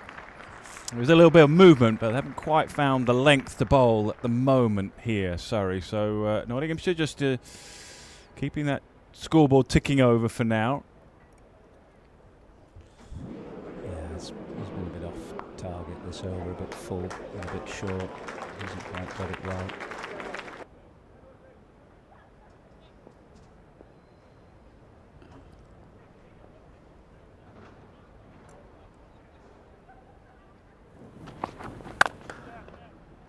Beautiful. As good as it gets. Didn't try and hit it too hard, just leant on the ball. Very fine shot from Joe Clark. 24 now for him. That's the point, really. He looks a really classy player when he plays shots like that.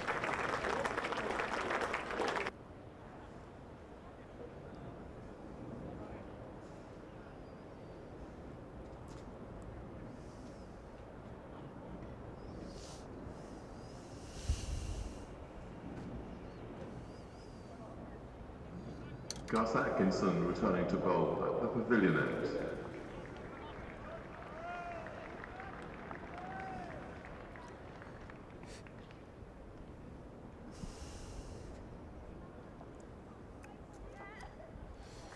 Return of Gus Atkinson. Bowled well first spell.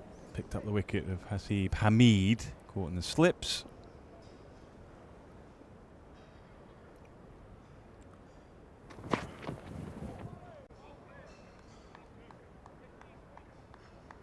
How does he slot into England's plans in the winter? Does he get into your front line bowling lineup? Well, if they're all fit, he probably does. Archer, Wood, Atkinson, Stokes, I would have thought. with his very useful batting down the order as well.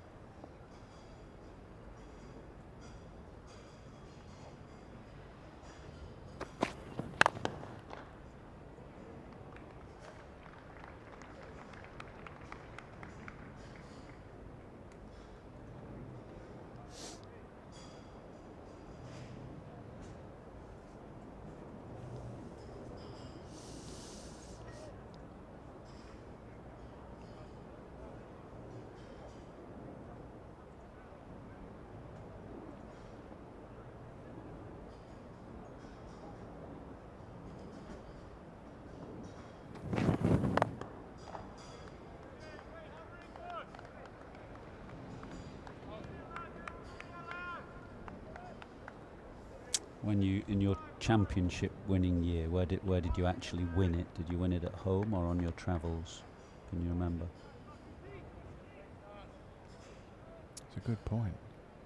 I know we picked up the trophy at Canterbury. Right. I think we won it the round before when another side couldn't catch us. I think it was one of those. So we were at the ground. I can't remember the team that we were playing.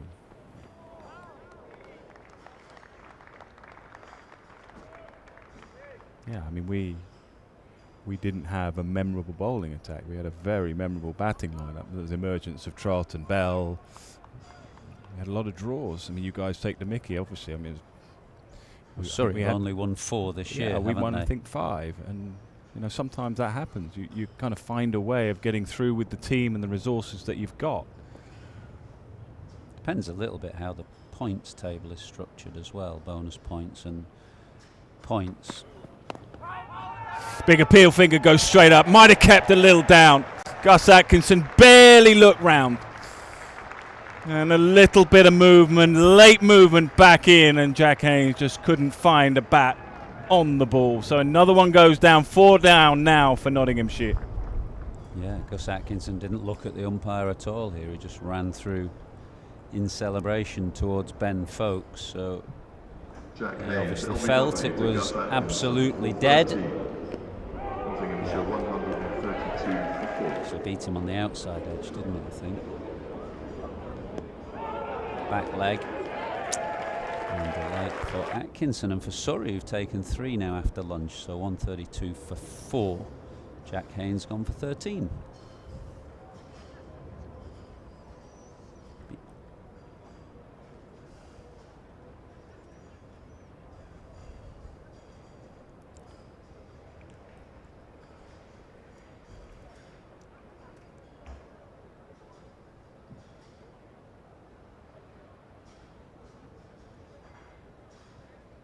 Kyle Varane.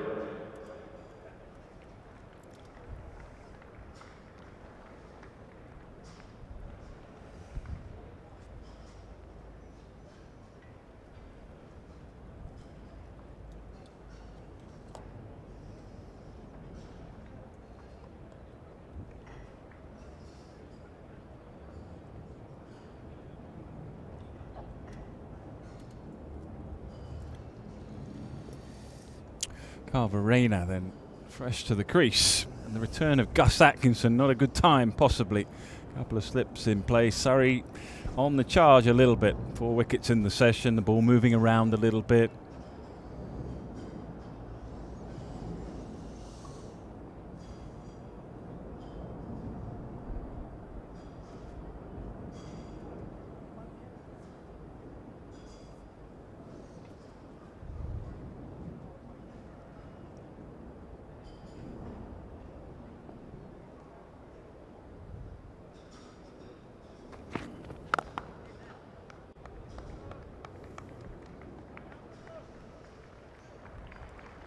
Excellent over, 132 for 4.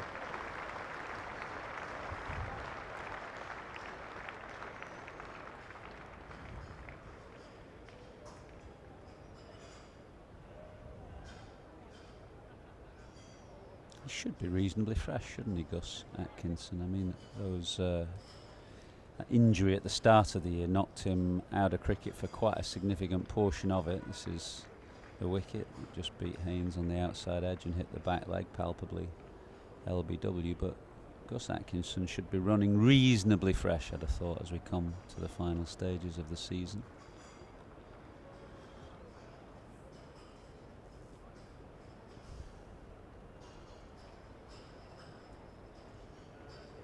Tom Curran, a battery of seamers keeps coming. Tom Curran turning to bowl at the Vauxhall end.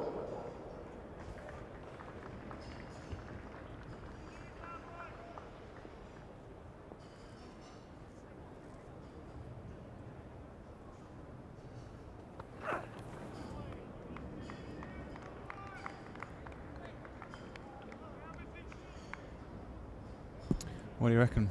Outcome of next year's county championship? How's that going to look? Do you think? How are they going to make any amendments? Any new plans? Do you see it? Well, it's coming to a head this week, isn't it? All the chat's either going to be the same, or we'll move to a slightly convoluted 2 top divisions of 6 with a bottom division of 6. Try and reduce the programme by one game to 13. I don't know which way it's going to go. It's right on a knife edge, but I guess they've got to let people know soon enough, haven't they? Those involved in relegation and people doing the fixture list for next year.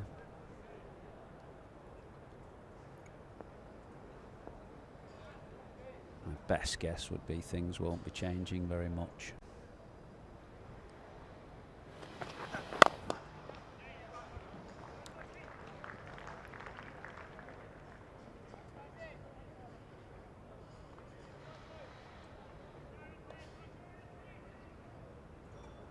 Should give a shout out to Leicestershire, regardless of what it looks like next year. They've had a terrific season.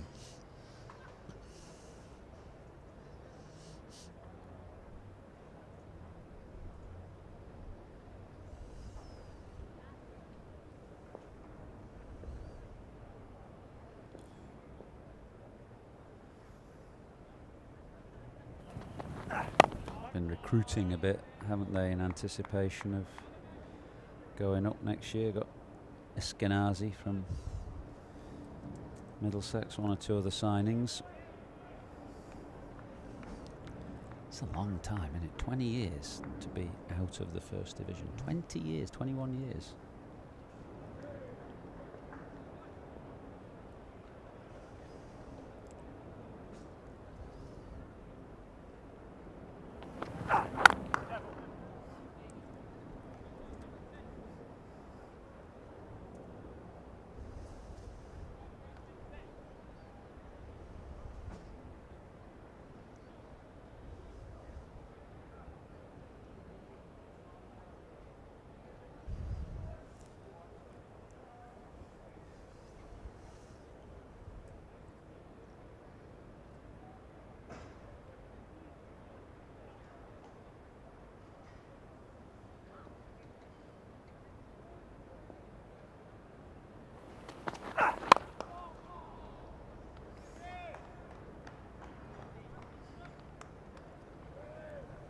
.135 for 4.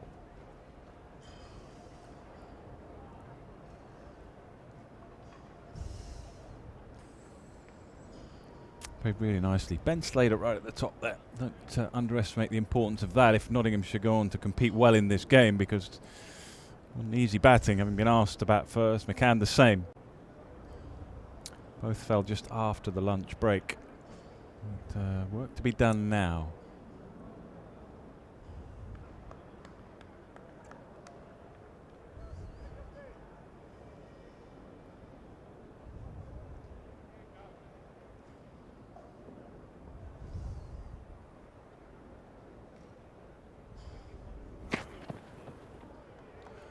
Interesting, isn't it, when you look at the county season as a whole, and with a couple of games to go, only 3 players currently with 1,000 runs. Now that used to be the benchmark back over the years. If you got 1,000+ runs, you'd had a decent season. Think of the Kookaburra ball being used, you think of a very dry summer. Surprised that there aren't more players who have gone over the 1,000 run mark. In Div 1, there have been a few. In Div 1, yeah, and also then you look at the leading wicket takers. I think the leading wicket taker is what, 49? You combine those two factors, and it's a little surprising, perhaps, some of the numbers that we see. What do you reckon? Why are we seeing that? Can't explain it. I mean, Hamid, Sibley, Lythe, and Adam Lythe are the three, aren't they? I mean, Ben Slater's close now. He's on 960 runs, and the others who are close, and will go past that mark by the end of the season. But obviously they play less these days, and once upon a time 2,000 runs was the benchmark of a really good season, wasn't it? You can still do 1,000 in May though, because of how the championship is front loaded. Who was the last person, Andrew, to do 1,000? Didn't Hickey get 1,000 in May? He did. Was he the last? Hick was the last to do 1,000 before the end of May. Although Ben Compton was a couple of close, years ago, wasn't he he? was Yeah. close, and he played a game for the first class counties 11 at 12 aside. We played at 12 at 10. So they didn't count. So it didn't count, and he got the runs that would have put him past 1,000.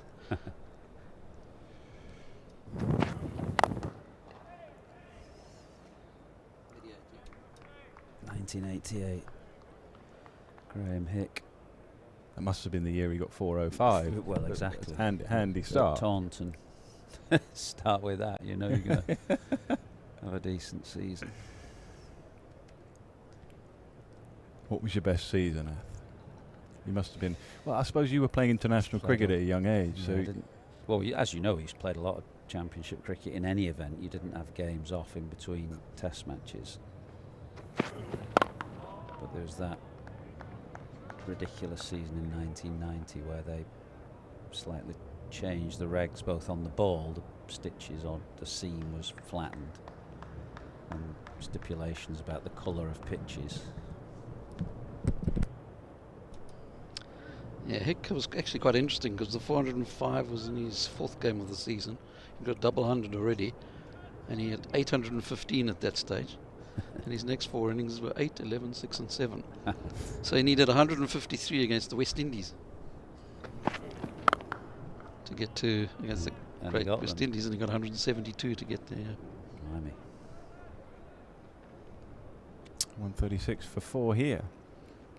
Well, that 1990 season we played a game here very early on, and I think Surrey got 700 and we went past them, got 800 odd. Is that when Fairbrother got? Neil Fairbrother got 366. Yeah, that's right. And there've been in the last couple of seasons a few games like that, you know, in the Kookaburra round of games where it's just been a complete run fest.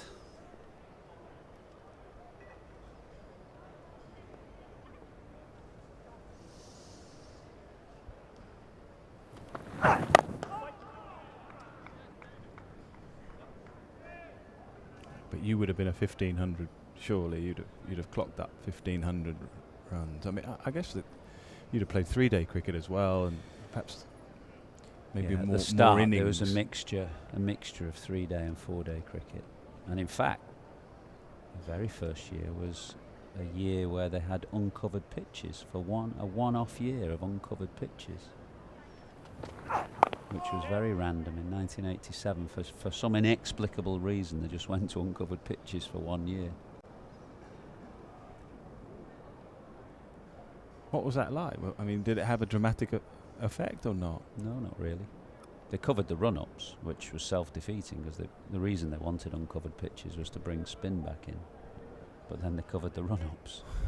So you know, you'd bowl Malcolm Marshall on a wet and not Nigel Cowley or Raj Maru or something.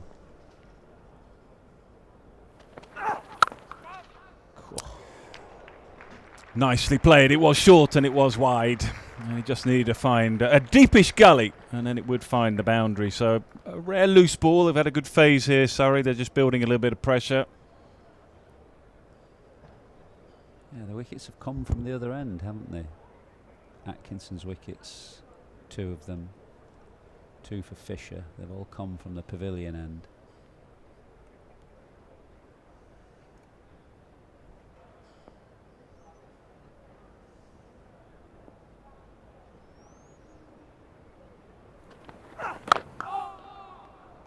Me and you wouldn't become good weathermen. We said it was going to hack it down a little while ago. It looks absolutely fine now. Yeah. actually just changed a bit, whereas at the start of the day it was coming directly across the ground.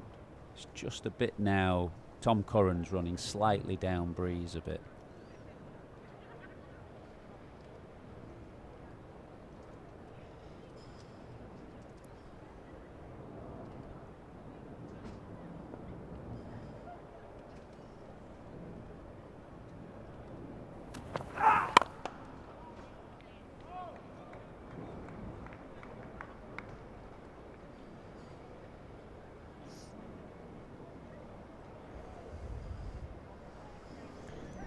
Yeah, that's generally the area you're looking to find out what weather is coming, and it looks a lot brighter now than it did 20 minutes or so ago.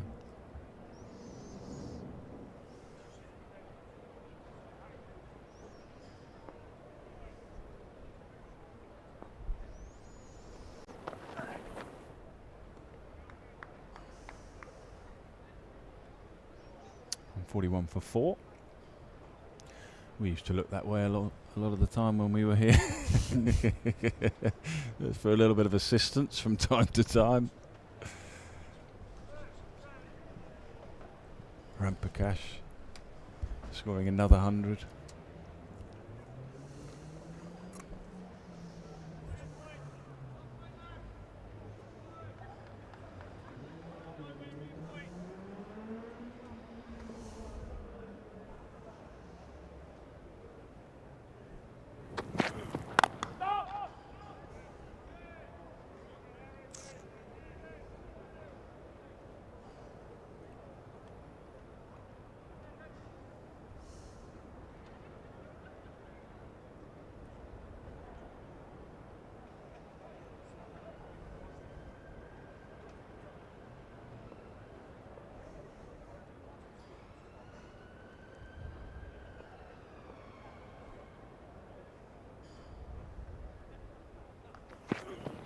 Oh, perfect. Absolutely perfect. Michael Atherton just saying, just get it a little bit fuller. And that's exactly what he does. Looked a lovely ball, this, from Gus Atkinson. As you say, just a touch fuller of length, a bit of late movement. Almost like he couldn't help himself here, Joe Clark, being drawn into the shot. The value of the full length. He was looking pretty good as well, Joe Clark. Got smoothly to 29. Nottinghamshire now 141 for 5. Lovely ball. He's not really a swing bowler, Gus Atkinson. He's somebody who'll wobble it down and hit the seam more often than not, but that one moved late in the air. So Clark gone for 29. It's been a good session for Surrey, 141 for 5.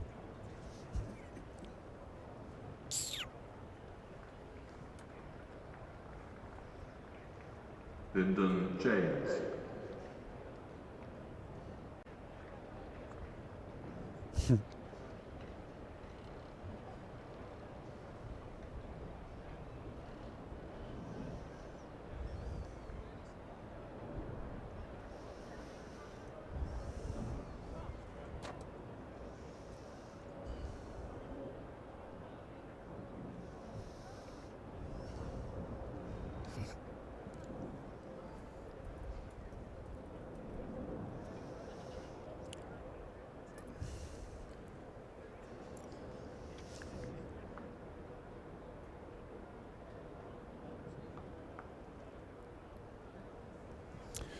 Lyndon James, more than capable with the bat and with the ball.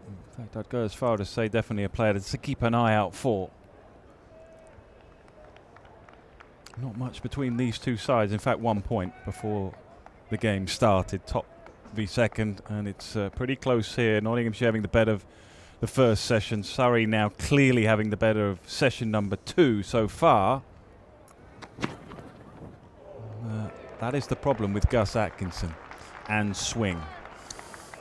We show, I don't know if we can show the replay again, but it might just show Joe Clark just struggling to get the foot to the ball, the replay of the wicket.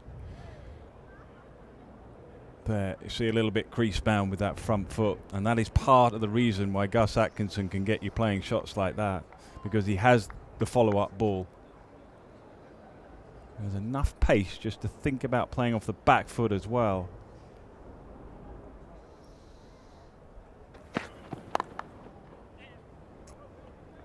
Nicely played in the end.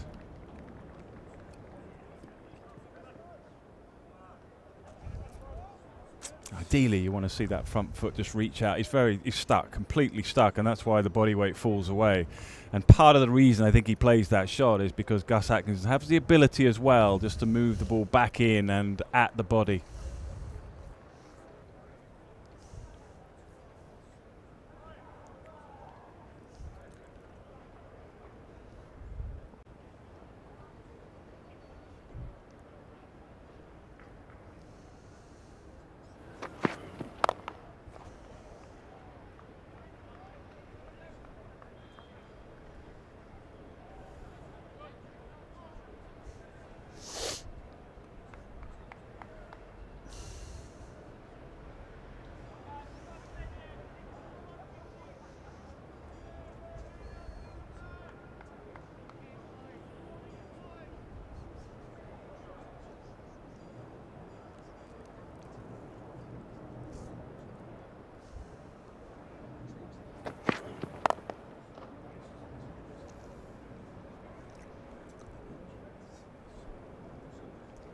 Yeah.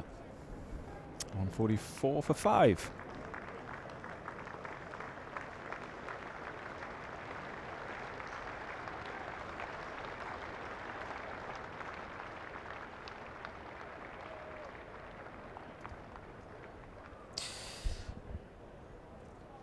Nottinghamshire 144 for 5. Very productive session so far for the home side. The visitors started 75 for 1, but it's all happened. It's all happened from the pavilion end. Gus Atkinson to take 3 of the wickets to fall so far. Tom Curran will continue from the Vauxhall end. I'm Yaz Rana. Alongside me is Dominic Cork. It's been a very good session so far for Surrey. Decent, and I think with the lacquer coming off and a little bit more swing as well, that's just helping now the Surrey bowlers, and we've seen this now for what you've been telling me all season long. This has happened. So talk us through it. Why is it that in the afternoon session it seems that the ball does a little bit more through the air? Well, if you go back on the history of playing at this ground, very rarely would you see a wicket at this stage of the season with this amount of live grass on it.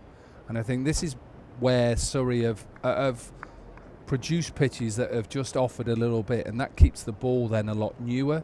You look at the square and there's a lot more green grass on it than there used to be over the years.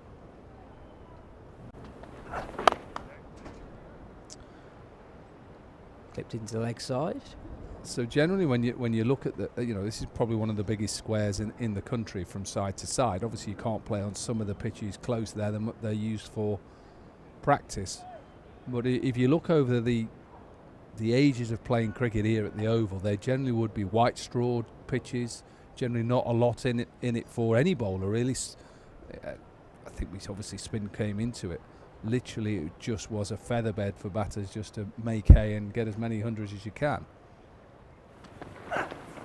So ultimately with this Duke's ball, as you see there, that ball just swings late there.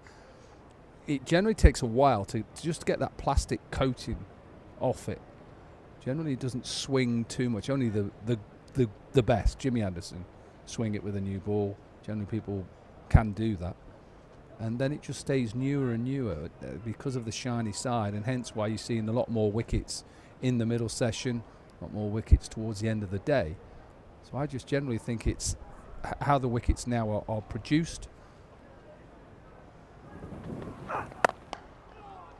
which then helps keep the ball quite new throughout the day. Was there an age of ball that you most enjoyed bowling with? No, I was lucky enough, although I wasn't of great pace, but I generally could swing the ball even with a new ball. Generally it was always away. Very rarely I could swing the ball back into a right-hander. It mainly got where when the ball gets a little bit older, you work on one side. So around about 25, 30 overs old, it generally used to swing more and more.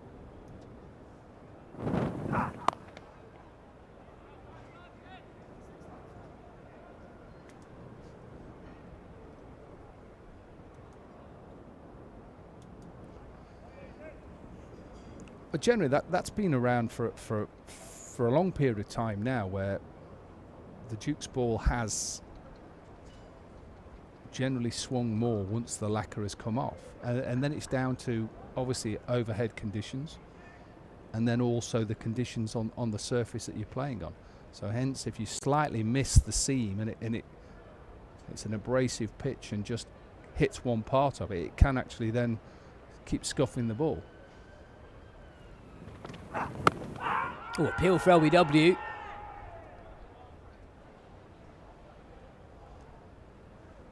That completes the over. Nottinghamshire 147 for 5. We've talked a lot today about how everyone wins a toss and bowls first here at the Kia Oval. Sam, I wonder if you could tell us just how much conditions, I suppose, change across a 4-day game in terms of the average runs per dismissal across the 4 days, especially this season where it feels like it's been particularly difficult to take wickets on the final 2 days of games. Gus Atkinson, the pick of the bowlers so far today, 13 overs, 3 for 26.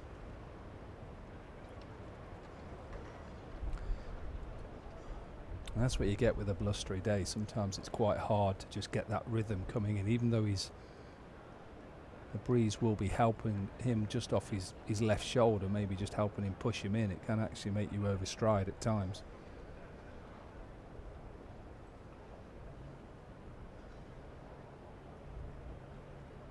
And again, the flags above the pavilion are waving really, really strongly. It's been windy all day. This is probably as windy as it's been.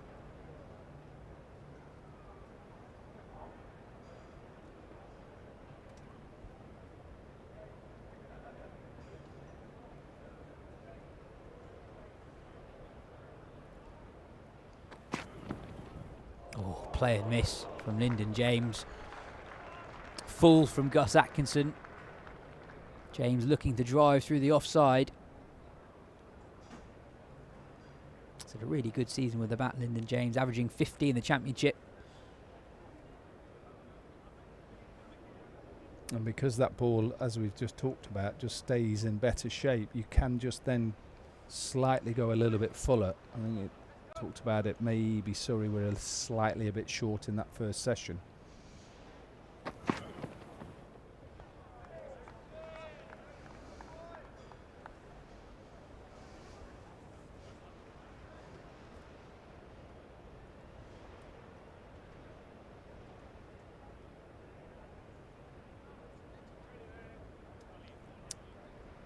Atkinson has been the chief difference maker so far today. 3 wickets for him, 2 for Matt Fisher. Enjoyed a lot of success here in the test match against India 6 or so weeks ago.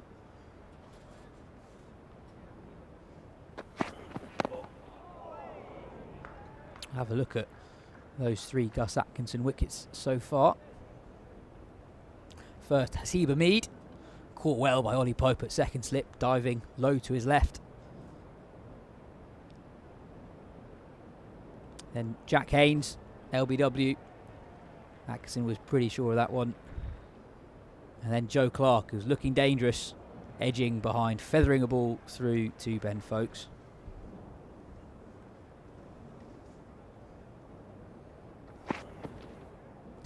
Another player miss, this time slightly wider from Atkinson. Have you sensed that in this session actually Surrey have looked to be a bit more attacking, looked to be a bit fuller? I'm looking at the economy rates from Surrey.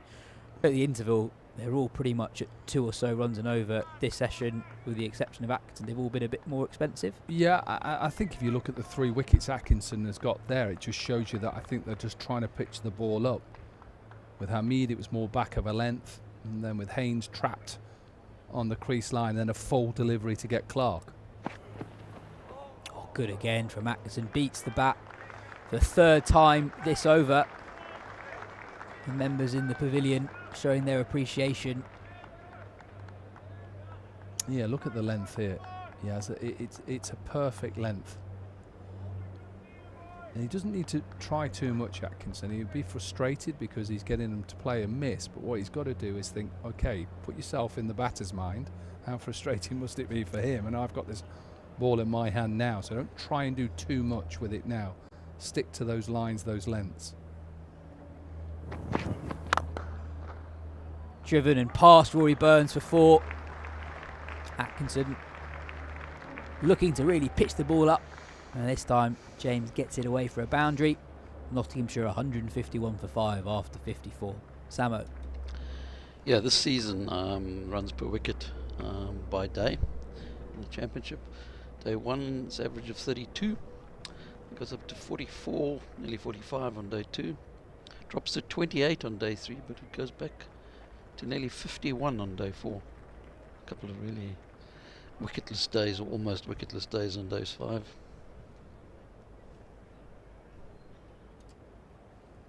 And again, that's just a natural progression of a surface where it'll be getting drier and drier. Also, the roller is being used as well. The ground staff every morning will cut it to what length it was at the beginning of the match. So you'd expect it generally to get flatter and flatter if there's just a little bit in it with the seamer early on.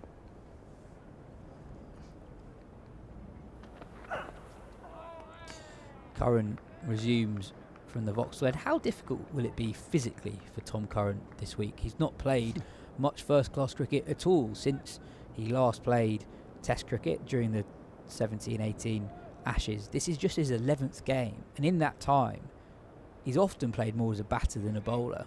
He's just taken 7 wickets since he played Test cricket. Yeah, this won't be easy because it's obviously physically it's getting through that 4-over spell. Bit of width and cut in front of square in the offside. They'll come through for 2. But you hope that obviously the way that he's been brought into the squad, obviously it's through illness why he plays, but you'd hope that he is away from the shorter forms of the game, is working on bowling longer spells in the net. So instead of bowling 4 overs, bowl 6 overs, then have a rest, then come back. So his body gets used to that as well.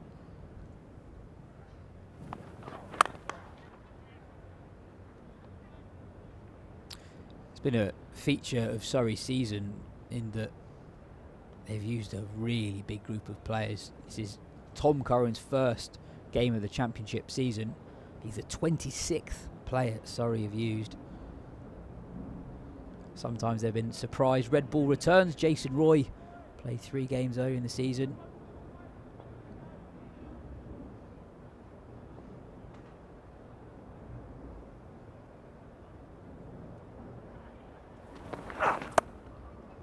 They've used 5 overseas players.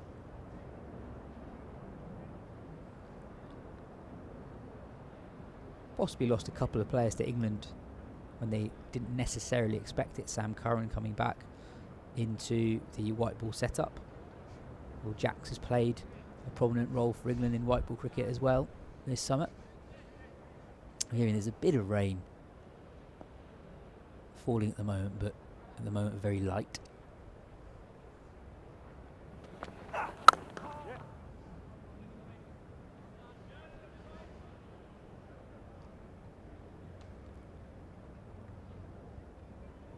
Sorry, with a bit of extra protection on that offside boundary at the moment, and it's over. James and Verena been able to rotate the strike.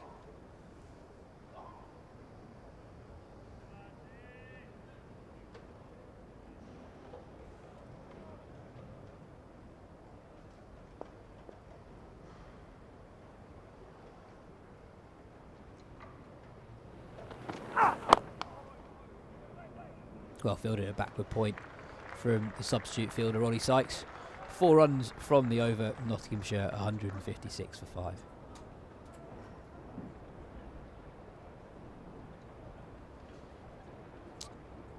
The rain falling slightly steadier.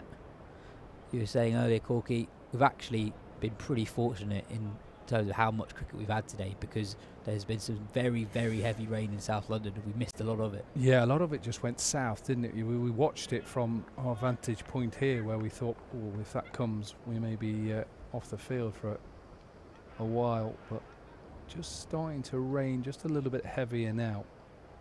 Atkinson has just got a little bit of rhythm here. Beats Verena. in the previous over. Atkinson was all over Lyndon James. Starts pretty well to Verena this time round. Not finished up in the best position, has he? Verena, who just pushes out it, opens himself up. As a bowler, when you see a batter do that, you just think, here we go. Here we go. Just watch. He's thinking, is this going to come in? Can I work this leg side? Watch the right shoulder come in. It's a lovely delivery. Maybe, if anything, a fraction too short, but that's about it.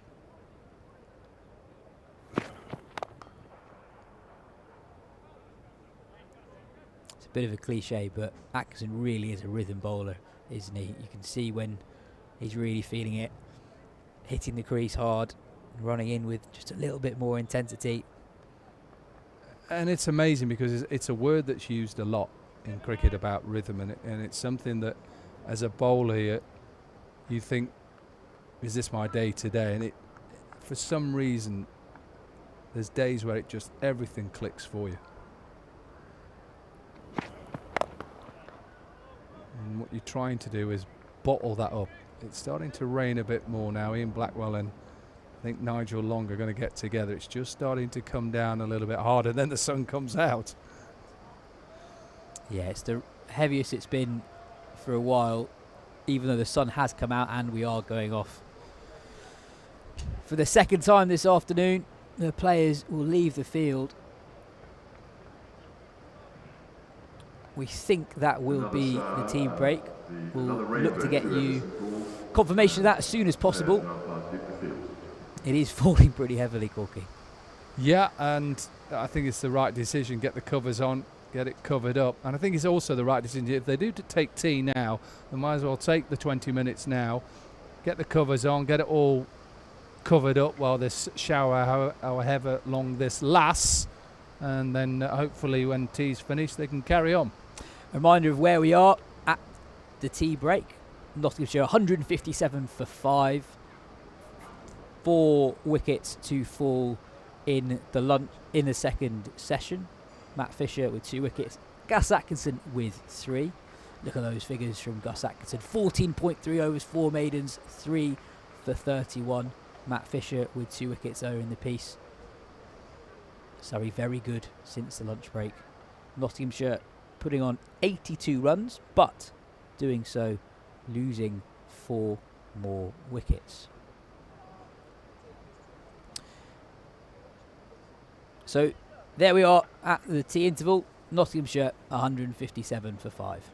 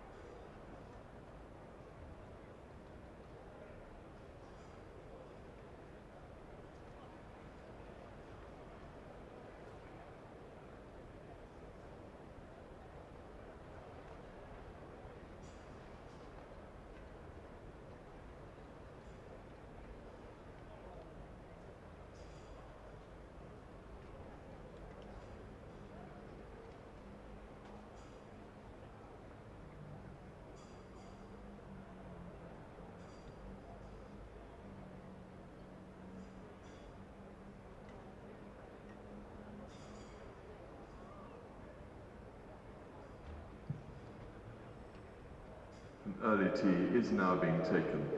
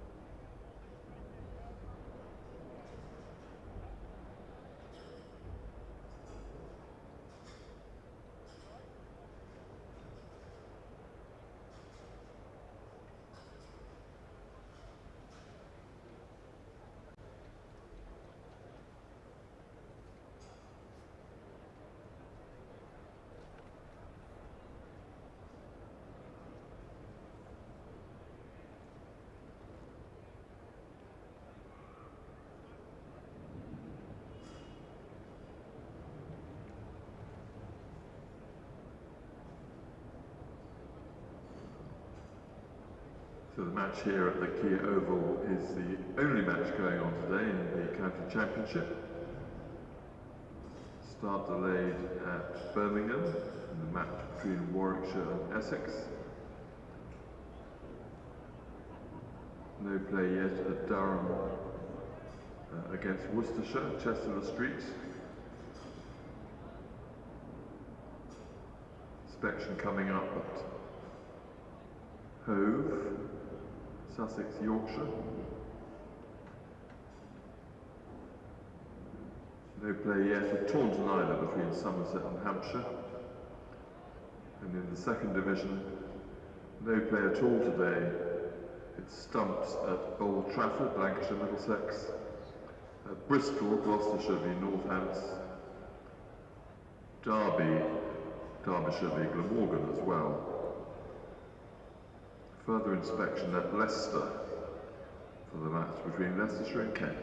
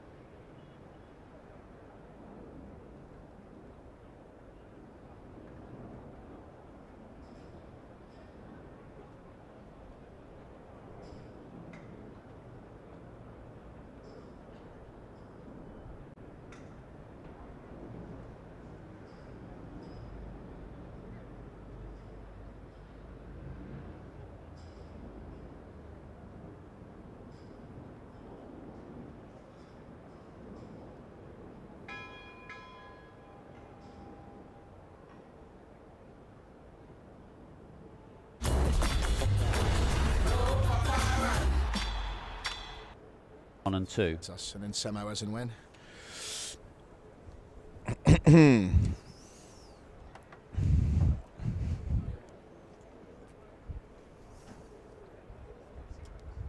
Verena. Kyle Verena.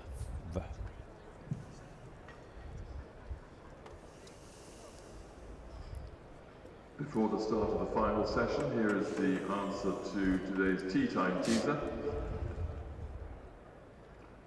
The question earlier was, how was the Oval used during the Second World War? Was it for fundraising matches, training barracks, MCC's headquarters, Damn camp, or prisoner of war camp? And the answer was prisoner of war camp.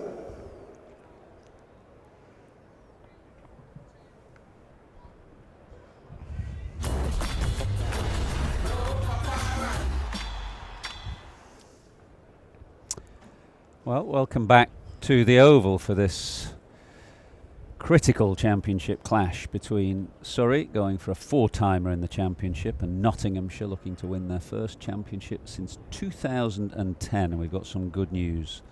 The rain has stopped, covers are off, players are gathering pitch side, ready for a final session. This is the only game being played in Division 1 of the championship around the country, a combination of wet weather and high winds have scuppered cricket everywhere else, bar here at the Oval, so we're doubly lucky.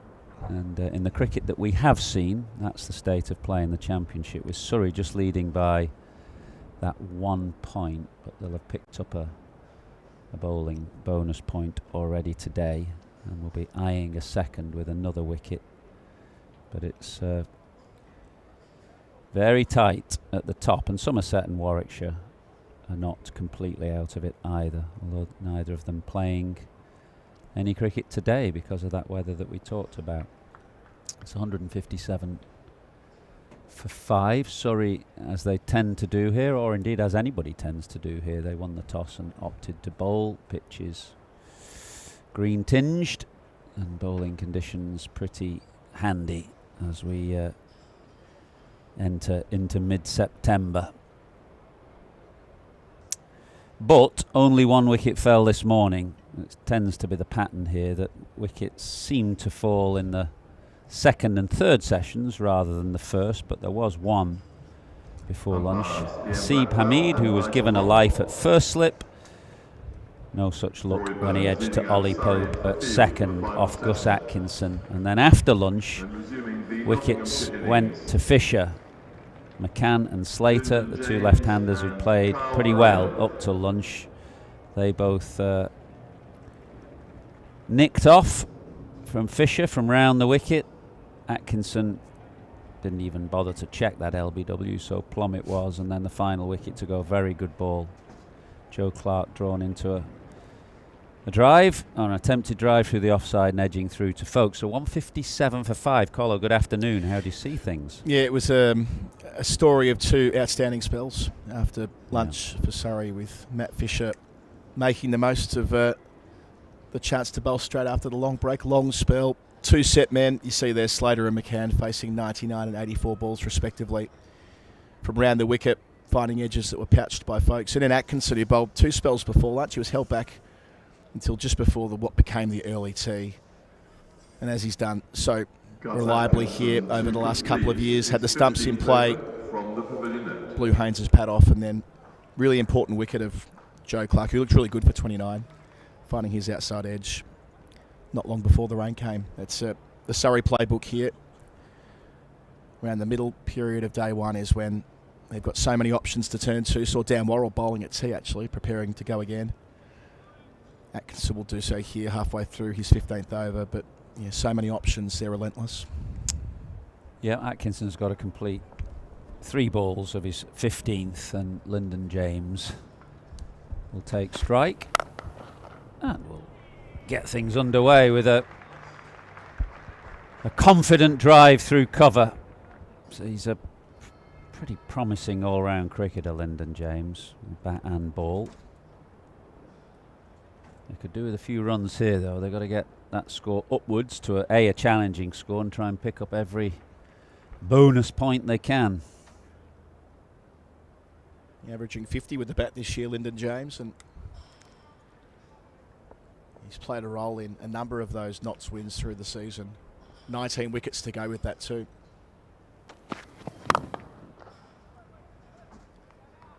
Burns at mid-off.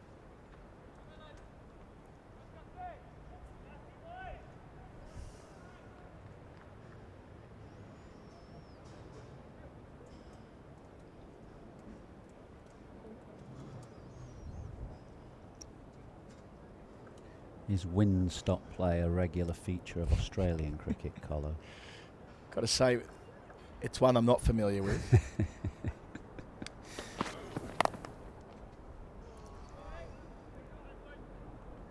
The wind does come in differently, allegedly, in Australia.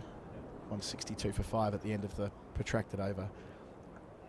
The great Jim Maxwell once said to me, not long into my time as a broadcaster, seeing some partnerships today up on the screen, the best was the stand for the second wicket between Slater and McCann, either side of lunch. He said to me that in this country we have the sort of the covers you roll on, which are quite familiar at club level. You roll on and they sort of sit as a tent of sorts with the shape, with the apex there, and that they don't work in Australia because the wind blows the rain in sideways in ways that doesn't happen in this part of the world. I've always wondered whether there's any rigour to that statement.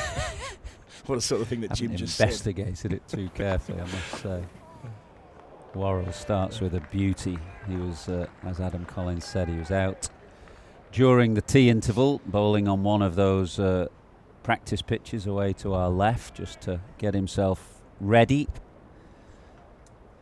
He's 34 years of age now. He's still a quality performer, maybe just not quite got the snap of old, but he's still a highly skillful operator.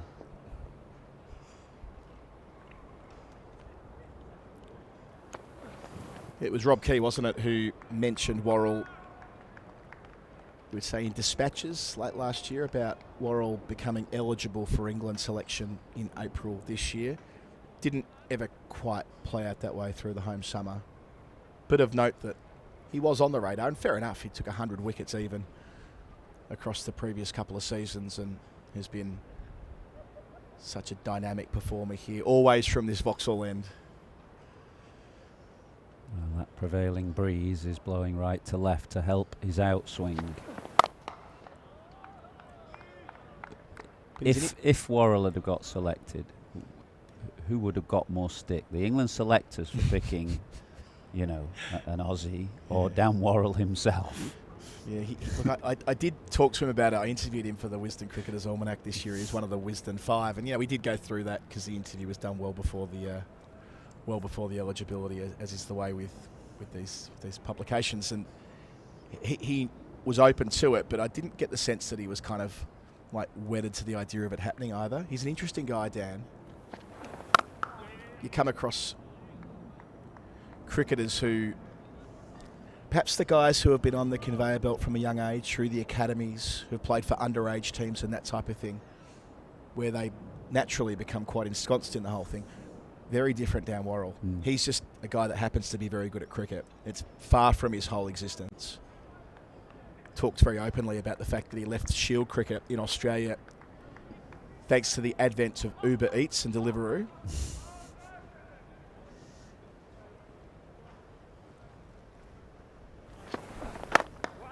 He explained to me that around the time of the pandemic and the times that followed, no longer were his South Australian teammates going out for a few beers and a bite to eat after play. They were going back to their room to play PlayStation and order in some food. And he's like, you know what? They don't do that in England. I'm going to go play county cricket full time. Gives an insight to his personality that this is temperamentally like the spirit of county cricket has agreed with him, as has the Duke's ball, make no mistake. How many years has he been here now, Andrew? So he did Gloucester, didn't he, for a number, and then is this his third year at the Oval? Third full time, yeah. He managed to manage managed to affect that balance for a few years where he would do summer on summer with Gloucestershire. But, yeah, he saw fit to make the move, Samo. Yeah, started at Gloucestershire in 2018. How many wickets has he got now, all told, combined Gloucestershire and Surrey? Well, he got his 400th wicket last week in all first-class cricket. Right. And I'll give you those as well. Surrey started in 2022.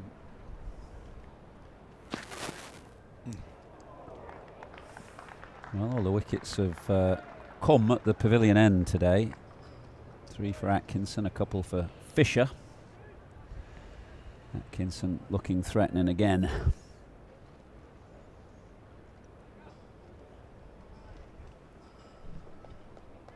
He's the one guy, Atkinson, in that England lineup who will go to Australia, Mike, who hasn't really been seen by the Aussies. A little bit in one-day cricket, but not against the red or pink ball.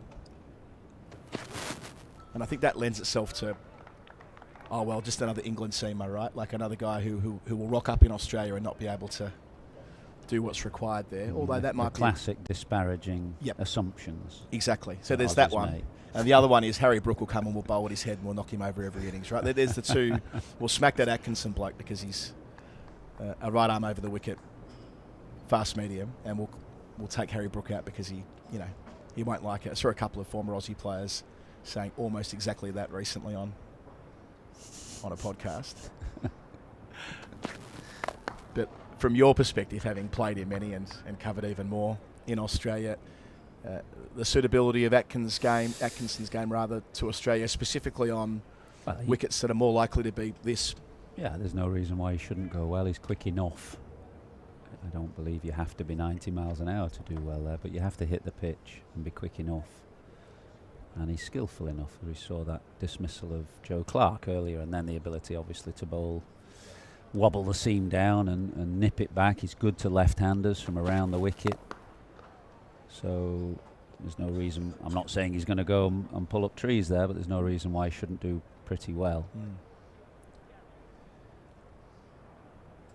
Eyeing their 6th wicket here now, and that'll be another bonus point. So you get, for the uninitiated, bonus points for 3, 6 and 9 wickets in 110 overs, and batting bonus points for 250, 300, 350, 400 and 450. So it's slightly tilted in favour of the bat as far as bonus points are concerned. And in fact, these two leaders of the championship have only taken 28 bowling points before today. Andrew? Not Atherton, you're Atherton. Thank you. Worrell 210 wickets in the championship in his career at 22s. That's pretty good, isn't it? 43 of them for Gloucestershire at 22 and 167 for Surrey, also at 22. Right. Very shrewd signing from Alex Stewart, who I haven't seen actually today. I'm keeping my eyes peeled for him, but I haven't seen him. Yeah, Alex saw Worrell at the back here at the Oval when Gloucestershire were here. 163 for 5. And he had a pretty tough day bowling to Hashim Amla, who made 100 that day.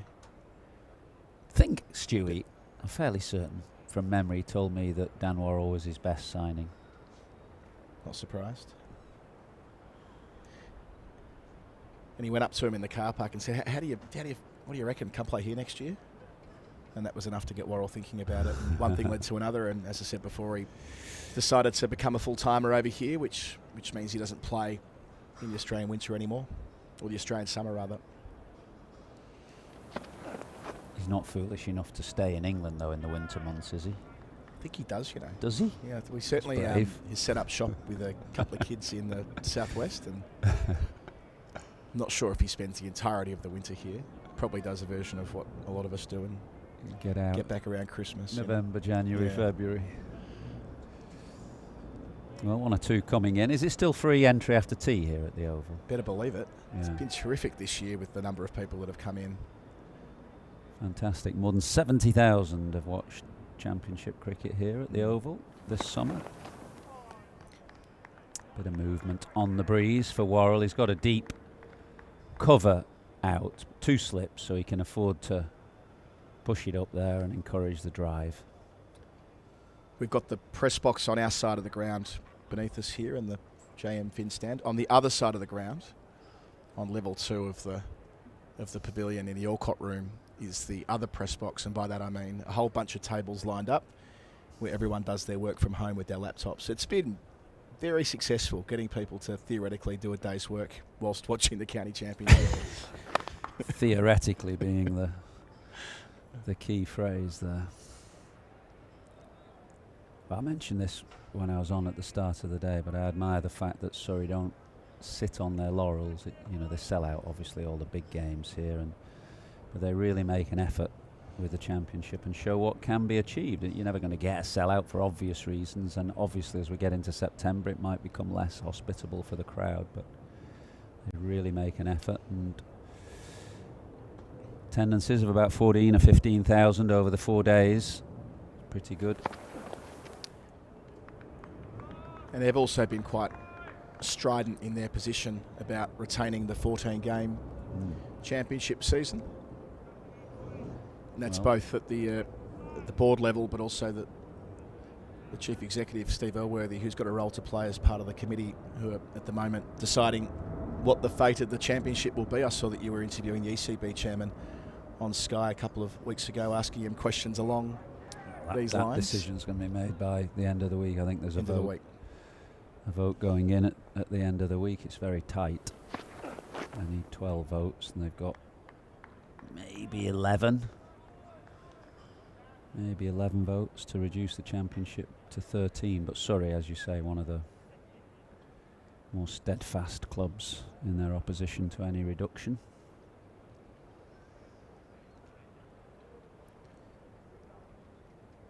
Feels like a lot of effort to ultimately reduce it by 1 game. It does.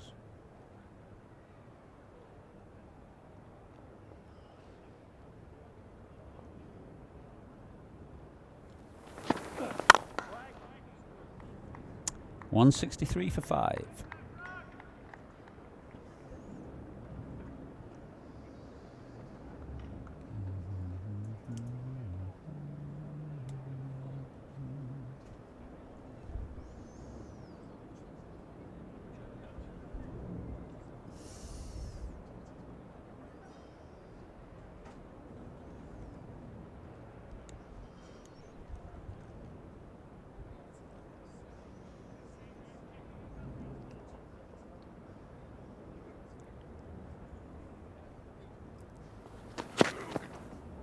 Ooh, now that wasn't so far away. Atkinson, whose natural stock ball is to really run it back at the right-hander like that off the seam, although he has got a wicket with an outswinger today.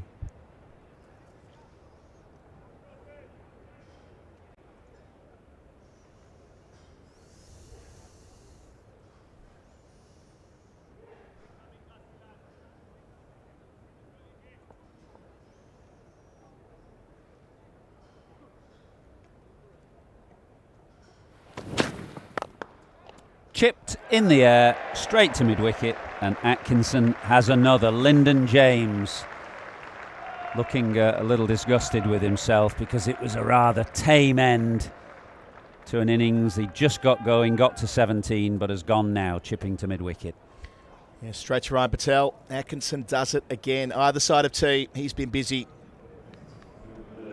4 of the 6 to fall today. Did it up top. And here, yeah, Lyndon James, who's shown a lot through the season, last couple of seasons, he will know what a missed opportunity that is after reaching 17.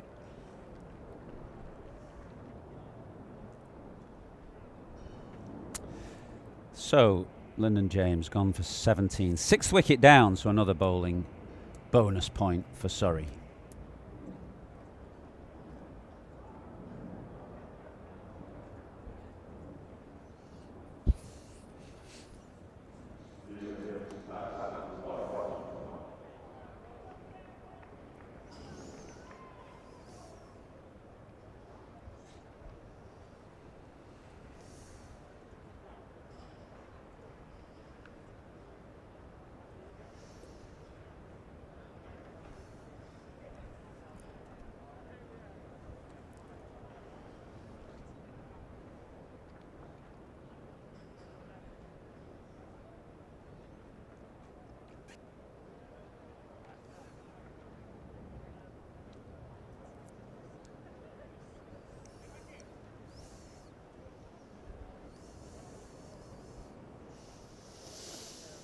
6 down now, Notts, in this key clash at the top of the table.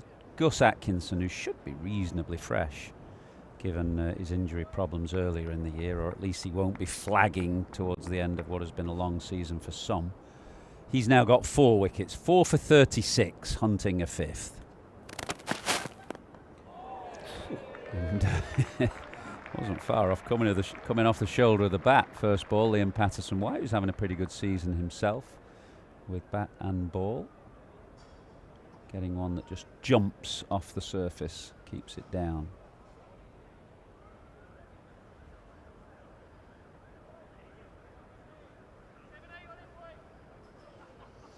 It's been so often the story here at the Oval last couple of years. Sides will get into a day but won't be able to close it out.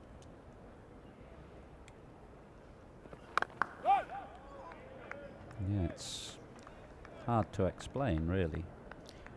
It's a weekly occurrence. Yeah, a team will have a good hour here or there, but you know, that pie chart you put on. I guess it's just the 5 seamers. They keep coming at you. There's not much respite. You get through one, and another comes, and you get through him, and then there's another international quality seamer comes.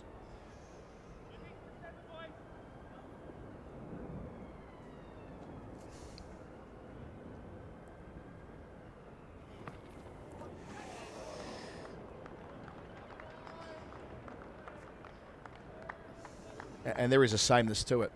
A lot of right arm over, as it were, but it's at such a high level. It's not as though they get a chance to spend half a dozen overs knocking a couple of off breaks around. No. That's not in their gift, teams that rock up at the Oval. I mean, I guess Sam Corran's bowled a bit of left arm, Dan Lawrence some off spin, but as you say, pretty much a diet of pretty brisk right arm seaman swing. Gets the job done. Oh, beautifully bowled. Lovely bowling from Gus Atkinson off the inside edge. Must have been so close to leg stump. Patterson-White survives, 167 for 6.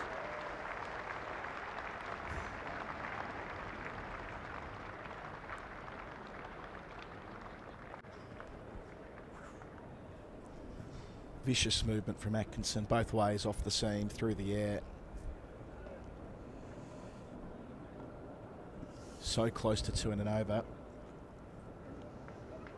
Showing that touch of class, as you'd expect from an international bowler playing at this time of year in the championship. Oof. How was that not gone on to the stumps?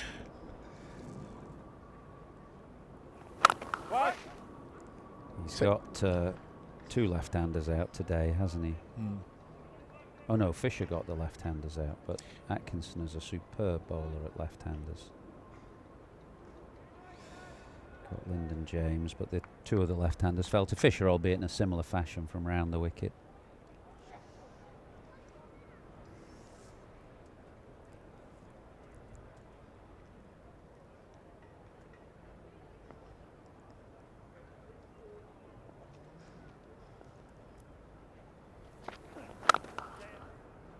Can you tell me, you've been on this story closer than I have, 13 games. I mean, I think I've got the architecture in my head, but it feels quite diffuse. In layman's terms, what does it mean? How do the divisions look when you're playing? In layman's terms, it means you have 1 second division of 6, of which 2 eventually will go up. Yep. And then 2 top divisions of 6 running side by side. Yep. And you'll play 10 games initially, and then the top 3 of each division will play the other top 3 of the other division to determine the end of season champions, and the bottom 3 will play the bottom 3 in the other 6 to determine which 2 go down, 1 in each division, if you see what I mean. I don't know whether I've explained that very well, but it is quite complicated to explain. It's also quite elegant if you consider that at the moment we're dealing with a top flight where a number of teams don't play each other everybody twice. Else, yeah. It's always jarred with me. When we went to the 14-game season in 2017, the top division started at 8. I think it was for 1 season. And there was that genuine home and away, 7 at home, 7 away. Then there was a flip we're 10. We're in Division 1, and then we've sort of laboured in this system since. Not Surrey would like to have a top division of 8. Yep. And then you do just play everybody else. Yep. 7 home, 7 away, 14, very neat, but that doesn't have much support.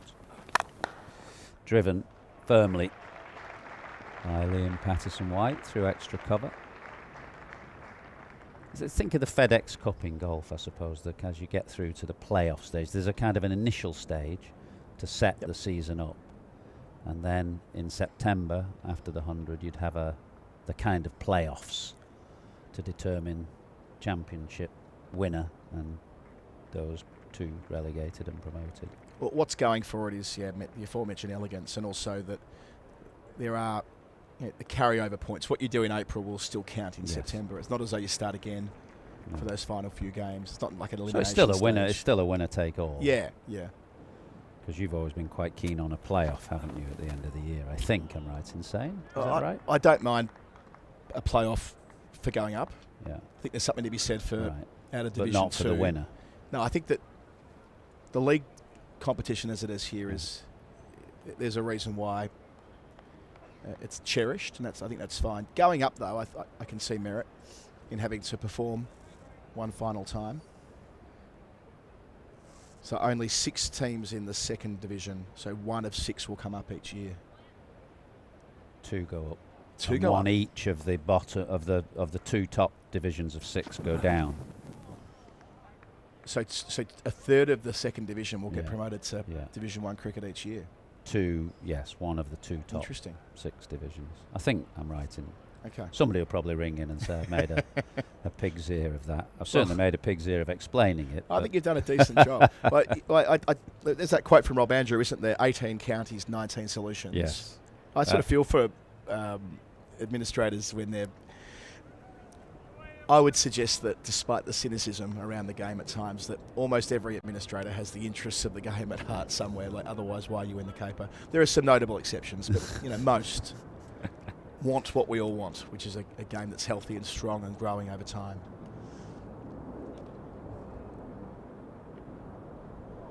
Ooh, this is a terrific spell from Gus Atkinson, causing problems for everybody. Verena, on this occasion, beaten by a bit of bounce and movement.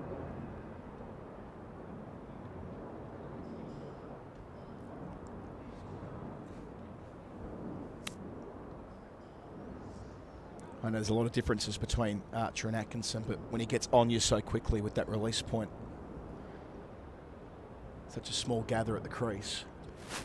Yeah, I mean, there are similarities, as you say, that the way that he dives tight into the stumps, small stride in delivery so he doesn't lose any height, nice snap of the wrists, brace front leg. I mean, he's not as quick as Archer. Archer's got a good 5 miles an hour on him. You know, you'd say Atkinson was 85, 86, 87, whereas Archer's probably 90, 91, 92. But there are similarities. Both good to left-handers from around the wicket. You know, and I think there's something to be said for the way the Australian surfaces have changed in the last 5 or 6 years as well. I think when we were there in 17, 18 especially, dead pitches, unless you were genuinely sharp, you weren't going to get anything out of them. It is different now. Melbourne, Sydney, Brisbane, Perth and Adelaide, for different reasons, have all got different characteristics now, which are more suitable to bowlers who can hit the seam consistently and bowl a fuller length and not necessarily rely on bowling back of the length and roughing you up. So it does open the door to, I think, bowlers who bowl even a yard slower. Someone like Scott Boland has dominated in Australian conditions because he's got the right skill set, combination of skills. So I think that even though Atkinson might be a yard slower than Archer, it's what he does with the ball, which in Australian conditions this particular winter, with how they've set it up, I'd be surprised if he's not a real threat. Well, he's threatening at the moment. He's got 4. He's hunting a 5th. Burns has brought himself in as an extra catcher now at Gully for Patterson White.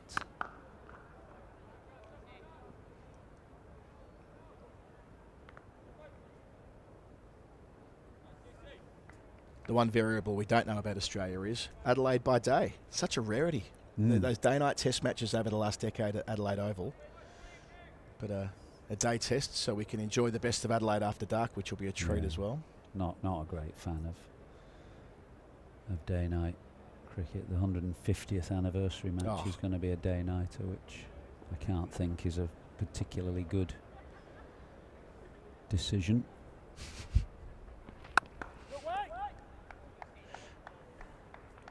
End of the 62nd, 173 for 6. I suspect we're on the same hymn sheet here. You know, taking hundreds of cricketers to Australia, many of them like literally octogenarians, and saying to them, you're not going to leave the MCG till past their bedtime. Till 11:15. It will totally, part of the magic. Are they of planning what to do what they did in the Centenary Test, which is take every Test cricketer who's played in an Ashes Test over? I've been bullying them about that. I think that's going to happen. Some version of it at the very least. Because that was the charm of 77. Going to cost them a pretty penny, isn't it? Cost them a lot then too. But it was as Frank Tyson said, the Olympic Games of cricket in March 77.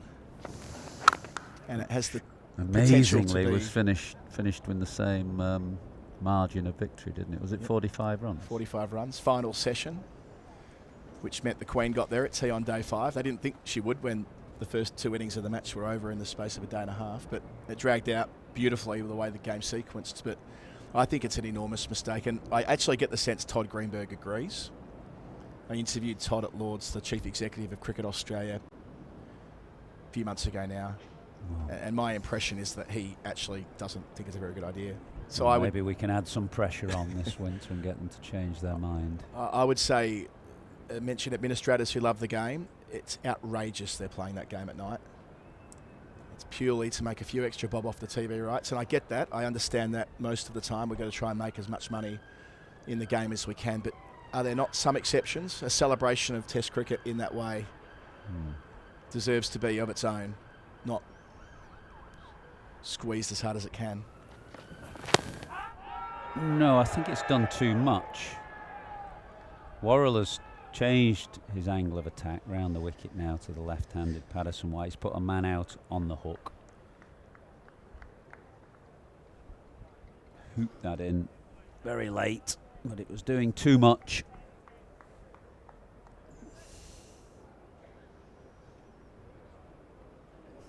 Yeah, going down.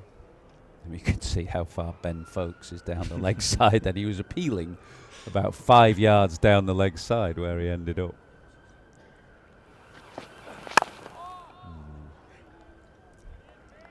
I actually think that appeal from Worrell was quite instructive. Now he's into his 16th over without a wicket here at the Oval. There wouldn't be many times he's bowled as many overs as this without getting in the book. In his heart of hearts, he must have known that was comfortably going down, but you could read from the appeal that he almost convinced himself otherwise. Yeah, Notts. They've got a good attack themselves. They've got the likes of Pennington and Tong. They'll be thinking anywhere over 250 up towards 300 keeps them competitive on the first innings. That has to be their aim right now. Yeah, Brett Hutton back as well. He's bowled well here at the Oval. Yeah. Complemented by the spin of Patterson White. I agree. I think it'll be a handful. I thought they were going to ship Ollie Stone back in when the squad came in last night. He's off. Yeah, he was here this morning. I wonder now whether he's not playing, whether he might have to drive up to Old Trafford. Because if they don't play today at Old Trafford first day, Middlesex might say, do you fancy a... And it's in his interest to get bowling and get wickets. Well, that was the statement that was sent out last week to us, wasn't it? That part of the reason for him going on loan to Middlesex was to, I'm not sure if they use this exact jargon, but basically get his loads up so that he is able to credibly have a crack at getting in that Ashes squad. He bowled well last week. I spoke to my lad who said he bowled far better than his figures suggested. So it's good to see him back after frustrations with injury. He's due some good luck, Ollie Stone, that's for sure, with his body. Oi. And Worrell finally has one. And a wicket has finally fallen from this end, the commentary box end. Worrell's been probing away there wicketless thus far, but now just at the end of his 16th over, he finds the outside edge, and Surrey have another, not 7 down now. Yet the inevitability of Dan Worrell. Patterson White was hanging in there, a couple of boundaries. As we'll see here on replay, with Worrell round the wicket, angling in and just gently holding its line enough to kiss the edge and focus in the game once more.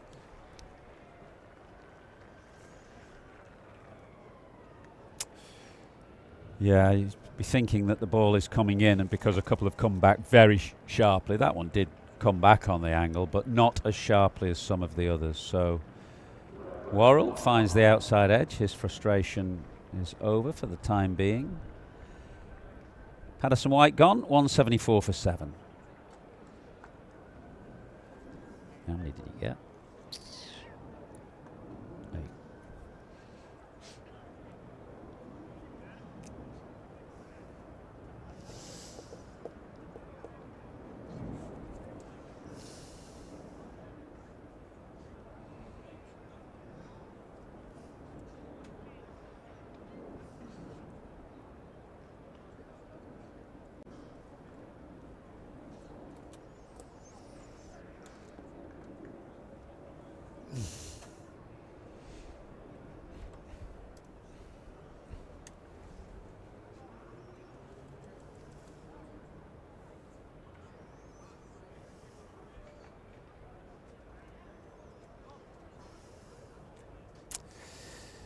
It's turning out to be a pretty good day, this, for Surrey, who only took 1 wicket before lunch, but now have 7.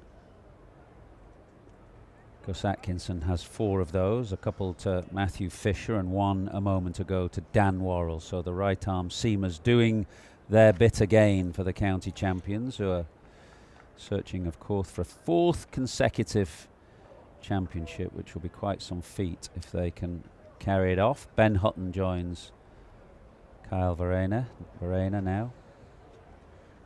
And the game within a game with bonus points, batting points specifically, none of them to notch yet. Long way away from that 250 mark. So if Surrey can finish us off before then, Notts go 0 for 5 and Surrey 3 for 3.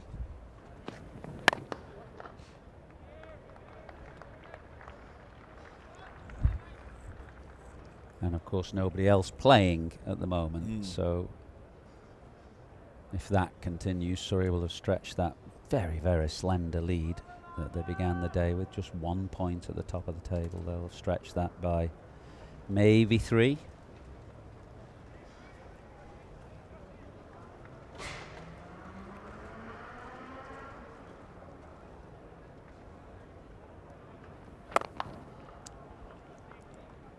I think the games to watch in addition to this one next couple of days: Warwickshire Essex at Birmingham and Somerset Hampshire at Taunton. Now Warwickshire and Somerset, their only routes to victory in the competition, involve a draw here, improbable as it is, but winning their last couple of games and seeing how aggressively they might play that. How aggressively they might prepare their pitches. Well, yes. Yes, although Taunton didn't quite go the way we thought it might last week, that picture by Johnny Bairstow. Tell you what though, if not for the rain at Taunton last week, I was big on this. Somerset needed 20 wickets in a day, and they had 6 by lunch when the rain came. It felt to me like if it had stayed dry with Jack Leach from one end and Archie Vaughan from the other, they might have been half a sniff at that. And they, of course, had plenty of runs to enforce the follow on, but lost. What happened? I too much can't. time. My memory's deceiving me now, failing me. What happened at the beginning of the year when they allowed Banton to go through to get 300 and whatever? That game was drawn, wasn't it, as well?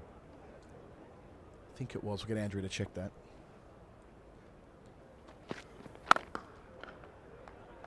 Well, good team, Somerset, and a good county. Picked up the Blast trophy, of course, and challenging near the top of Division 1, as seems to be the case year after year. Yeah, and if they need to do something exotic this week, that'd be fun, as it would be. Yeah, Warwickshire, Essex. Warwickshire hung in pretty well last week in what at times were quite challenging circumstances with so much pressure from Surrey. Walked away with 11 points.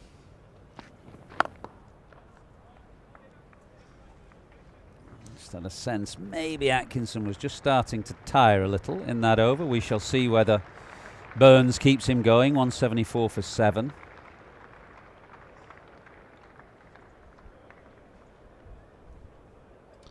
Yeah, that game at Taunton at the beginning of the season against Worcestershire where Banton made 371. Somerset batting second had a 516 run lead, and Worcestershire finished on 485 for 9 at the end, match drawn. Well, I wrote a column about declarations, rather referencing some of my own in the past, but I remember thinking, well, I wonder whether that will come back to haunt them, having allowed Tom Banton. It obviously allowed him to get the record, but I think they could have declared earlier in that particular game. Dan Worrell, 3 slips. Must have been fun and games when it was still a 3-day competition, or when there was still 3-day cricket. The types of declarations that would have been seen at this time of year to have... Yeah, it often didn't make for great cricket for a while as you were setting up a declaration, you know, part-time lob-ups, and Steve O'Shaughnessy, I remember from Lancashire, got 100 in about 30 minutes once. But it could eventually, you know, the means justified the ends, if you like, because the ends justified the means, because you'd get to a stage where you'd have a bit of a game. It was just an established part of the game then, because of 3-day cricket, because you sometimes just didn't have time to force a result. But where it was bad was that what would happen on the first day of a championship game, say you had a Marshall or an Akram in your side, you'd have a burst with them. But then if it got to mid-afternoon and you recognised that you weren't going to bowl a side out fairly cheaply, you almost then just waited for the declaration. Whereas you can't do that in 4-day cricket because you're out of the game. So it produced poor cricket, a lot of it.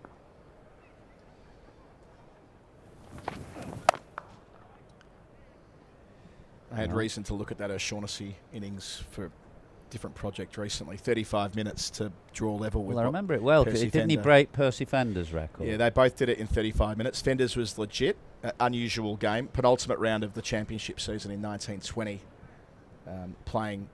Am I right in thinking that I'm sure there was a photo of Shawnee with Percy Fender, so he must have still been alive at that point. Well, Fender wrote him a telegram. Right. The next day. It was the last day of the season, and O'Shaughnessy went back to Old Trafford to pack up his stuff. What year are we? 83. 83. Right. And the telegram read, "Congratulations on equaling my record, Fender." That's all it said, Fender. Fender. And that was the catalyst for the next day he drove up and visited him. I remember the photo well. Yeah, and Fender and O'Shaughnessy brought the bat with him. And so goes the story. Fender said, and by this stage he'd lost his eyesight, said something to the effect of, "Oh, isn't it so kind that you've brought this bat to give me?" And O'Shaughnessy's like, he wants my bat. Now he was pulling his leg, but so he didn't actually give it to him. But yeah, I think Fender was magnanimous, given it was lob ups. It was David Gower who was given the job that day for Leicester. Well, given you mentioned the centenary test match earlier, I think Percy Fender was the oldest traveller to the centenary test, and he went with his grandson because, as you say, he was pretty blind by that stage, and I think his grandson acted as his guide, if you like, for the week in Melbourne. This is kind of what I come back to. Fender, the fact that Jack Ryder was there that week in his early 90s, the oldest Australian there, led Australia out. We don't want to dissuade or disincentivise elderly cricketers from going to that sesquicentenary test. I think actually Frank Woolley was the oldest living England cricketer at that time, but he was in Canada or somewhere and he couldn't go. Worrell finishes his over, 177 for 7. We were talking earlier, Mickey Stewart, of course, the pavilion is named after Mickey Stewart, who's the oldest living England Test cricketer at the moment, 93 tomorrow.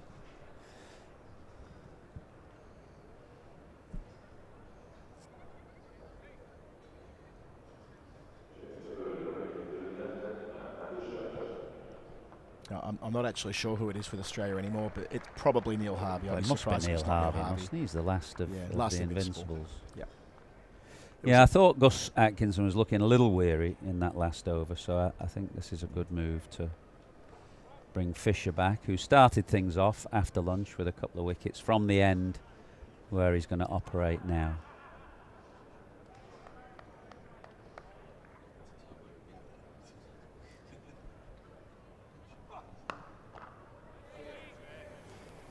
He was a pipe smoker, wasn't he, Percy Fender? Yeah. Is he was smoking a pipe in that photo? I think he is, yeah. Yeah. It's remarkable. You even go through the data that carefully that Andrew Sampson pulls together with such care for us each week. That the number of games that Percy Fender captained against Notts and the number of wickets that they're extraordinary numbers. It reflects how many games these guys played each season. But he was captain here for so long.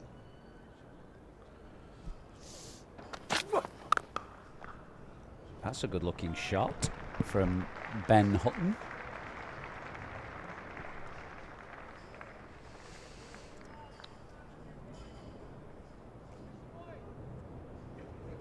Spell by Atkinson on either side of tee, 9 overs, 3 for 19. Yeah, terrific. Very dangerous. He looked throughout. Good to see him in good order.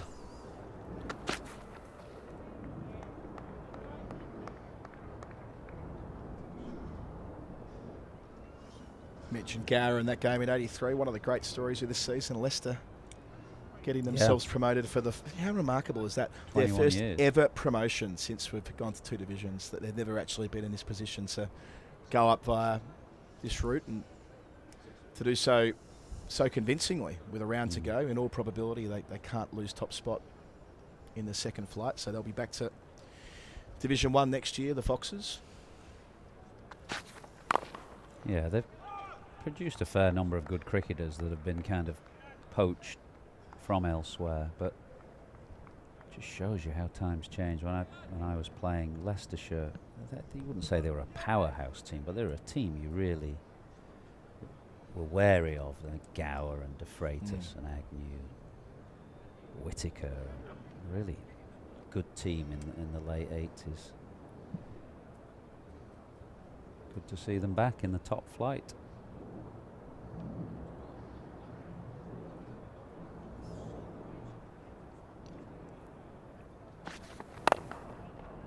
Nice to have a bit of an old-fashioned overseas captain for the last few years as well, with Pete Hanscom having gone summer on with his commitments in Australia, but like properly committing to what he was doing at Leicestershire all the way through the summer and helping earn that permission. Yeah, I think it's just a nice thing that it's not something that we see too often these days, is it? An overseas coming in and running the show at a county for multiple years.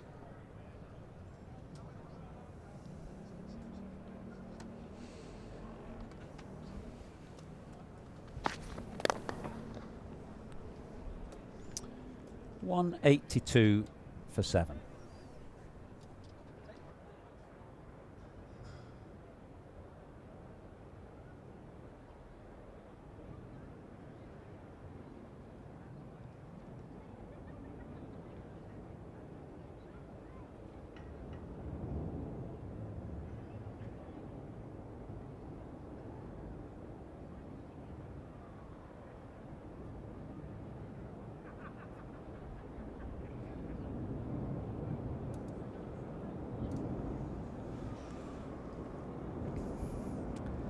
So 30 overs remain in the day, and this day is following quite a familiar pattern at the Oval.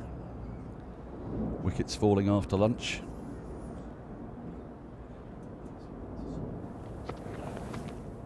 Worrell continuing. Brett Hutton's a pretty handy guy to have coming in at number 9. Doesn't tend to give it away. Josh Tongue to come. May try and raise the tempo, and then I suppose Dylan Pennington is sort of like the Oliver Hannon Dolby of this team. He can hang around, can't he? Don't suppose he'll show a huge amount of attacking intent, but if he's still got Kyle Verreynne with him. Yeah, most sides And the same, aren't they? None these days. All bat to some degree. Oh, he slashed at that. I said Hutton wasn't going to give it away, and he's just hurled the kitchen sink at that and missed it. Why do you reckon that is? I mean, you've covered a lot of games here. A bit of a trend, isn't there? With is that the ball swinging more once the lacquer comes off? What are you putting that down to? Well, I think there's a bit of that. Dominic Cork was talking about that and how the pitch doesn't really, it's not abrasive here. You see across the square, it's really green. So maybe the ball just holds up a little bit longer. But it's peculiar that it happens here in the same pattern every game. And how the second session is often pretty tricky, is it? Andrew Sampson gave us the numbers. The third session as well, but it's slightly skewed in the third session because by then 7 wickets have gone down, so as a general rule. So you tend to find you're bowling at the tail after tea with an older ball. I thought some of the batting, though, in that first session was terrific. You know, 2 left-handers there, buckling down, working their way through, batting a little ugly at times, leaving well. Good old-fashioned cricket. It was over to you, bowlers. You're going to have to prize us out here.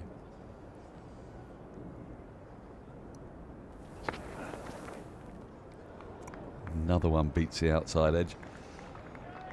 I see it time and time again from Worrell. It's the same kind of arc, and then there's one that'll come back in. He'll try and set him up and then bring one back into the pads. Yeah, just watching him closely, actually, one thing he does really well, when the ball's just starting to swing, as it has done post-lunch, you just watch where he delivers from. Sometimes you're getting tighter into the stumps, and when it's swinging a bit more, he just goes wide. Just try and make the right-handed batter, play a little bit. He's very clever with his release points.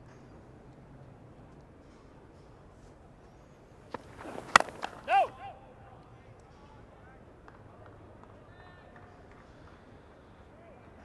He's coming to the end of his 18th over though now. Tom Laws has only bowled the 7 overs. Tom Curran has bowled 9. 13 overs before a new ball would become available. But this old ball, it's holding up well, isn't it, in the 67th over? Corky was telling me next door. He said I once bowled 37 overs in a row in a championship match. What about that, Corky? Well, that's flown through. If Ben Folkes can't get to it, it's gone through for 4. Let's see, wides are given. It's bounced way over the batter's head. 37 overs. So, yeah, so 2 sessions. Right. It was the same innings. Yeah, he also told me he got 7 for. I mean, that right, was really the reason why he brought it up, clearly.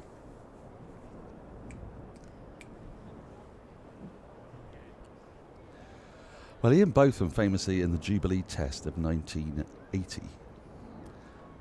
Andrew Sampson will be able to confirm. I think he bowled 26.5 overs in the second innings, unchanged, opened the bowling. Nearly gets in with the last ball of the over. End of that over one, 87 for 7, 67 gone. That has a claim to being the greatest single performance by an individual in a test match ever, doesn't it? 110 wickets, bowled unchanged. Without much kip either. I believe the story is that there was not a lot.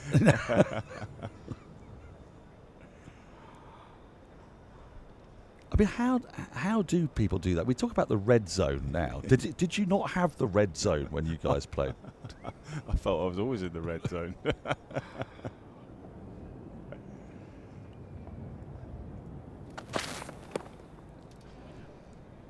I mean, sorry, Andrew.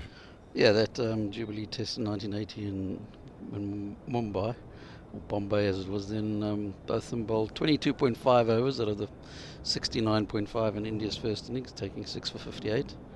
Went in and smashed 114, and then in the second innings he bowled through the entire innings. Innings was 52.1 overs. He bowled 26 of them, 7 for 48. He was pretty good. Yeah. No, he likes that, and so does the umpire. Varane gone, big wicket, a 3rd for Fisher. He's had a pretty luckless season, but today has been his day. And that's the last recognised batter for Nottinghamshire. Done and dusted. And they're still 63 runs shy of a batting bonus point at 187 for 8. And well, this game may be following a familiar pattern, but take a look at that again. A touch of leg side, perhaps. Maybe, yeah, maybe. But I reckon that's just clashing into leg stump, possibly. Very quick decision. But they're just rotating their seamers really well throughout the afternoon. 187 for 8.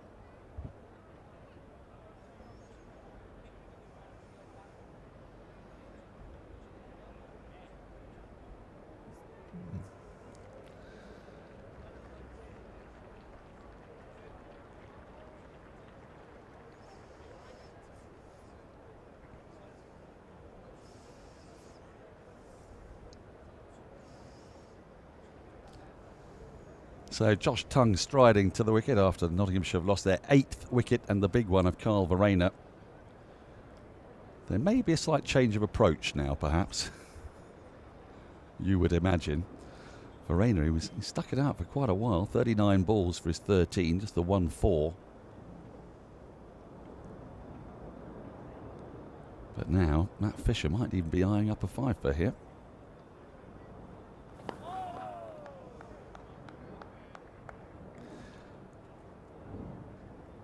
What is Nottinghamshire's approach going to be? You talked about how they toughed it out, they gutsed it out a lot at the top of the order.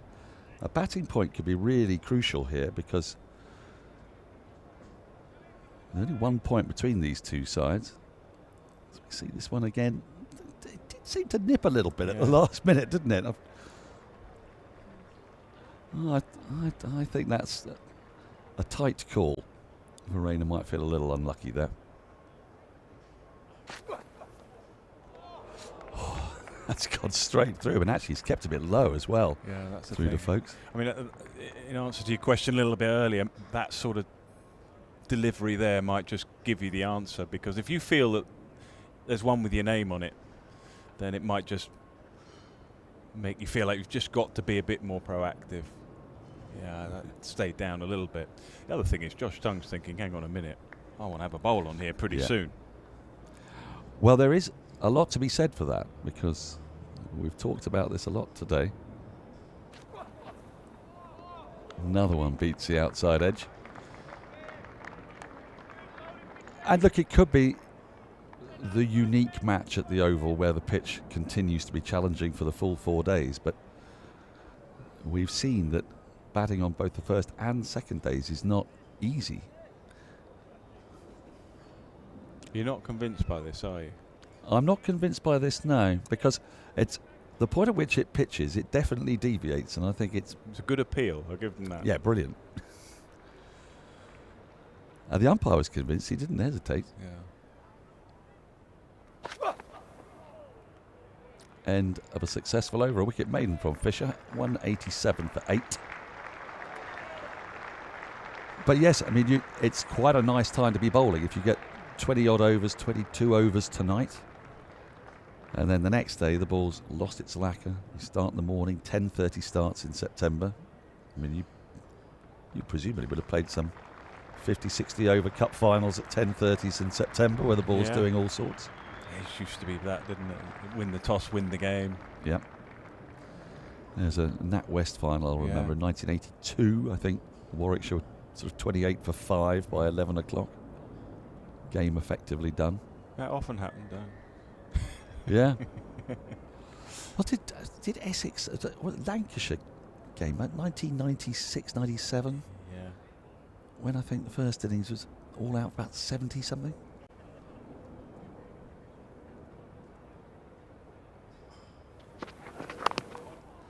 it didn't make for the best showpiece occasion sometimes. No, and also for those of us that were sort of on the edge of the Test match side or international selection, you always felt that was a bit of a trial. If you got runs in that game or wickets in that game, the selectors were sort of getting their heads together a couple of days later. You felt that was a big moment. Wasn't it? Somebody get 100 in that, or pick up 4 or 5. It's a weird game to judge on, though, isn't it?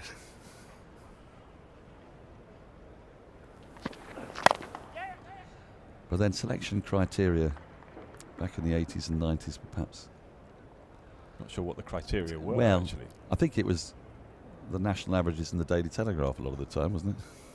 Something like that, yeah. Heck of a spell, this, from Dan Worrell. Can't be far from the end, I wouldn't think, in terms of thinking about a replacement. Talking earlier, actually, about what great skills you have as a bowler. I think what he's showing now is the point I made, really. Big heart. You've got to have a big heart. Keep running in. It's exactly what he's doing here.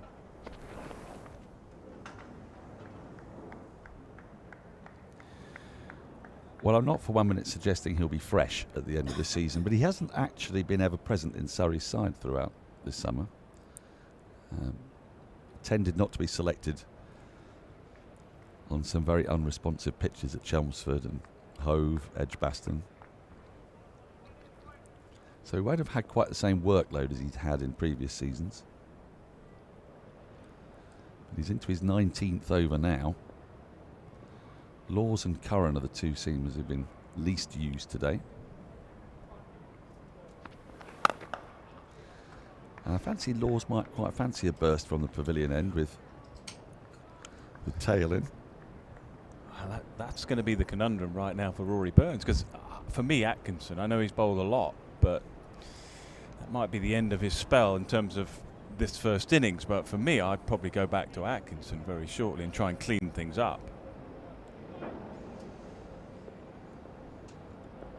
Well, what Laws will do is he'll attack the stumps, which is sometimes no bad thing against the tail. Little waft at that.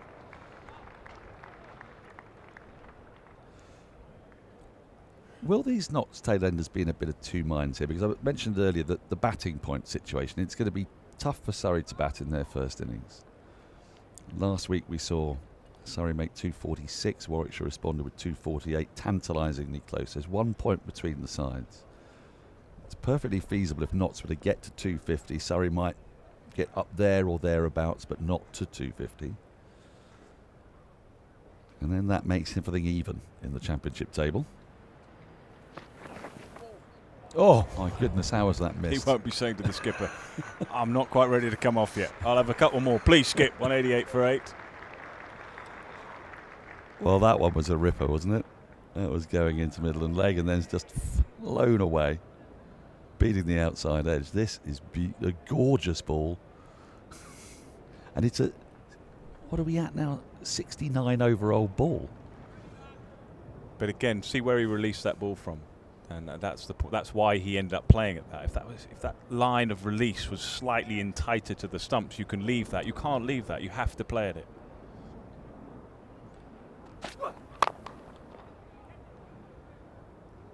He feels it angling in.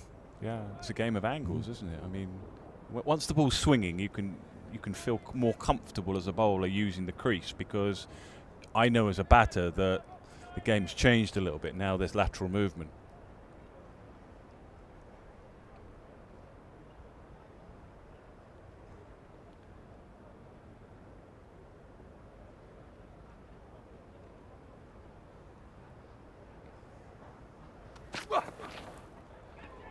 Right.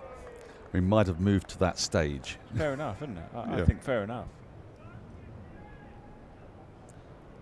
Well, the other thing you don't want to do is just end up getting clogged. We saw it earlier this season. Hampshire responded to a pretty par Surrey score, up 240, 250. And they looked in pretty good fettle, but they were going nowhere. So on this surface, with these bowlers, wickets can go quickly. And if you've just dug in, but you've gone nowhere and scored no runs,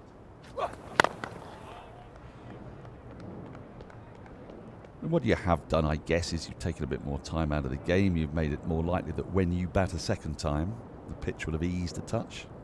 So there is some value.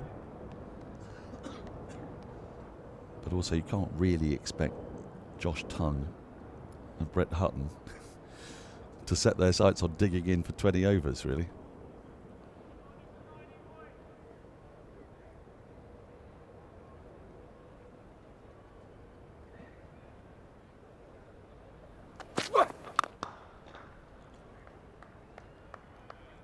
Quite curiously, this is the only place where county championship cricket is taking place today. Yeah, strange, isn't it? All the way from Sussex to Durham. Has it all been rain, or is it? I mean, people are telling me about wind. I mean, There's wind at Edgbaston. I can't think. Well, I played at Edgbaston most of my career. I never not started or came off for wind. I know. I've not heard of that before. I think there was talk of the removal of the covers being dangerous. Really? Well, that was a noise I heard. It's like, I can't understand why. And unless you've actually got 80, 90 mile per hour winds and seats are coming unanchored from their moorings and flying across the outfield, which I can't believe is happening. Do you remember the test match at Old Trafford when it was so windy? 2019 it would have been. Jofra Archer was bowling and Stuart Broad. They just couldn't hold their shape at all. It was a cross breeze. Yeah. And the game was held up for about 5 minutes as litter just strewed across the outfield.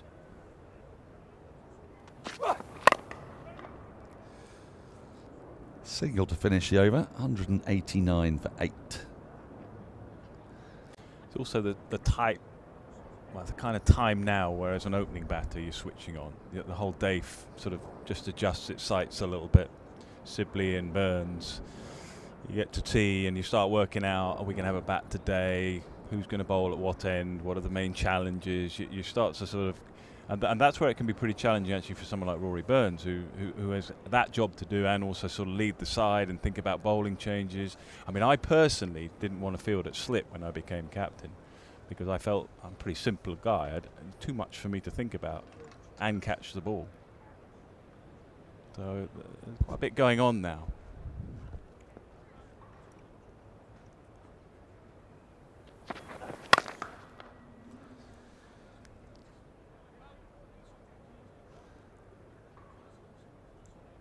So how long is optimum for that sort of thing? I suppose if you win the toss and you know you're going to bat, you've got half an hour to think about it. Is that what you're sort of hoping for at this stage? You're sort of thinking, I've got a little bit of time to adjust here. Yeah. I mean, there are a lot of opening batters or top order batters who would rather sort of see out the day and start again the next day. I was a little different to that. I didn't mind 10 minutes at the end of play. I wanted to have a look at Worrell or Atkinson, or I wanted to have a look because it helped me kind of plan my game ahead for the day tomorrow. I mean, obviously you've got to get through that, but you back yourself to get through that.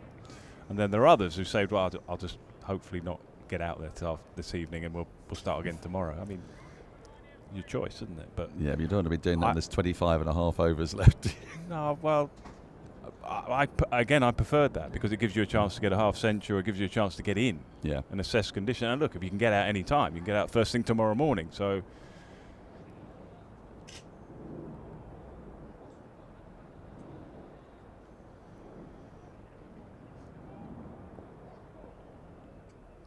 I mean, the other side of this is, of course, that the bowlers aren't as warmed up, are they? Because they've had a 10-minute break between innings. Often they're having to take their pads off. Opening bowlers will frequently be batting 9, 10, 11. They'll be the ones running off, changing their boots. What you forget is that the game's played in the mind. This game's played in the mind. I mean, there's a lot of talk about technique and all that sort of stuff, which of course has its role and is important, but this game is played in the mind. So Josh Tongue right now, he's looking at the lengths that are working. He's looking at what's effective, where the bowler's been bowling on this surface. So he's just sort of calibrating his mind into what he's going to do if he gets his chance a little later.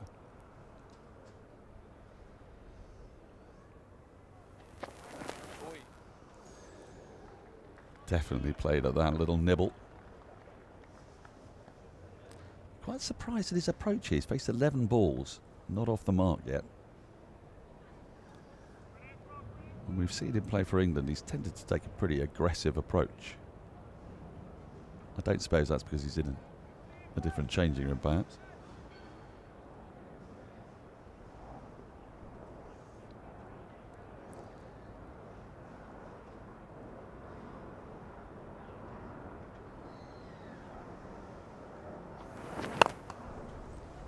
I mean, of these two sides, Nick, which one is most desperate to win this game? Because in a sense, for Nottinghamshire, they come out of this game with a draw.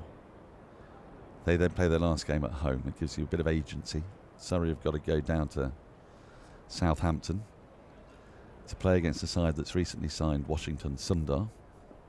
They might expect a sort of surface that won't particularly suit their five-man seam attack.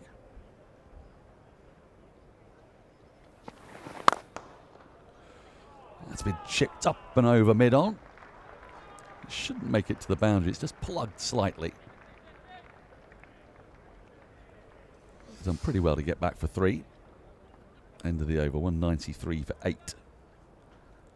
So in a way, I mean, do Nottinghamshire come into this game with a slightly different mindset from Surrey? I don't think so. I think your point's a good one. It's the sort of thing we would speculate, and people watching might speculate. But actually, when you're in the team and you're playing in the match, and you play for Surrey or you play for Nottinghamshire, and it's a bit of a cliche, but they will just be in the moment. I don't think you can get yourself too far ahead of that. Their thoughts will be, how can we win this game? I genuinely believe that. 50 from Slater was an excellent innings, really was. Ball moving around a little bit, good attack. That's a half century you can be very proud of. We want to make that more, but that's given the side a chance. Nearly spoons that back to the bowler. Well, when you see a scorecard with 2 LBWs and 4 catches to folks, then you know that the conditions for batting have not been easy. I thought they were excellent in that first session of play. To see those 2 lefties working their way through that session, I thought that was very admirable. Easy against a strong attack, top of the table side, international class bowlers in there. I thought they could be pretty pleased with that.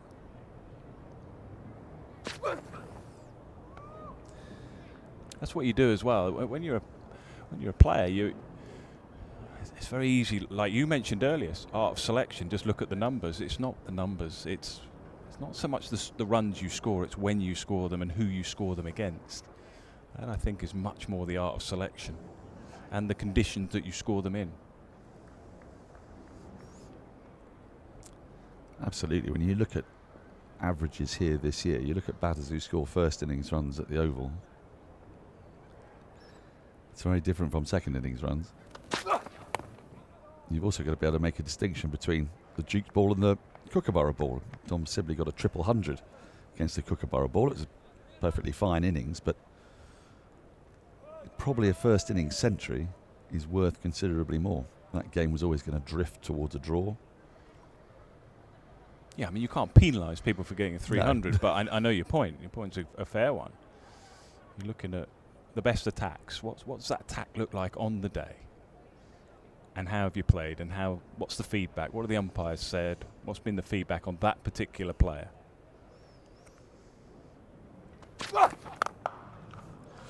Oh, he's got after that. You could hear it thud against the advertising hoardings about a second after it came off his bat. It brings up the 200 for Hutton, and it's the first shot of real aggression we've seen for a while. Banged in too short from Fisher. It's gone all the way for 6. Is that our first 6 of the day, Andrew? Thank you.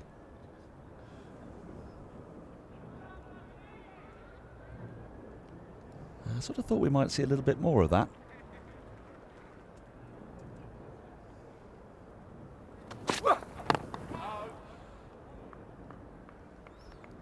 Now, Fisher's bowled nearly 17 overs here. The last game, he bowled about 5 overs, I think, in the first innings. They're easing him back from injury. He had a couple of good games for the second 11. I like him. The thing I look for as a former opening batter, the one thing I didn't want to see was a bowler running through right at me with his follow through right down the pitch. Obviously, you've got to be careful and not on the pitch in that first stride, but that's what I see with Fisher. See there, good example of it. So what that means is the wrist is right behind the ball and everything is moving towards the batsman. Sometimes you see bowlers just pull away quickly, veer off, but what you see with Fisher is there's plenty behind the ball. See the way he runs through there down the pitch. Obviously legal. That is telling me that he's pretty much maximising everything he's getting out of the action. And that's really all you can ask your bowler. Well, he's had rare just desserts today. We've seen him bowl plentifully. As a change of bowler, Worrell's marathon stint possibly for today is done. We'll bring Tom Laws back into the attack from his favoured end, the Vauxhall end. What one would imagine he'll look to do is target those stumps. He got a lot of value for bowling full and straight last week at quite good speed as well.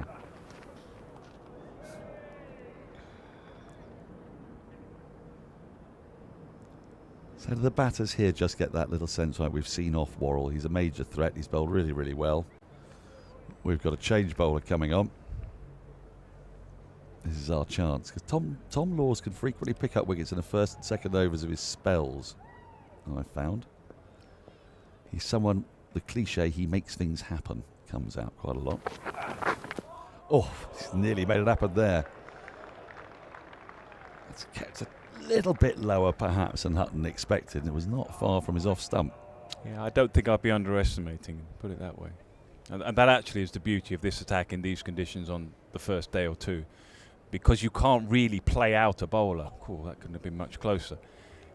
Because it's going to get easier. I don't think it is going to get easier. Not for a while.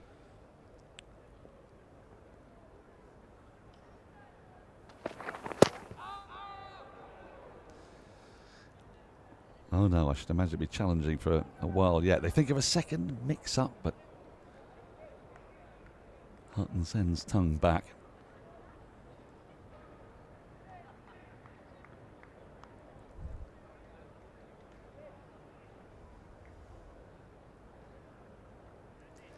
He's quite a slight-looking figure, isn't he, Laws? And yet he generates a lot of pace. I suppose Mark Wood be another go when you're standing next to him. You can't quite believe he can fling a ball down at 93 miles an hour. He's not at that pace, Laws, but last week the speed guns here were clocking him up in the high 80s, while Atkinson at the other end was being measured about 83, 84, so he's found a bit of extra pace this season. You'd have been working on finals day, weren't you? I was. You wouldn't have heard our poor Daggers, your mate Daggers, got yes. some fearful stick about bowling not very quickly. Poor lad. He had it all day. He's going to be joining us, actually, isn't he, for day 3 and 4? I'm amazed that's what he got stick for. I'd have thought those shirts would have caused... Well, that as well. There's a fair bit of stick for that. And he made us wear the equivalents. I look like a jigsaw puzzle. Oh, Michael Atherton just sauntered into our box at one point and looked up at him wearing this shirt. It was like seeing an aging spinster aunt at a rave. He got a Mancunian theme right. to his shirt. So did you have a Warwickshire one? Did you? No, I had sort of pictures of the blast and pod and all that sort of stuff. 203 for 8. I didn't make a specific request about what my shirt was going to be. I just got handed given them, it. right? Yeah. I mean, it was very colourful. What did you make of finals day this year? There was a lot of mithering, I think, because of the scheduling and the result that we didn't have quite so many overseas stars. Chris Lynn, of course, did put on a spectacle for us. But that, I think Arav Shetty was making his T20 debut, wasn't he, for Lancashire, which is not ideal in a semi-final. Oh, edged and gone. Fisher with his 4th. Tongue goes.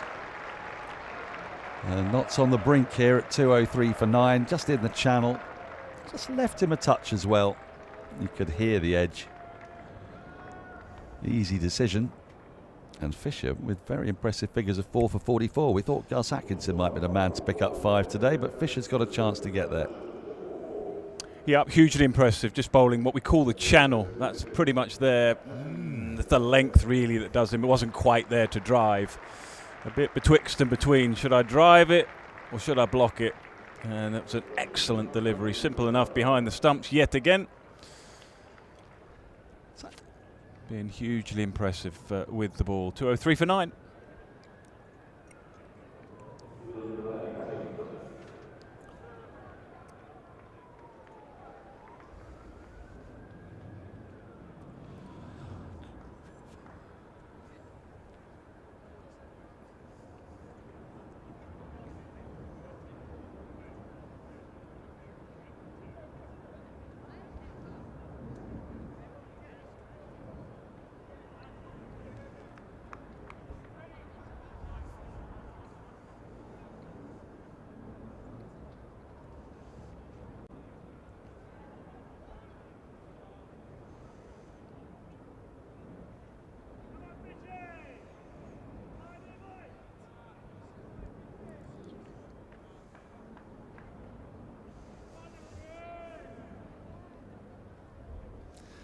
So 9 wickets have gone down today. 5 of them catches to the wicket keeper. 2 others catches behind the stumps. And 1, I guess. 2 LBWs and Patel's catch. Which tells you something about the way the ball has behaved today. So 6 catches behind the wicket. It also tells you that if you are behind the wicket, you are in that red zone that you were talking about. It's actually a really good day to field slip today because you just feel you're in the game every single delivery. So your kind of senses are heightened. When you play on flat pitches where not much is happening, you kind of sometimes you just fall off a little bit, and next time you get the snick, it's gone. Burns hasn't put in a 3rd slip though for quite a while. He's stuck with just the 2 slips.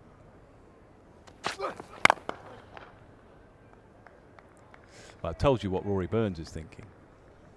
The reason there's not a 3rd slip is he's still concerned about the pitch and the first innings that is still yet to come that his team are going to have to go through. So runs at a premium here. That's why he hasn't got a 3rd slip in, even though you feel he probably should with the conditions. He's just got runs in the back of his mind as well.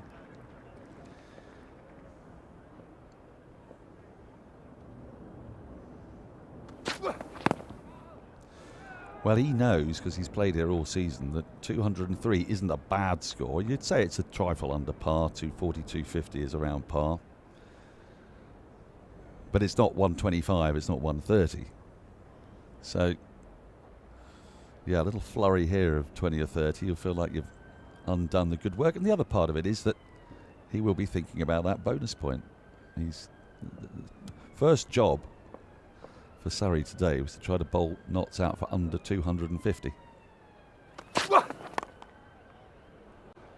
And that's gone through where maybe a wide 3rd slip would have been. Not at catching height though. On the bonus points, Surrey have now filled up their bowling points. They've got the maximum of 3. But just on that, I was surprised actually. It started there. I was looking at bowling points. They only had 28. I know. Because they play so much here, and when they played away, flat. They played on flat decks. Yeah. But even playing here with these, you'd expect maybe a bit more than that.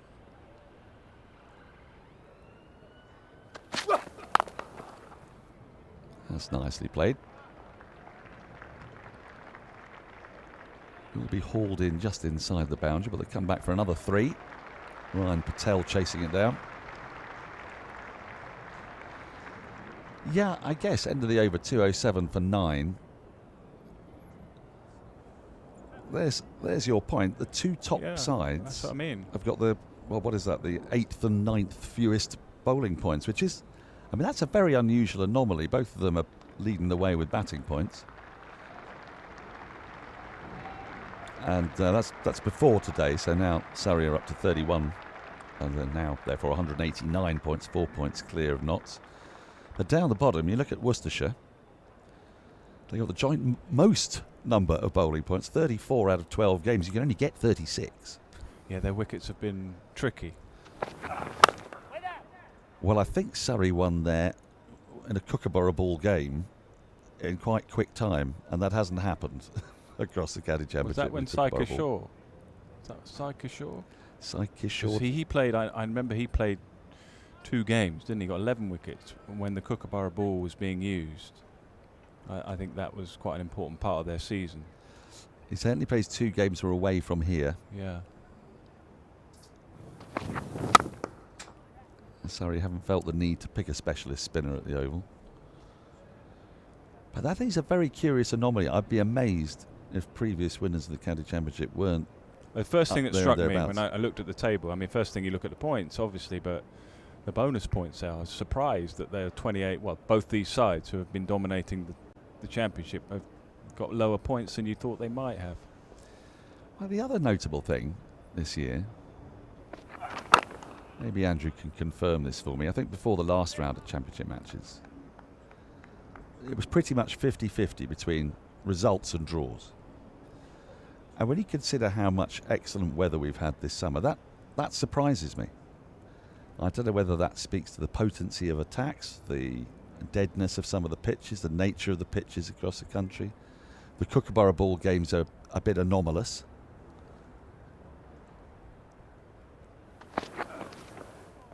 But there are quite a lot of unusual myths that go around about county cricket, one of which is that batting in April's really tough. Well, in the last few years, as Andrew Sampson will be able to tell you, April has become the most productive month for runs per wicket, which seems crazy, doesn't it? Part of it might be that the pitches are at their very best, they've not been used, could be a bit of that. It could be a bit too cool for the ball to do much. What about the mind game stuff I was talking about? About the fact that batters are switched on. It's the start of the season. I'm going to make it my season. I'm ready. I'm going to make this count. And that's a long season. There's a lot of cricket. You get to September, the mind can be a bit weary. And therefore some of the decision making perhaps isn't tip top as it might be in April, May. You know, that little stuff like that. Again, we focus on outcome as basically being about technique and method, but the mind is the key.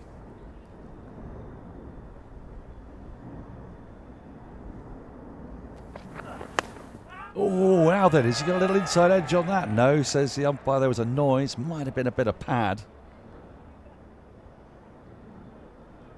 But Laws is still searching for his first wicket, the 10th of the innings. Andrew? Yes, 108 games so far this season, 55 draws. So slightly over 50%, which is the first time since 2012 there's been over 50% of a championship season.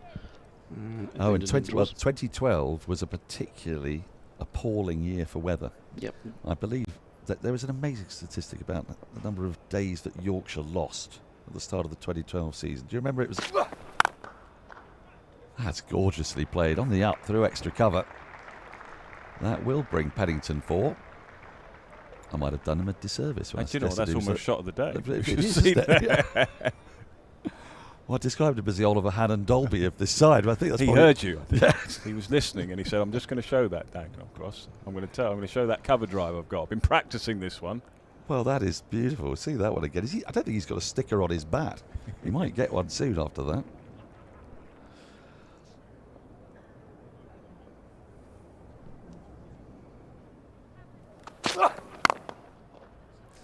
And he might get 4 more here. Not where he intended. He will. Up to deep mid wicket. It's come off the inside half of the bat, looking to play it through the offside, but it's pinged off that bat. Sticker or no sticker, it's a pretty decent bit of timber. 2 4s and 2 balls. But you're back to 2012. That was an amazing year for weather. The sun did not shine until the first day of the Olympics. It just rained constantly, which is why I think we had quite a few draws then. A big heave. I wasn't expecting this from Pennington. He's got Hutton at the other end. But I suppose he's a number 11 who's just prospered. He's just played the shot of the day. Yeah. Then he's got away with one. And he's thinking, as we were saying earlier, I wouldn't mind a little bowl on here. Well, if a wicket fell now, there'd be 18 overs left in the day. Get a good spell, wouldn't he? Yeah, very nice. I remember one of the most terrifying hour and a bits of cricket I ever watched was at the Gabba in 2017 when there were 20 overs left to be bowled. And Cummins, Stark and Hazelwood could do whatever they wanted. and break well and truly off. A very raucous Gabba crowd, as I'm sure you can imagine. Great place to play. Andrew, you were there for that one, weren't you? I was, yes. Mark Stoneman, yes, batted that's absolutely right. brilliantly that night. He did. I remember thinking, oh, he's got a future now. Yes.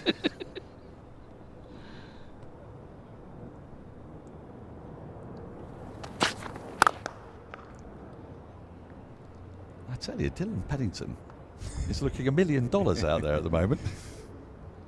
Wally Hammond to be happy with some of these cover drives. It's extraordinary stuff.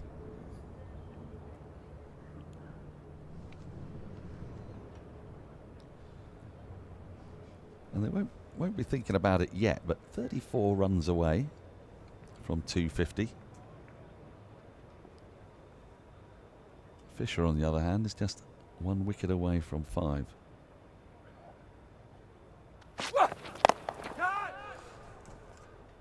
Well, that's bounced just in front of deep square leg. Gets away with it. He's going to keep the strike. Dylan Pennington. I don't blame him. End of the over. 76 gone. It's 2:17 for 9.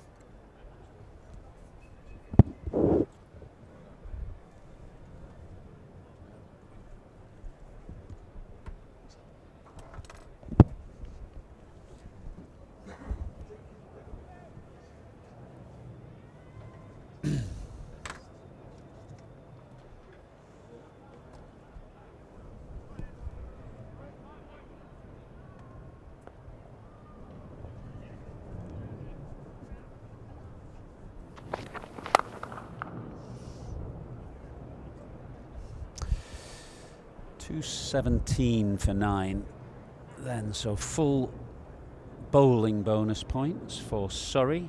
Every point matters, of course, at this stage of the season. Such a critical game. Surrey not desperate to eke out this innings to get up to 250. Ben Hutton's looked pretty good, actually. He's played some crunching shots. He's got to 21. It's been a day dominated by Fisher and by Atkinson. Above all, this right arm diet of pretty fast medium bowling from Surrey. They just keep coming relentlessly, made it very hard work for the Notts batsman. Good afternoon, Cameron. How are you? I'm very well, Mike. More runs here. Powerful pull shot. Ben Hutton's enjoying himself in the evening sunshine. That was a wonderful sound off the bat. This partnership's only worth 18.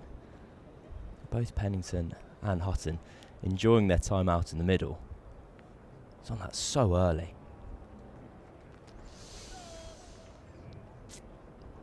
Well, he can be slippery, Tom Laws. See if he bowls something a bit shorter and quicker. Well, he tried, and he got the same treatment.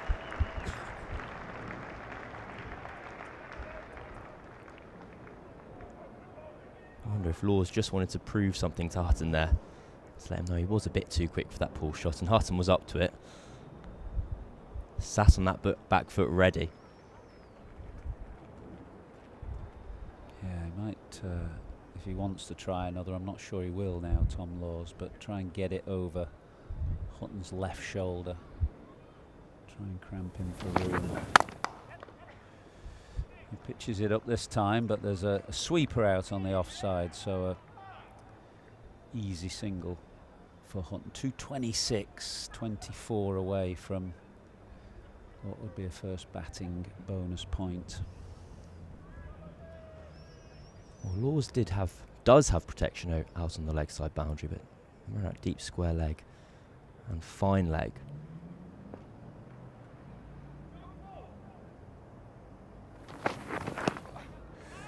Oh, lively delivery that flew off the glove, but past Burns. Was it Pope now? Pope's back on the field. Past Pope at second slip. He's only got 2 slips in place.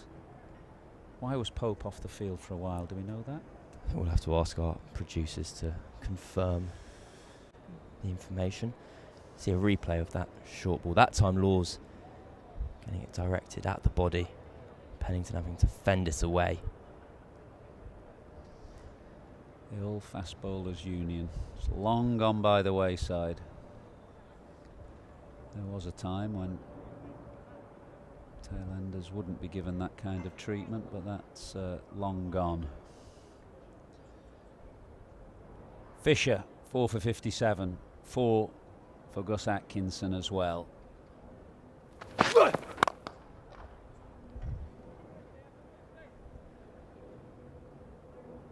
Were you in the West Indies when Fisher played for England on that tour? I was indeed. I remember that test match, and Sakib Mahmood plays well. I believe it was his debut also.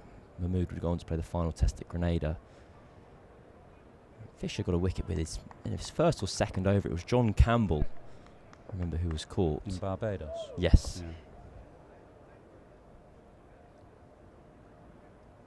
Yeah. Edged over second slip. He was trying to swipe that away. Leg side was Pennington. It came quickly actually off an outside edge and flew over Ollie Pope.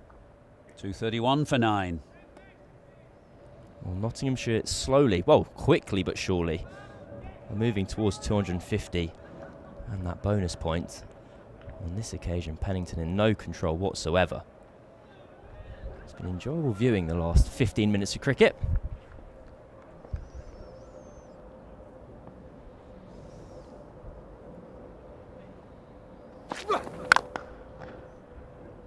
Andrew will tell us how many 5-wicket hauls for Matthew Fisher this year.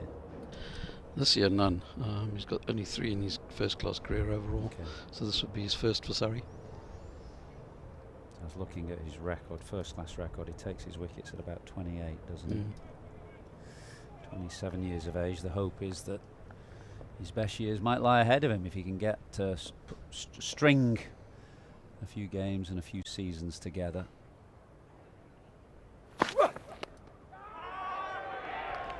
And he does get 5, his first 5-wicket haul for his new club. He came down from Yorkshire at the start of the 2025 season.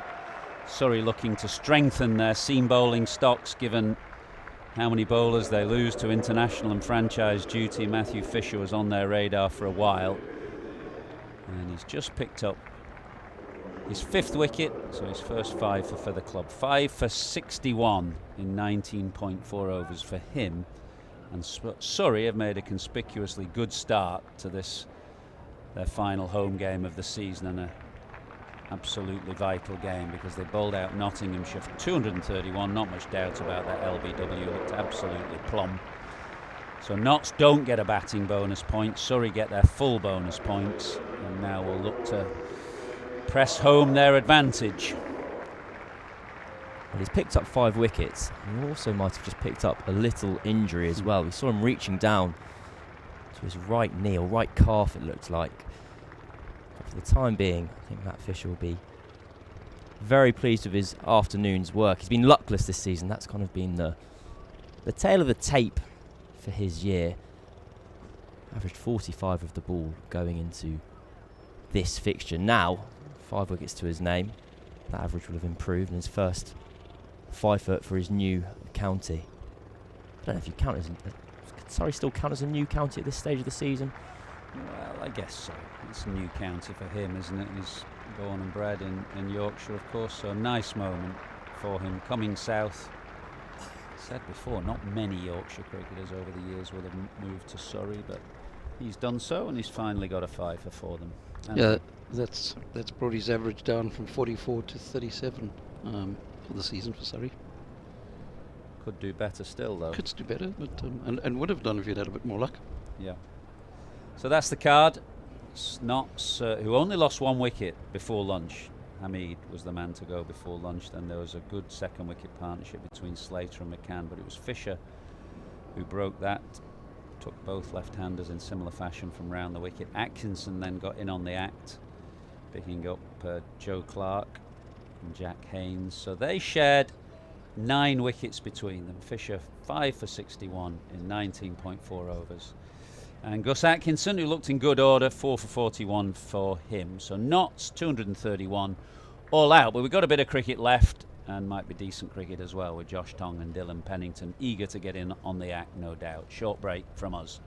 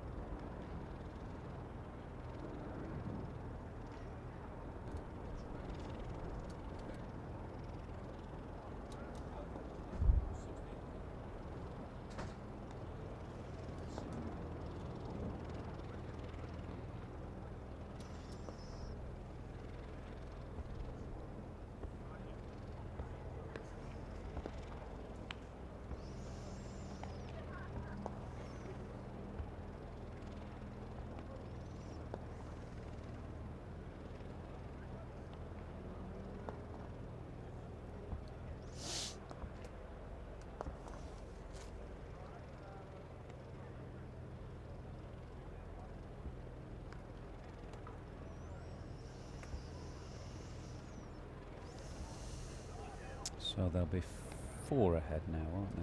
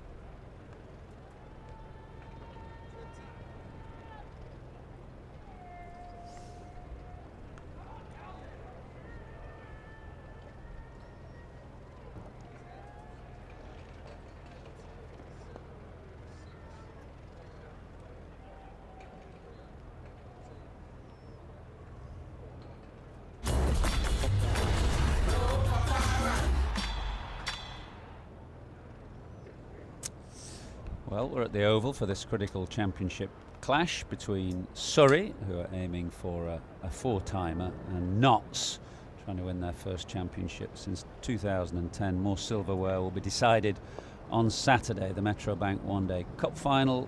We go to air 10:30 on the Cricket Channel. That game between Hampshire and Worcestershire this season. Hampshire, of course, challenging in the Blast, didn't quite get over the line on that particular occasion, but we'll be looking to pick up some silverware. That game's at Trent Bridge to bring an end to the 50-over competition. The championship still to be decided, of course, with Surrey having a very slender lead, just 1 point lead heading into today's game. They only took 1 wicket, Hamid before lunch. Fisher got then McCann and Slater in similar fashion. Atkinson picked up Haynes and Clark, 2 dangerous players.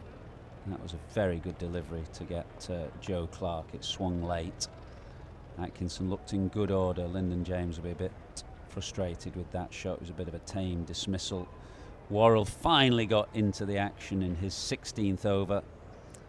And then Fisher came back to pick up his maiden 5-wicket haul for Surrey, having moved down from Yorkshire at the start of the 2025 season. That was the 5th of them. It's as though he was just hobbling through to celebrate. But he might have a bit of rest now, or he'll be hoping to have a bit of rest now, because Surrey can try and get a decent first innings lead. Although they're going to have to do it against a good bowling attack. Josh Tong, of course, very dangerous bowler. Dylan Pennington, who's improved a bit in the last couple of years. They had the choice to pick Ollie Stone, but didn't do so, Cameron. They didn't, and I think Ollie Stone, the situation there was he's been on at loan at Middlesex, and he was here at the ground today. He's gone up north, has he, to Old Trafford? Well, that's the rumour. I think he might have got himself on the motorway pretty quickly when Middlesex found out he wasn't to be selected for this fixture here. Well, it's been raining up there, or they haven't played anywhere. They haven't played anywhere else, actually, today. It's just odd that this calendar's been completely decimated by a combination of high winds, believe it or not, and rain. So this is the only cricket, first-class cricket, Division 1 cricket, being played as this very familiar pairing, Rory Burns and Dom Sibley, walk to the middle. Sibley, one of just 3 batters in Division 1 to pass 1,000 runs this year, along with Hamid and Adam Lyth. And struggling a little bit with a groin strain as Dom Sibley in the last game or two, but don't want to miss this one. And Rory Burns not been quite so prolific this year, but it's a very well established, experienced, top class opening combination.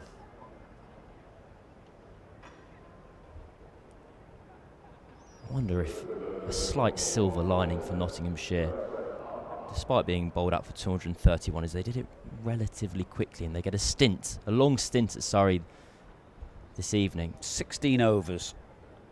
Well, how do you feel when you were skippering? Would you rather have kind of 250 on the board and only 10 wickets at your opponents, or the fact that you've got fewer runs? But day one has been the best time to bowl at the Oval over the last year or two. Yeah, I know what you're saying. I'd quite like to have had a bonus point. They do fine matter. Point. They do count on the table, don't they? But it's showing, the scoreboard is showing 3 points to Surrey, none to Notts, so that lead is 4 points now. But Notts have a chance to pick up bowling points or bonus points of their own, as Hutton starts proceedings. 3 slips and a catcher at mid-wicket for the left-handed Burns. Let's see what kind of a field he has for the Vicar. I was talking to our colleague Nick Friend at the Cricketer earlier on today about kind of Nottinghamshire's need to kind of cling on to Surrey's coattails in this match, as it were, because if they can get towards the final round of fixtures fairly similar on points, Nottinghamshire are playing Warwickshire in a game you'd expect to have more bonus points scored than in Surrey's clash with Hampshire. And the reason for that is because, well, Hampshire have got Washington Sundar in town.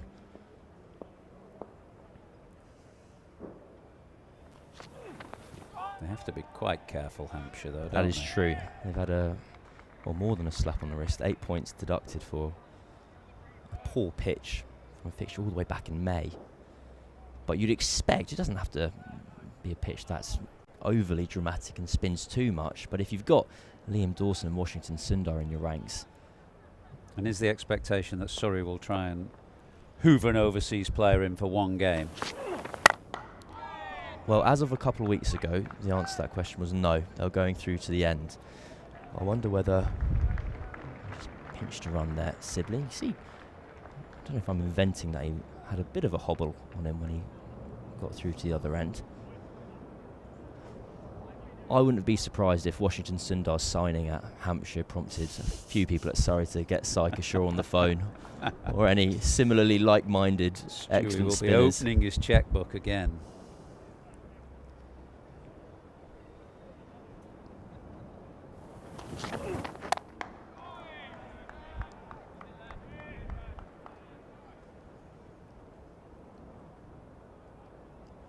Quite an interesting field for Rory Burns here. 3 slips in place, catching mid-wicket. Hutton keeping kind of dismissals in both sides of the wicket in play.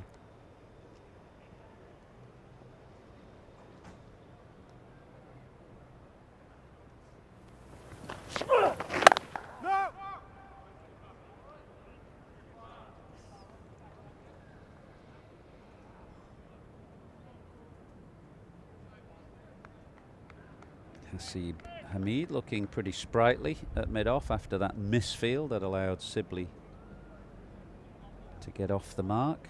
Having got a pair himself in the last game, I'm quite surprised that Hamid was so generous in allowing his opposite number to get off the mark at the top of the order. They'll steal another single here as well.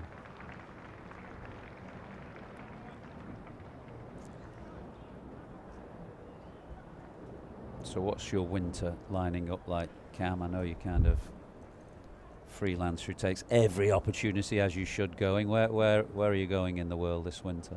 Oh, we've got a New Zealand white ball tour. Yeah, lined up first, and then I'll be with you at the Ashes. Right. Over in Australia. And at the moment, whether I can get to Sri Lanka afterwards for that white ball series, in effect, you kind of have passport will travel, basically. Correct. As bizarre as it may sound, I don't want to give the secrets away too much, but the tours where I'm most in demand are the tours where people care the least about. If they don't care enough to send their own journalists, then maybe they'll pay me to be there instead. So Sri Lanka white ball fits that bill, although it's just before the World Cup, isn't it? So that there's is true. Context to that. But you don't want too much context there. Now, Dylan Pennington. Quite surprised he's bowling that far end, actually, with the breeze as it is. Anyway, that's where the wickets have tumbled today. I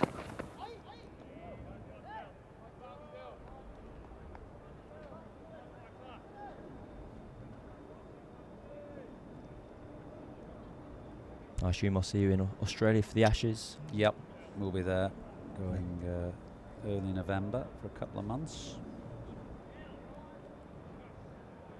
Will you be making it for the warm-up match, or landing just in time for the first test? I think I get there on about the 12th. I think it starts on the 12th, doesn't it? Is this the warm-up game against the Lions? Yes.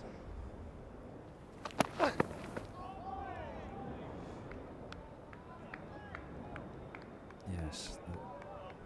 Brendan McCullum yesterday saying that selection for the main squad is pretty straightforward, and I suppose the last bowling place and the second spinner are the two issues to be decided. But it'd be quite interesting to see who they pick on the Lions tour, because lots of exciting young cricketers around, and you'd want to be on that just in case there's an injury or two on the main squad. Pennington would have a sniff of that, I guess. Does the fact the lines are out there kind of give you a bit of leeway potentially in your selection? Yeah, you could almost be more conservative. I suspect Potts will get the final bowling place, not Baker, but I might be wrong about that. Baker would be with the Lions, but there to be drafted in if needs be.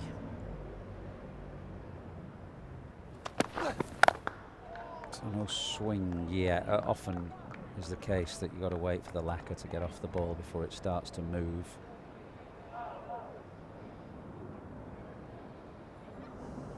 With that second spinner spot for the Ashes, if there are the lines out there, could you feasibly, if you wanted to have the option of Liam Dawson and Rayan Ahmed, could you feasibly pick Liam Dawson in your test squad and have Rayan Ahmed in the line squad playing, but actually secretly it's the other way around? That means you have all your options on available to you. We shall see. I should think all will be revealed after the final 3 T20s in Ireland. It's going to be a fascinating end to the season. We've got the Metro Bank to complete.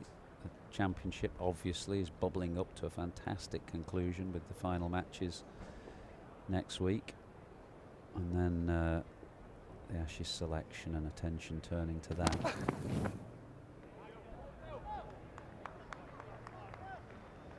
Rory Burns survives that one.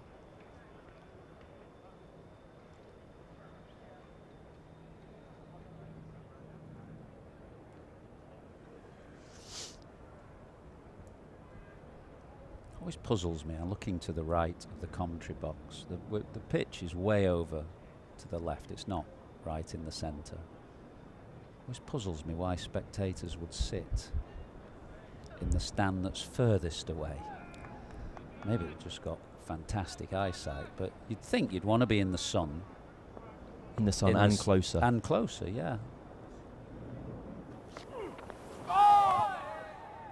It's something that's bewildered me and irritated me to quite a large extent, to be honest, because there's no good reason to be 150 yards away when you can be 60. There's near the Archbishop Tennyson School, there's the electronic scoreboard, and there's somebody sat just to the left of it, right in the back row, so far away from the action.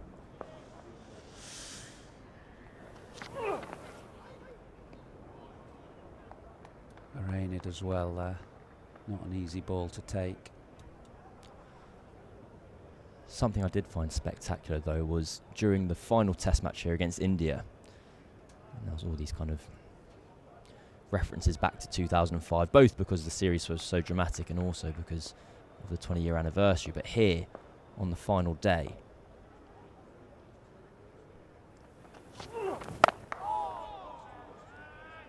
there were fans perched up on the top of the Archbishop Tennyson School over to our right-hand side.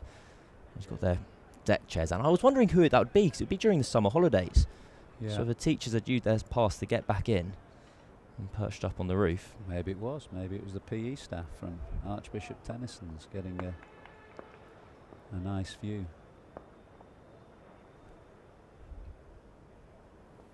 There's always been vantage points around the oval, hasn't there? To the left of our commentary position, there's a block of kind of houses or flats that usually have a decent view.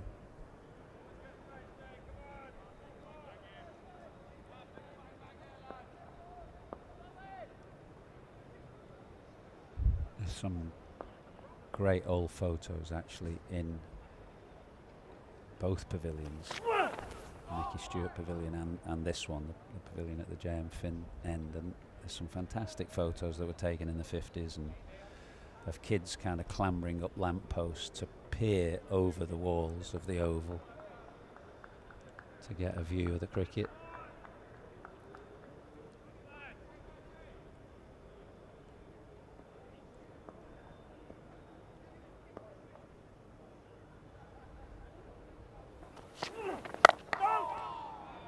Dom Sibley is well forward.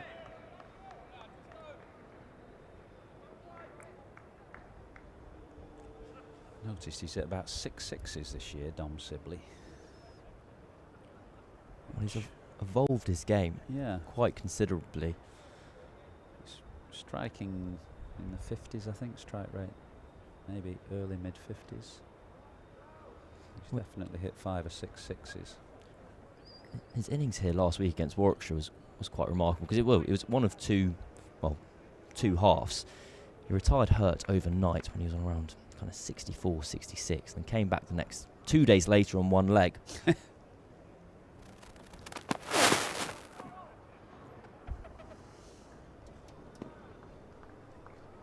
Andrew?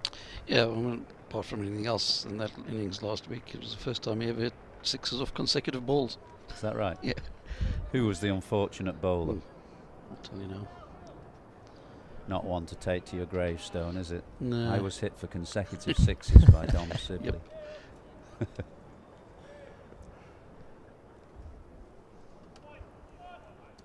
Seeing not for the first time, that ball's shot along the floor.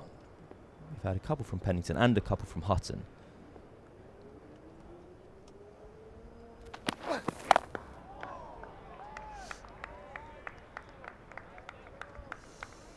Would that just be the immediate impact of the heavy roller? Could be. As a former opening batter, I'd always have the heavy roller on because I felt and feel it kind of gives you a 20 minutes, half an hour respite if it's doing a bit, which it has done all day today. It was Ollie Hannon-Dolby was the bowler. Oliver Hannon-Dolby. So he's actually up to 9 sixes for the season, which 9. is smashes his previous record of 4 in 2017. Mind you, I can't talk about. Okay, what would your best have been? No, I think I only hit 4 or 5 in my career. I asked Benedict once to look it up. I think it was 5 or 6, but one of those was an all-run 6. Do you have a favourite? Do you have one that sticks in the mind? I think I had him that day. I did hit the first ball of a 40-over league match for 6 over extra cover once. Gets that away over backward point.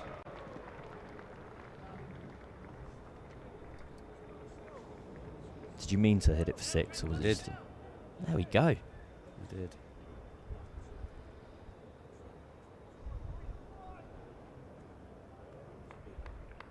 I've only hit 3 straight 6s in my life, and 2 of them by accident. Most of mine were top edges, top edge hooks. Well, I remember hitting Phil Carrick's for a straight 6. They were so rare you kind of remember them. Fergie, they called him. Lovely guy. I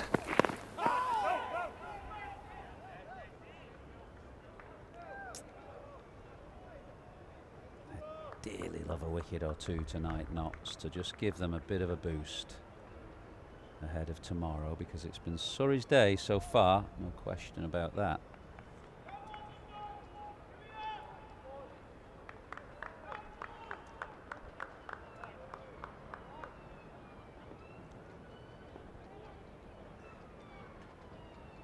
There'll be a burst from Josh Tong before the close of play for certain.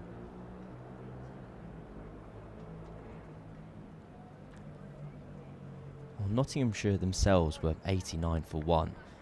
So they navigated the morning session. They got through to the afternoon relatively unharmed. It's always going to be far more difficult where if you've only got 231 on the board, if your opponents are 89 for 1 in reply, the demoralising nature of that scoreboard.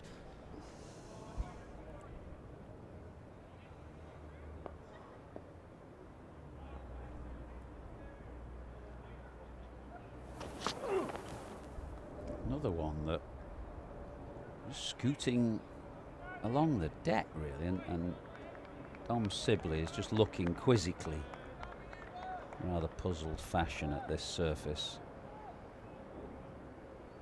Kyle Verena doesn't look best pleased keeping wicket. They're difficult balls to take. You can't exactly come and stand up to the new ball when you're looking to take the outside edge, but he's taking everything on the second and third bounce at the moment.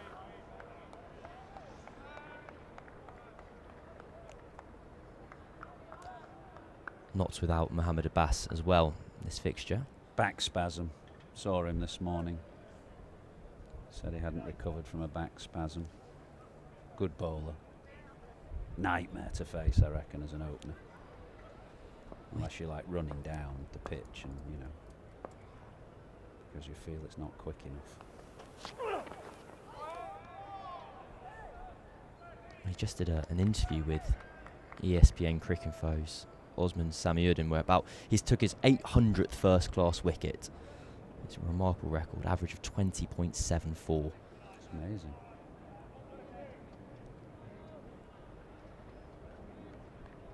Who would be like? A bit like Vernon Philander or somebody. Not particularly quick, but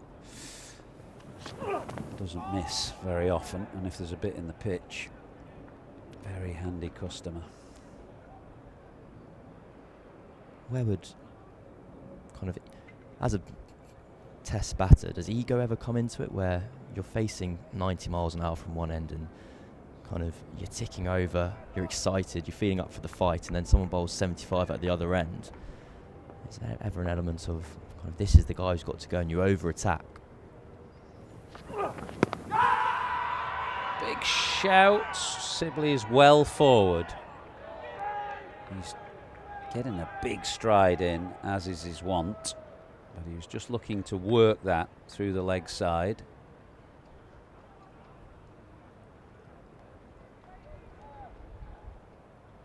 Brett Hutton having a laugh and a giggle with the umpire. I think Notts really liked this. I think he's quizzical. The question he's asking the umpire is that the umpire's saying it's going over, And Hutton's saying, well, every ball's basically rolled along the deck that I've bowled so far. Top of the black flat for the pad, I think fair enough to say that might have gone over the top. 9 for none. Fascination about somebody like Mohammed Abbas is a wonderful record. You know, England's big thing at the moment is pace. You know, they're not going to pick people who are not around about 85 miles an hour or above. What a fantastic first-class record, as you say. Let's have a look at this again. It's straightened a bit. It's very close. Maybe going over. I can see why Brett Hutton liked it. Pete Sibley on the outside edge, ball just swinging away. He's looking to work it through mid-wicket. You see that throughout history as well. Doesn't Kevin Peterson always say that Mohammed Asif was the best bowler he ever faced? And the skill set. He was slightly quicker, I reckon, than Mohammed Abbas, but exactly the same type of bowler, as you say. Not quick by any stretch, but unbelievably skillful. I think that's something I always kind of admire from afar as a third party. Is I can understand when someone bowls 90 miles an hour and kind of can rip through a top order, because there's just that extreme skill set which occasionally wins out almost through sheer testosterone.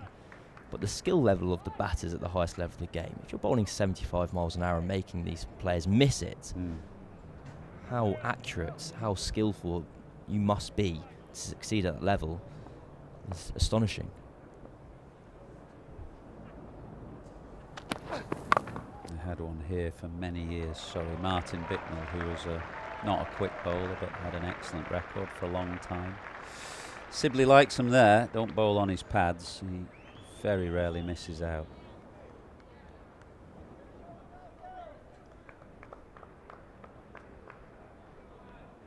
The ball just angling in. Sibley on this occasion rather than shaping away. That'll be the first boundary of this innings, off the bat anyway. We had 4 byes.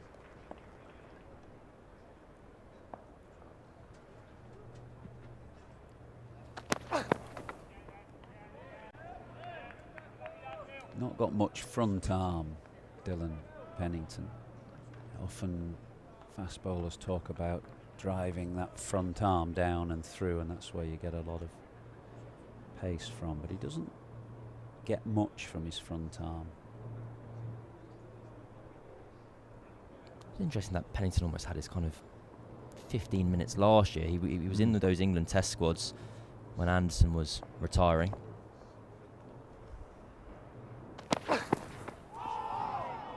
Nice. And then before he ever really got the opportunity, kind of the world moved on.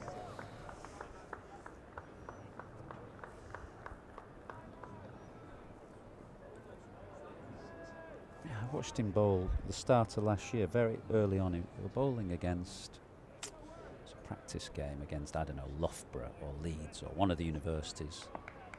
And he got some wickets and bowled pretty well, and it just struck me that he'd come on a little bit, because when he was at Worcester and people were talking highly of him, and then it just didn't seem to quite happen for him. But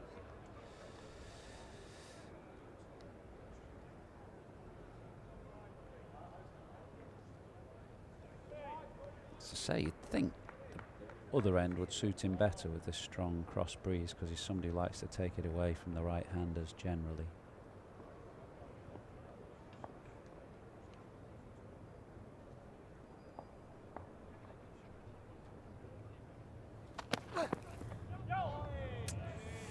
End of the 6th, 14 for none.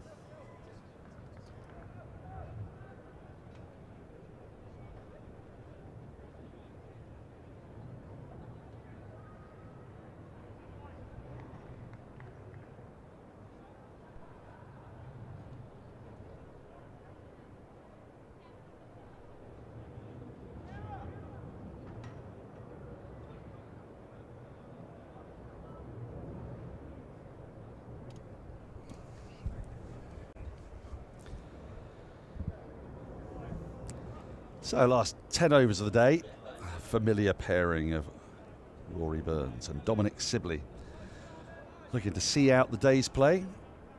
Still no sign yet of Josh Tongue. I imagine it won't be too long before we see him. Brett Hutton is continuing. Burns and Sibley, of course, graduates of Surrey's Academy. 7 Surrey Academy graduates playing in this lineup. The 4 that aren't. The 2 signings from Essex, Folkes and Lawrence. Matt Fisher from Yorkshire, and of course Dan Worrell, the Australian Academy graduate.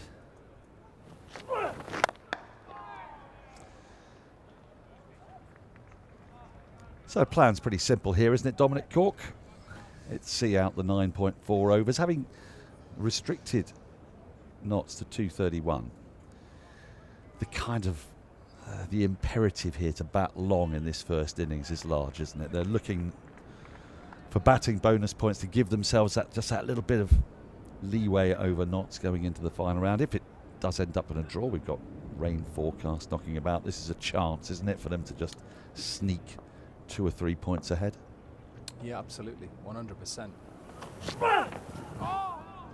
I think that's what they'll try and do throughout is just to try and bat long, like you say, bat long, bat once, try and get a lead and then put Notts under pressure, because ultimately Notts would want to win here, of course they would, but taking a draw from here and then taking it to the last game, take on Warwickshire, don't they, in their last game, whereas Surrey have to go to Hampshire. So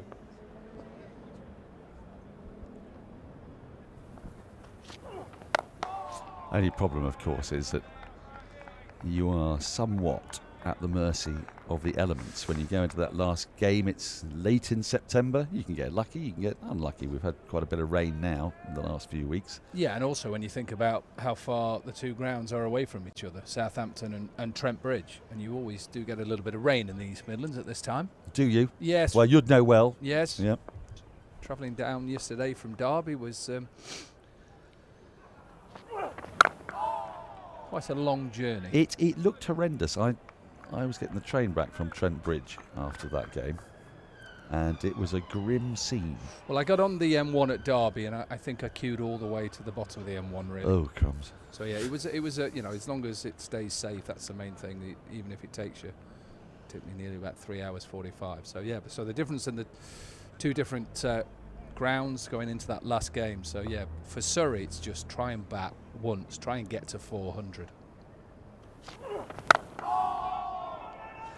That said, end of the over, just the 1 run from it, 15 without loss. Andrew Sampson is alongside us. I don't know how many large second innings of a match totals we've had here this year, because it's felt as if actually the sides have sort of gone toe to toe with there haven't been an enormous number of batting points here at the Oval. The Kookaburra ball games notwithstanding, the game against Durham is an outlier, of course, but I think for the most part they've been quite tight. I think we had a stat earlier from Andrew when he said that I think there was more wickets on day 1, day 2, and then it got started to get a little bit flatter. I think he said. Yeah, well, day 4, I don't know how many wickets Surrey had taken on day 4. They only took 2 in the whole day against Hampshire and none against Durham. Yeah, day 4 is actually the highest runs per wicket. Day 2 is the second highest. And day 3 there's a dip. Oh, is that right? Yeah. There's a day 3 dip. There's a day 3 dip. Right. Josh Tongue is in the attack from the pavilion end. He'll provide us with a little bit more pace, perhaps. He's got a slightly idiosyncratic right elbow, hasn't he, Dom? Just sort of nudges away as he runs in. So sorry, Andrew. There have been some fairly decent second innings of the matches. Hampshire made 219 in the first game, but then Surrey made 367 in reply to Somerset, and 512 in reply to Yorkshire's 255. Yes. But then 279 against Essex, batting second, Surrey. Durham, in reply to the 820 for 9, made 362 in their first innings, and then last week, of course, Warwickshire were 248 in reply to 246. Yeah. So no, well, I mean, a couple of fairly decent ones and one big one, but mostly 200 and something. And this time of year as well, you'd hope that the pitch was retaining a bit more moisture, wouldn't you? I mean, they've been able to use the heavy roller, of course. Yeah, and also we've talked about it, the ball as well, how these surfaces have changed over the years now, where it used to be quite brown and abrasive, so the balls would get scuffed up and the swing would go really early, whereas now the ball is staying quite new throughout. So for Notts, it's not about panicking in these next, 11 overs and think we've got to get them 4 down. It's when that lacquer comes off, as you saw with Surrey, what were Notts 1 down at lunch, and then all of a sudden when that lacquer comes off, the swing starts, and I think you'll see that tomorrow morning early on. Which you'd think would be a really good time to bowl, wouldn't it? 16 overall ball, refreshed bowlers, and just at the morning conditions, 10:30 on a September morning.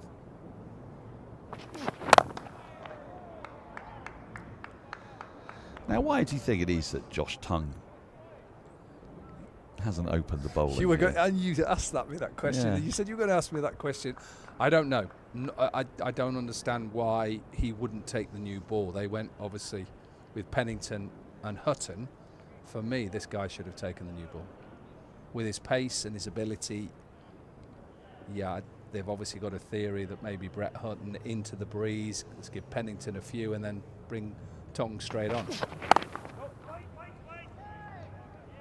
It's not like the ball's going to change in 7 overs too much, so it's not like perhaps you don't like using the new ball. Just obviously a theory from probably coach and bowling coach, that's the way. He hasn't taken the new ball all season. He's bowled 9 innings before this without taking the new ball for Notts. There you go. There's your answer. He doesn't want it.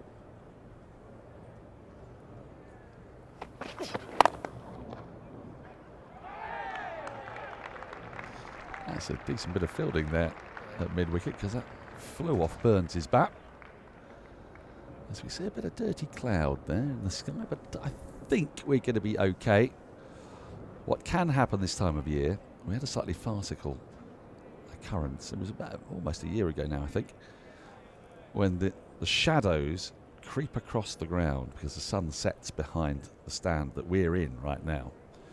And you could see the sunshine on the stands away at what is now, well, deep backward point on the top of the pavilion. But they came off a bad light because the main stand was obscuring the sun. Come off in a test match for sunlight that came out of windows. Oh yeah, where was that? Old Trafford. Was that before they switched the... No, it was before they switched it. It was before they built down one end as well, where there was a, let's say, a DIY garden centre, which is quite big in England at the moment. And they had glass roof, and the sun was coming off that. Dickie Bird had to take. Was it Dickie? It was Dickie. It had to be Dickie, didn't it?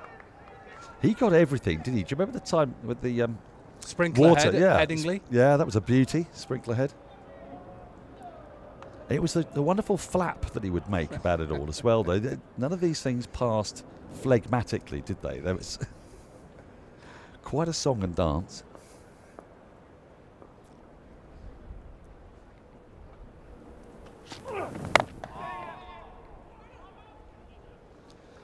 Played also in a game where, well, in quite a few games where Derbyshire had to have a JCB, or a lifter, shall we say. Right.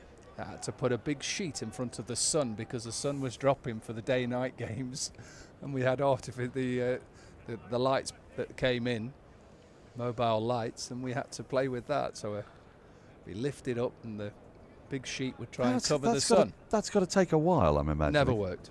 No. Hence why they turned it around eventually, the square. Well, it's pretty obvious, isn't it, that all squares should not be oriented east-west. I don't think the sun is going to set in a different location just because you will it to in the north of England. Yeah, we didn't see a lot of sun in Derby, I can tell you. A lot of wind and rain. on the old racecourse ground.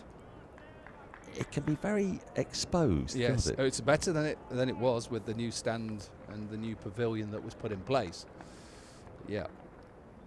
Sometimes the sun can be ridiculous how it can stop play. That's cracked away. There's no one down at deep third. It's going to be 4 more to Burns. He does play the cut shot well. It can occasionally be his downfall, but he does love it in that area. And it's a rare loose ball from Brett Hutton today. There's not a lot of left-handers who don't like to cut and pull the ball in world cricket. And there's a bit of a freebie from Brett Hutton, who hasn't got express pace, has he? He's more of a line bowler, just tries to nibble it off the seam. That is short and wide and deserved to be put away.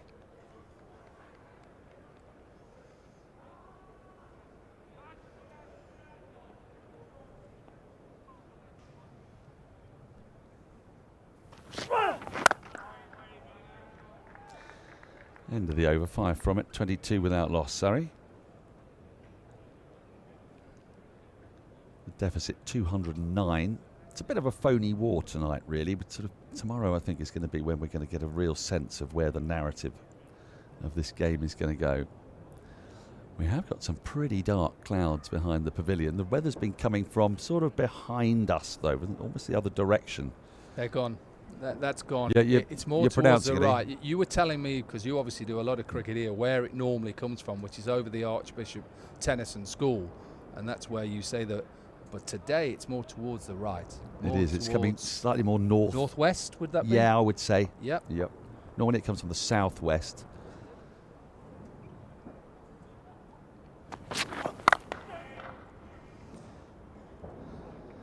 Amazing how good you become just tracking clouds and watching them. Well, I've quite fancied a second career as a meteorologist. Don't know, I've come in for a lot of stick, though. Oh, yeah, when you get it wrong. Oh, yeah. Is it true that when you're playing cricket, you're not really making judgments on the anticipated weather forecast? Because we interviewed many players and say, come on, you've got to know the weather's coming in. I'll give you a great example.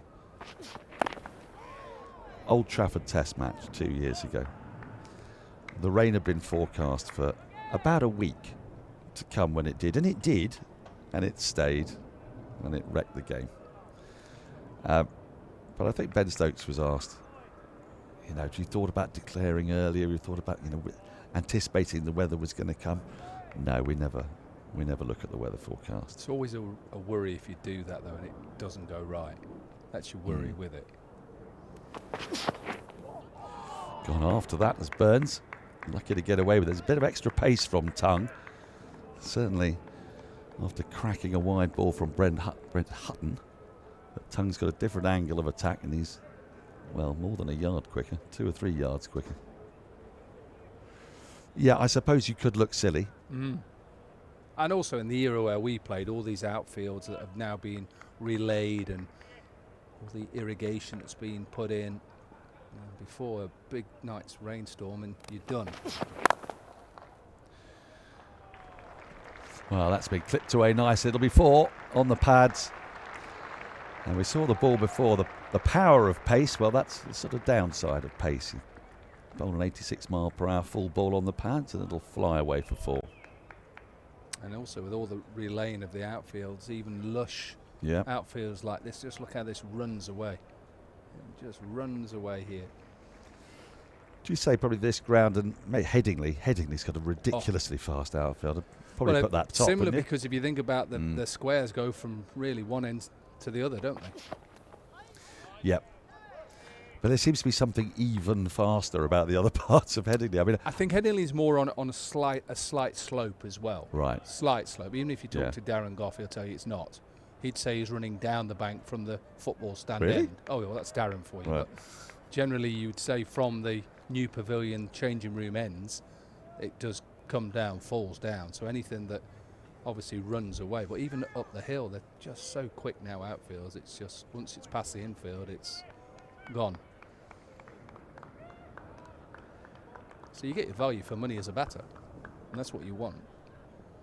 Bowl a bad delivery, you're going to have to go and fetch it. Now that looks close. Just snaking down leg, was it? Umpire says not out. 10 overs gone, 27 without loss. That one looked a bit tighter to me. Close. Nigel Longer's given quite a few decisions, hasn't he, already from that end? But think about the angle he's creating on the crease from round sliding. It's close. It's close. I think it's sliding. Well, we had one today that I thought was a little bit unlucky on the bat. I can't remember which one it was now. Andrew Carl Verena, yeah, which felt like it just nipped at the last minute. That one looked a tighter call to me. The only thing that made it look a little bit maybe straighter was Folkes, because Folkes wasn't going down the leg side. Now, whether he did that on purpose, I don't think he did. Maybe, I just think if I'm standing there, I think it's just sliding down. Just.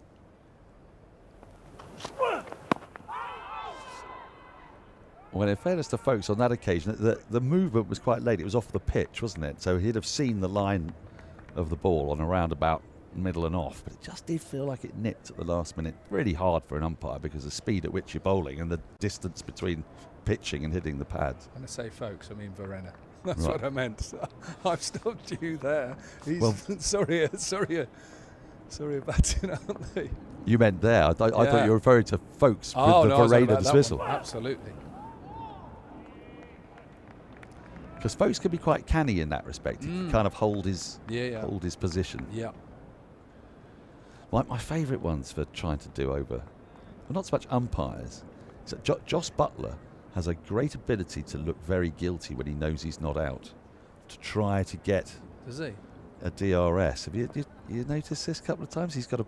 You wouldn't want to play poker against Joss Butler. Very good. Oh, I say that's taken off.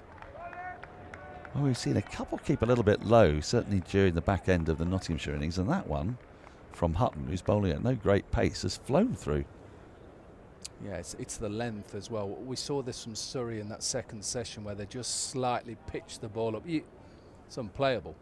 Literally unplayable, really. It just plays the line, and as a batter, you just hope you don't nick it. But you see how high that went through as well, and the bounce, batting out of his crease because of that pace as well, lack of pace.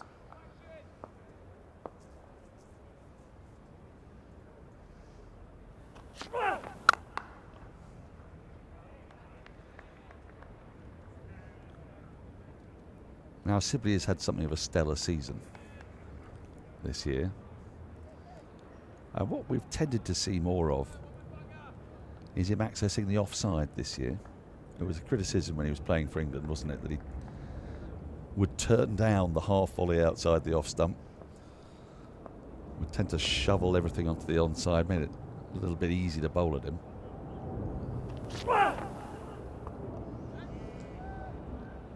But he's been a lot more effective this year, hitting straight through the offside.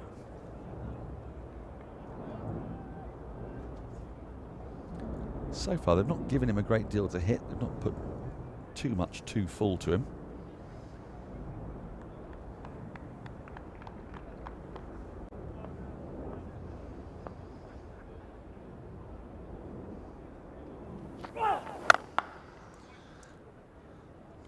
So 27 without loss, 11 overs gone.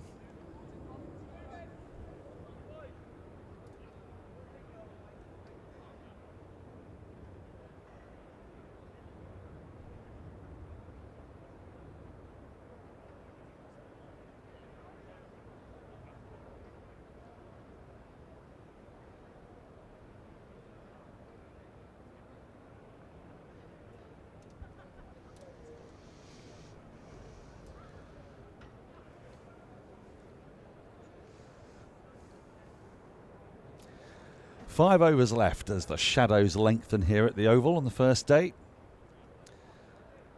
Nottinghamshire bowled out earlier for 231. Surrey yet to lose a wicket. Josh Tongue in the attack. We've not seen an over of spin yet today. Just thinking, Brett Hutton's now bowled 6 overs, economical overs, none for 9. Opportunity for a couple of overs of spin at the back end, or are you thinking this ball is precious, it's hard, it's new? Yeah, I just think stick with seam. I just think stick with seam at the moment. I think ultimately, if he's okay, you've got a night's rest. You're ready to go again tomorrow, so just bowl through or switch Pennington to this end. Well, there are options. I think Lyndon James does balance this bowling attack very nicely. Yeah, I just think, well, this ball is hard and new, and I'm sure both these batters would like to face spin right now instead of seam. You just think there's just enough in the surface just to warrant just going all the way through now with seam. Well, Tongue can continue, can't he? He can bowl all the remaining overs from the pavilion end, you'd think. You're expecting Tongue to play a significant part in this year's Ashes? He's definitely on the plane, in my opinion, yes. I think he'll be more of a perhaps backup bowler. I don't think he starts straight away if everybody is fit. And I say everybody, I think when you look at the lineup they've got, for me, Atkinson, Archer, Stokes, possibly Wood, depending on his fitness and how much he's got. And then obviously a spinner, Bashir. I think they'll definitely go with Bashir because of the success with off spinners against Australia. I think you have to play him. Well, I think Sky did an interview with Brendan McCullum, didn't they, yesterday? So BBC did as well, and we were asking about the makeup of the squad. And I think in reply to the question, will it be a long selection meeting? I think it's pretty much done. And it's the identity of the second spinner is the only thing that is possibly open to question. As well as, though, Chris Woakes. You seeing Chris Woakes making it? That'll be the question. If Woakes doesn't make it, who will take his place? Do you go with a Sonny Baker and go with someone raw, the talent of him, or do you go with a line bowler like a Sam Cook? Matt Potts. Matt Potts. We've got Bryden Carse as well. So you've got options. I think they'll definitely go with the taller bowlers than maybe a Sam Cook. So I think Potts, Carse, definitely. But I think if Woakes is fit, I think they'd take him because of the fact of his ability to bowl long periods of time and maybe shut one end down if needed. Spinners wise, they've got a couple of options, haven't they? Whether they go with Rayan Ahmed, end of the 12th, 28 without loss. So whether they go Rayan Ahmed, whether they go Liam Dawson. Well, Liam Dawson's a fascinating one, isn't he? Because at the end of, what was it? Was it the first day or second day of the Test match at Old Trafford? He was on the plane to Australia. And by the end of the fifth day, he perhaps wasn't, which is the precarious nature of being a spinner in England, apart from anything else. He doesn't fit the kind of physical mould that they seem to be after when they're picking spinners for Australia, but then neither would Rehan. But then he's a wrist spinner, so he gives you that. Both Dawson and Rehan give you quite a lot with the bat. They're both of them predominantly turning the ball away from the right-hander. It's Dylan Pennington has swapped ends now. Plays Brett Hutton with just 4 overs to go, so I think we know we're not going to see spin tonight. We'd imagine Pennington will bowl out from this end and Tongue from the other. So yeah, Brendan talked a lot about needing a stable of fast bowlers. I think we know that the top 7 plus Jacob Bethel writes itself, doesn't it? Yeah. And we believe that the second wicket keeper is going to come from within those ranks. It'll be Ollie Pope as the backup wicket keeper. Way down the leg side. Verena not able to take it cleanly. So there's your 8. Plus also remember there's an England Lions tour going on Yes. ahead, so you can stack them all in there as well in case somebody goes down injured. So in some ways it's perfect way of having people playing in Australia and playing cricket and being ready to, so you could take Dawson or Rehan and put him in the Lions. Why not? Yep. He'd be straight in there. If you're not taking one on a main tour, take him on the Lions tour and keep him there ready to go. So you don't need to worry too much about spare batters in that case, No. because you can put them into the Lions squad. So then you've got those 8 that we've discussed. Then you've got Shoaib Bashir and a spare spinner makes 10. So do you take 6 or 7 fast bowlers, not including Stokes? Because then you've got Atkinson, Tongue, Archer, Wood, Carse. There's 5.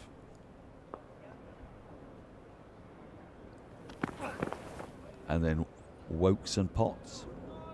I think if Wokes is fit, you'd definitely be in your squad, 100%.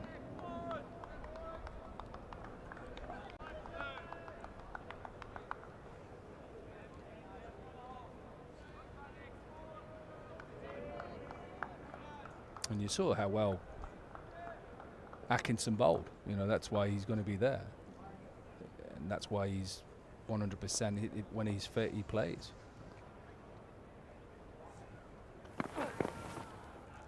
Well, Dylan Pennington was one that was talked about for a little while.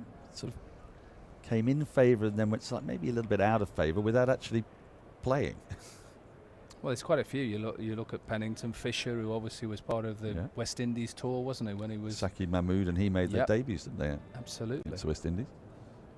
And I think that's one thing that English cricket has churned out a lot of quality, or not say quality, but a lot of fast bowlers who have obviously had a little taste of Test cricket and then have come back down to play first-class cricket.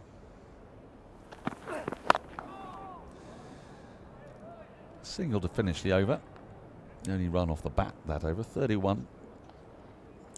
Here's Matt Fisher's 5 wickets that he picked up earlier today. He's had a really luckless season, but today he cashed in and he bowled really, really well.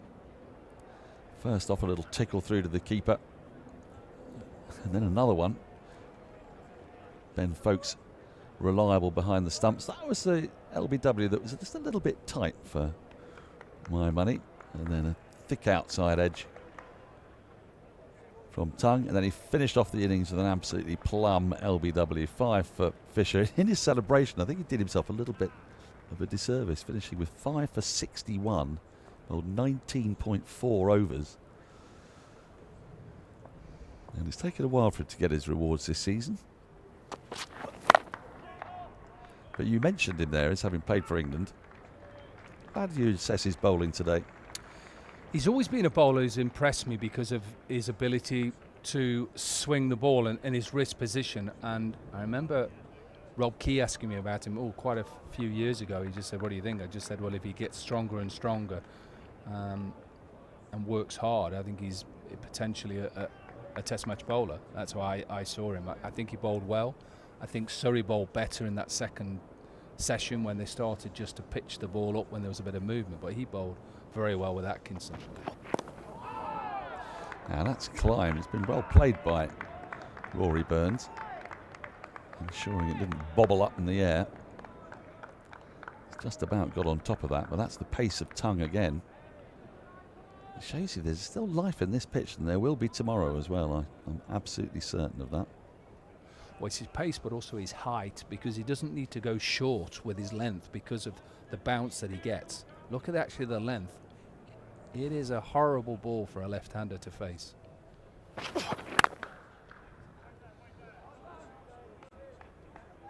It's just continually coming at you, isn't it? Well, it's fashionable now in Test cricket, in first-class cricket, to go around to left-handers. You'll see a lot of right-arm pace bowlers will always like to go round. They like the left-handers to actually their eye line to be slightly over their stumps, so they're falling across. And it's something that bowling coaches try and work with bowlers to make them feel comfortable about going round the wicket. It's something that's not easy. I think sometimes they go round a little bit too quick. I think they should try a few over the wicket just to try and create the angle and then go around. You ultimately see a lot of right arm fast bowlers now will go around straight away. You do, Tony, but there is still value, isn't there, in the right arm over the wicket? I'm thinking the classic Matthew Hoggard line into the pads of Matthew Hayden, say, for example. big left-hander. Sometimes they get a bit tangled with bat coming round that. Well, they fall over pad a little bit as well. Yeah. That's what they do. With the Hoggard was a bit round-armed as well. Whereas you think about Stuart Broad to David Warner. Yeah. Around the wicket, just got in for fun.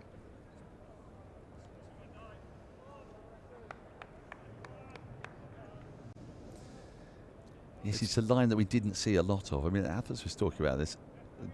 You don't see the converse of that, which is the left armer coming round the wicket to the right-hander. Wasim Like as Akram. much. Yeah. He's the only one I can remember who would come round. Oh, horrible ball to finish. Spray down the leg side. Well, it hasn't finished because it's been signalled wides. 5 wides to the total. That takes the deficit down below 200. Yeah, it just goes wrong because of his line and length. This was Atkinson earlier. If you're just coming home from work, a brilliant display from the big, tall, fast bowler. His lengths were perfect. His lines slightly got a little bit fuller in that second session and drew the batters in.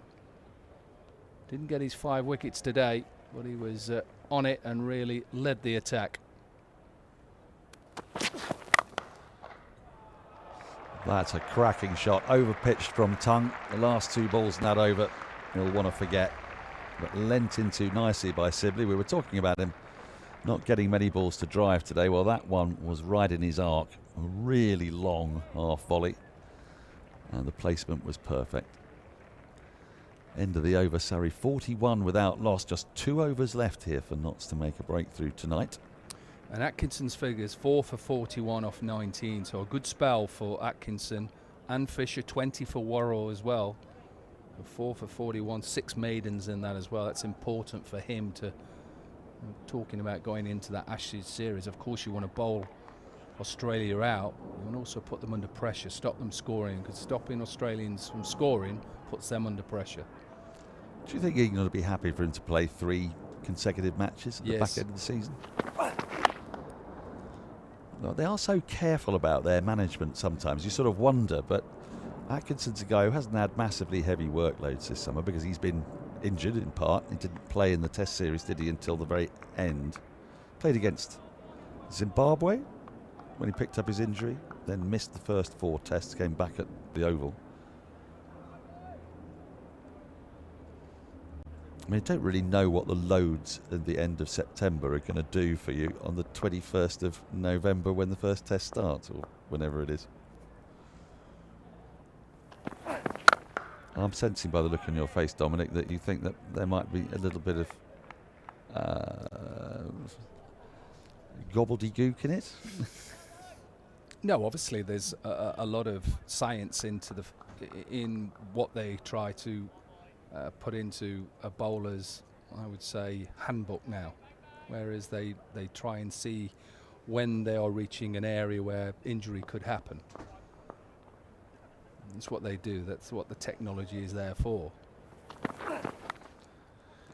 Oh, now then, looking to leave that ball, and he gets a little edge through, just trying to take his bat out of the way, I think, there, and that is a huge wicket.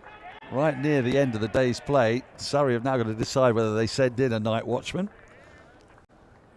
Haven't seen too many wickets from this end today. So Worrell got one earlier on. This one he just looks to leave it. Pennington with the change of ends. It comes off really the bottom of the bat. Simple catch for the keeper. Just was thinking, can I play? Can I play? No, let's try and leave. And in some ways perhaps the positive option would have been better. Delight for Notts. Delight for Pennington. Sibley goes to 14, 42 for 1.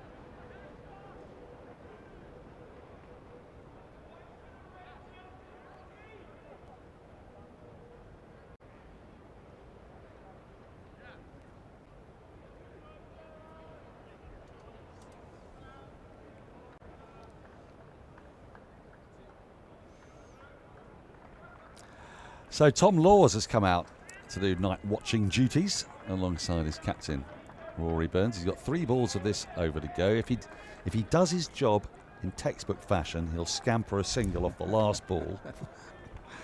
We've had actually a game here against Hampshire. We had 2 night watchers. I think they both got out. It was a moment of captaincy genius from Rory Burns. The light was fading really badly, but it was one sort of dirty brown cloud. And so the umpire said, you can't bowl your paces. So Rory Burns bowled himself, bowled a couple of maidens, 1 or 2, by which stage the light had improved, and they were then able to get rid of both of the night watchmen. It ultimately didn't result in victory because they couldn't force it on the last day. Now this is fascinating. Laws does not take that single. Okay, Dominic. Well, right, so he's shielding Burns. Yeah, which is quite right. That's his job to do it.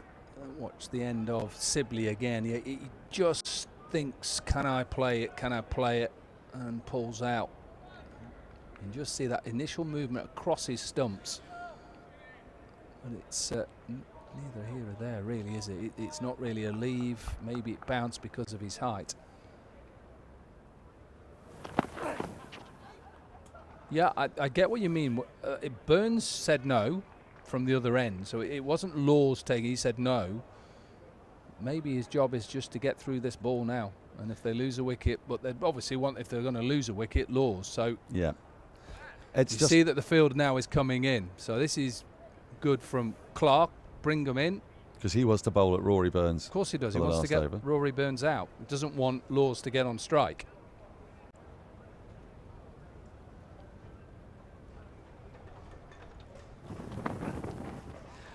Oh, nearly the same dismissal as Sibley, but luckily for Laws, it just missed his bat. 42 for 1. There's 1 over remaining in the day. I guess as we take a look at the summary there, Surrey still 189 runs behind, having bowled out Notts for 231. They'll be so frustrated to have lost Sibley so near the close of play. They've still got an over to survive, and I guess this is where my question comes in. If Laws has got 9 balls left to face, he takes a single off that ball.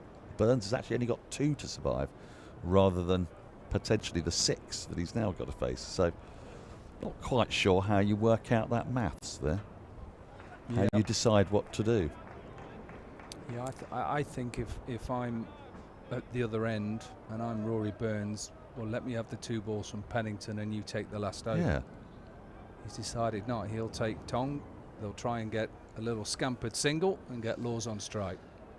There aren't too many spaces for that. Oh, he's gone after 1 outside the off stump again. It's his favoured shot. Temptingly out there. Now I'm trying to see where his single might be. There's a forward short leg in. So, well, obviously if the ball strays down the leg side, but assuming that Tongue doesn't bowl a bad ball, his spot is sort of through extra cover. Now then, this is interesting. Deep backward points going down, or deep, wide, deep third.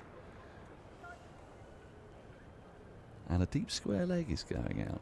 Deep backward square leg. As it starts to get a little bit dark now. Be all right, 4 balls. 5 balls. Should be, yep. For wicket falls now, that's it for the day.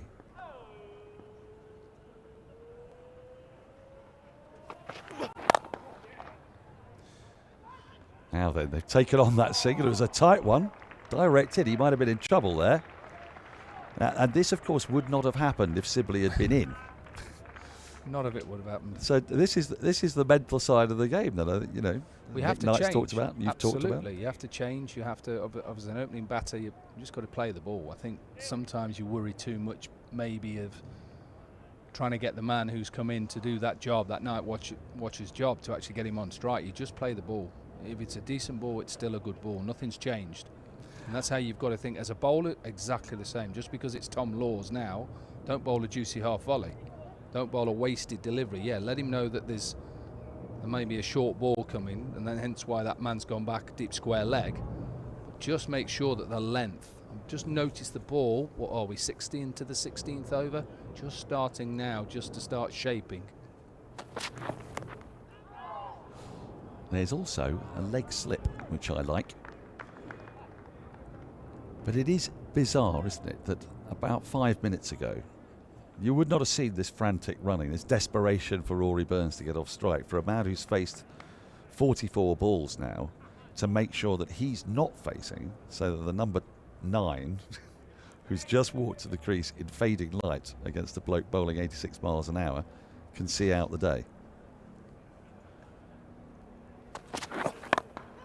That was not far away from short leg at all.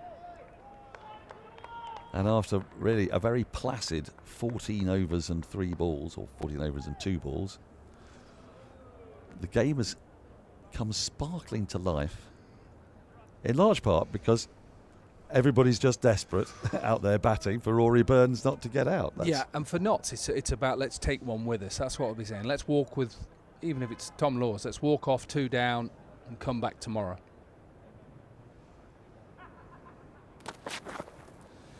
Bouncer, slightly wasted, so there's 1 ball left in the day. Rory Burns, well, he might take a single off this ball, but off the previous couple of balls, he could actually have just sat down behind. Could have taken his gloves off. You see a lot of the batters who have got night watchmen just take the gloves off and stand there, but I like the fact he's ready to go again. Going to stick mid-off a little bit deeper now, so he's not going to just give easy runs away. Here we go, last ball of the day.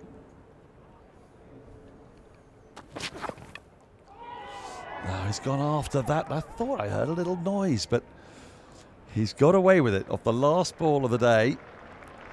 And Surrey will close on 43 for 1, a deficit of 188. On paper, you'd have to say that is their day, but matches at the Oval, that is pretty much par for the course. It was an expansive shot to finish with, Dominic. What was that noise I heard? I heard a noise. Absolutely 100% thought he'd nicked that last ball. Well, so actually did, I think, Josh Tongue, but nobody went up with him. So Rory Burns gets to walk off undefeated. Surrey have lost the wicket of Dominic Sibley just before the close of play. A big wicket for Nottinghamshire. Tom Laws, the night watcher, has come out and done his duty, but if it was not without some incident, as he looks at his bat there. A bat we thought had connected with the last ball of the day, but it hadn't. Rory Burns will resume tomorrow on 19 when play starts at 10:30, a 16-over old ball. And Nottinghamshire, well, they'll be disappointed they didn't take more wickets, having been bowled out earlier today for 231 a half century for Slater. Good contributions from McCann. Hutton flung the bat at the death, got 30 not out, and Joe Clark with a handy 29. But Surrey, they had 16 overs to survive, and they nearly made it all the way there. Sibley out in the penultimate over of the day, the wicket taker Dylan Pennington, but Rory Burns will survive to start up tomorrow morning for Surrey. The stars of the ball, Matt Fisher 5 for 61, Atkinson 4 for 41, Worrell with the only other wicket to fall. We've had only 2 wickets to fall from the Vauxhall end, curiously. Tomorrow's we'll be back, I'm delighted to say, with a second day of this championship match between the top 2, Surrey and Nottinghamshire. 1 point between them. We're back on air at 10:25 tomorrow morning. But until then, from me, Daniel Norcross, from Dominic Cork and Andrew Sampson, it's goodbye.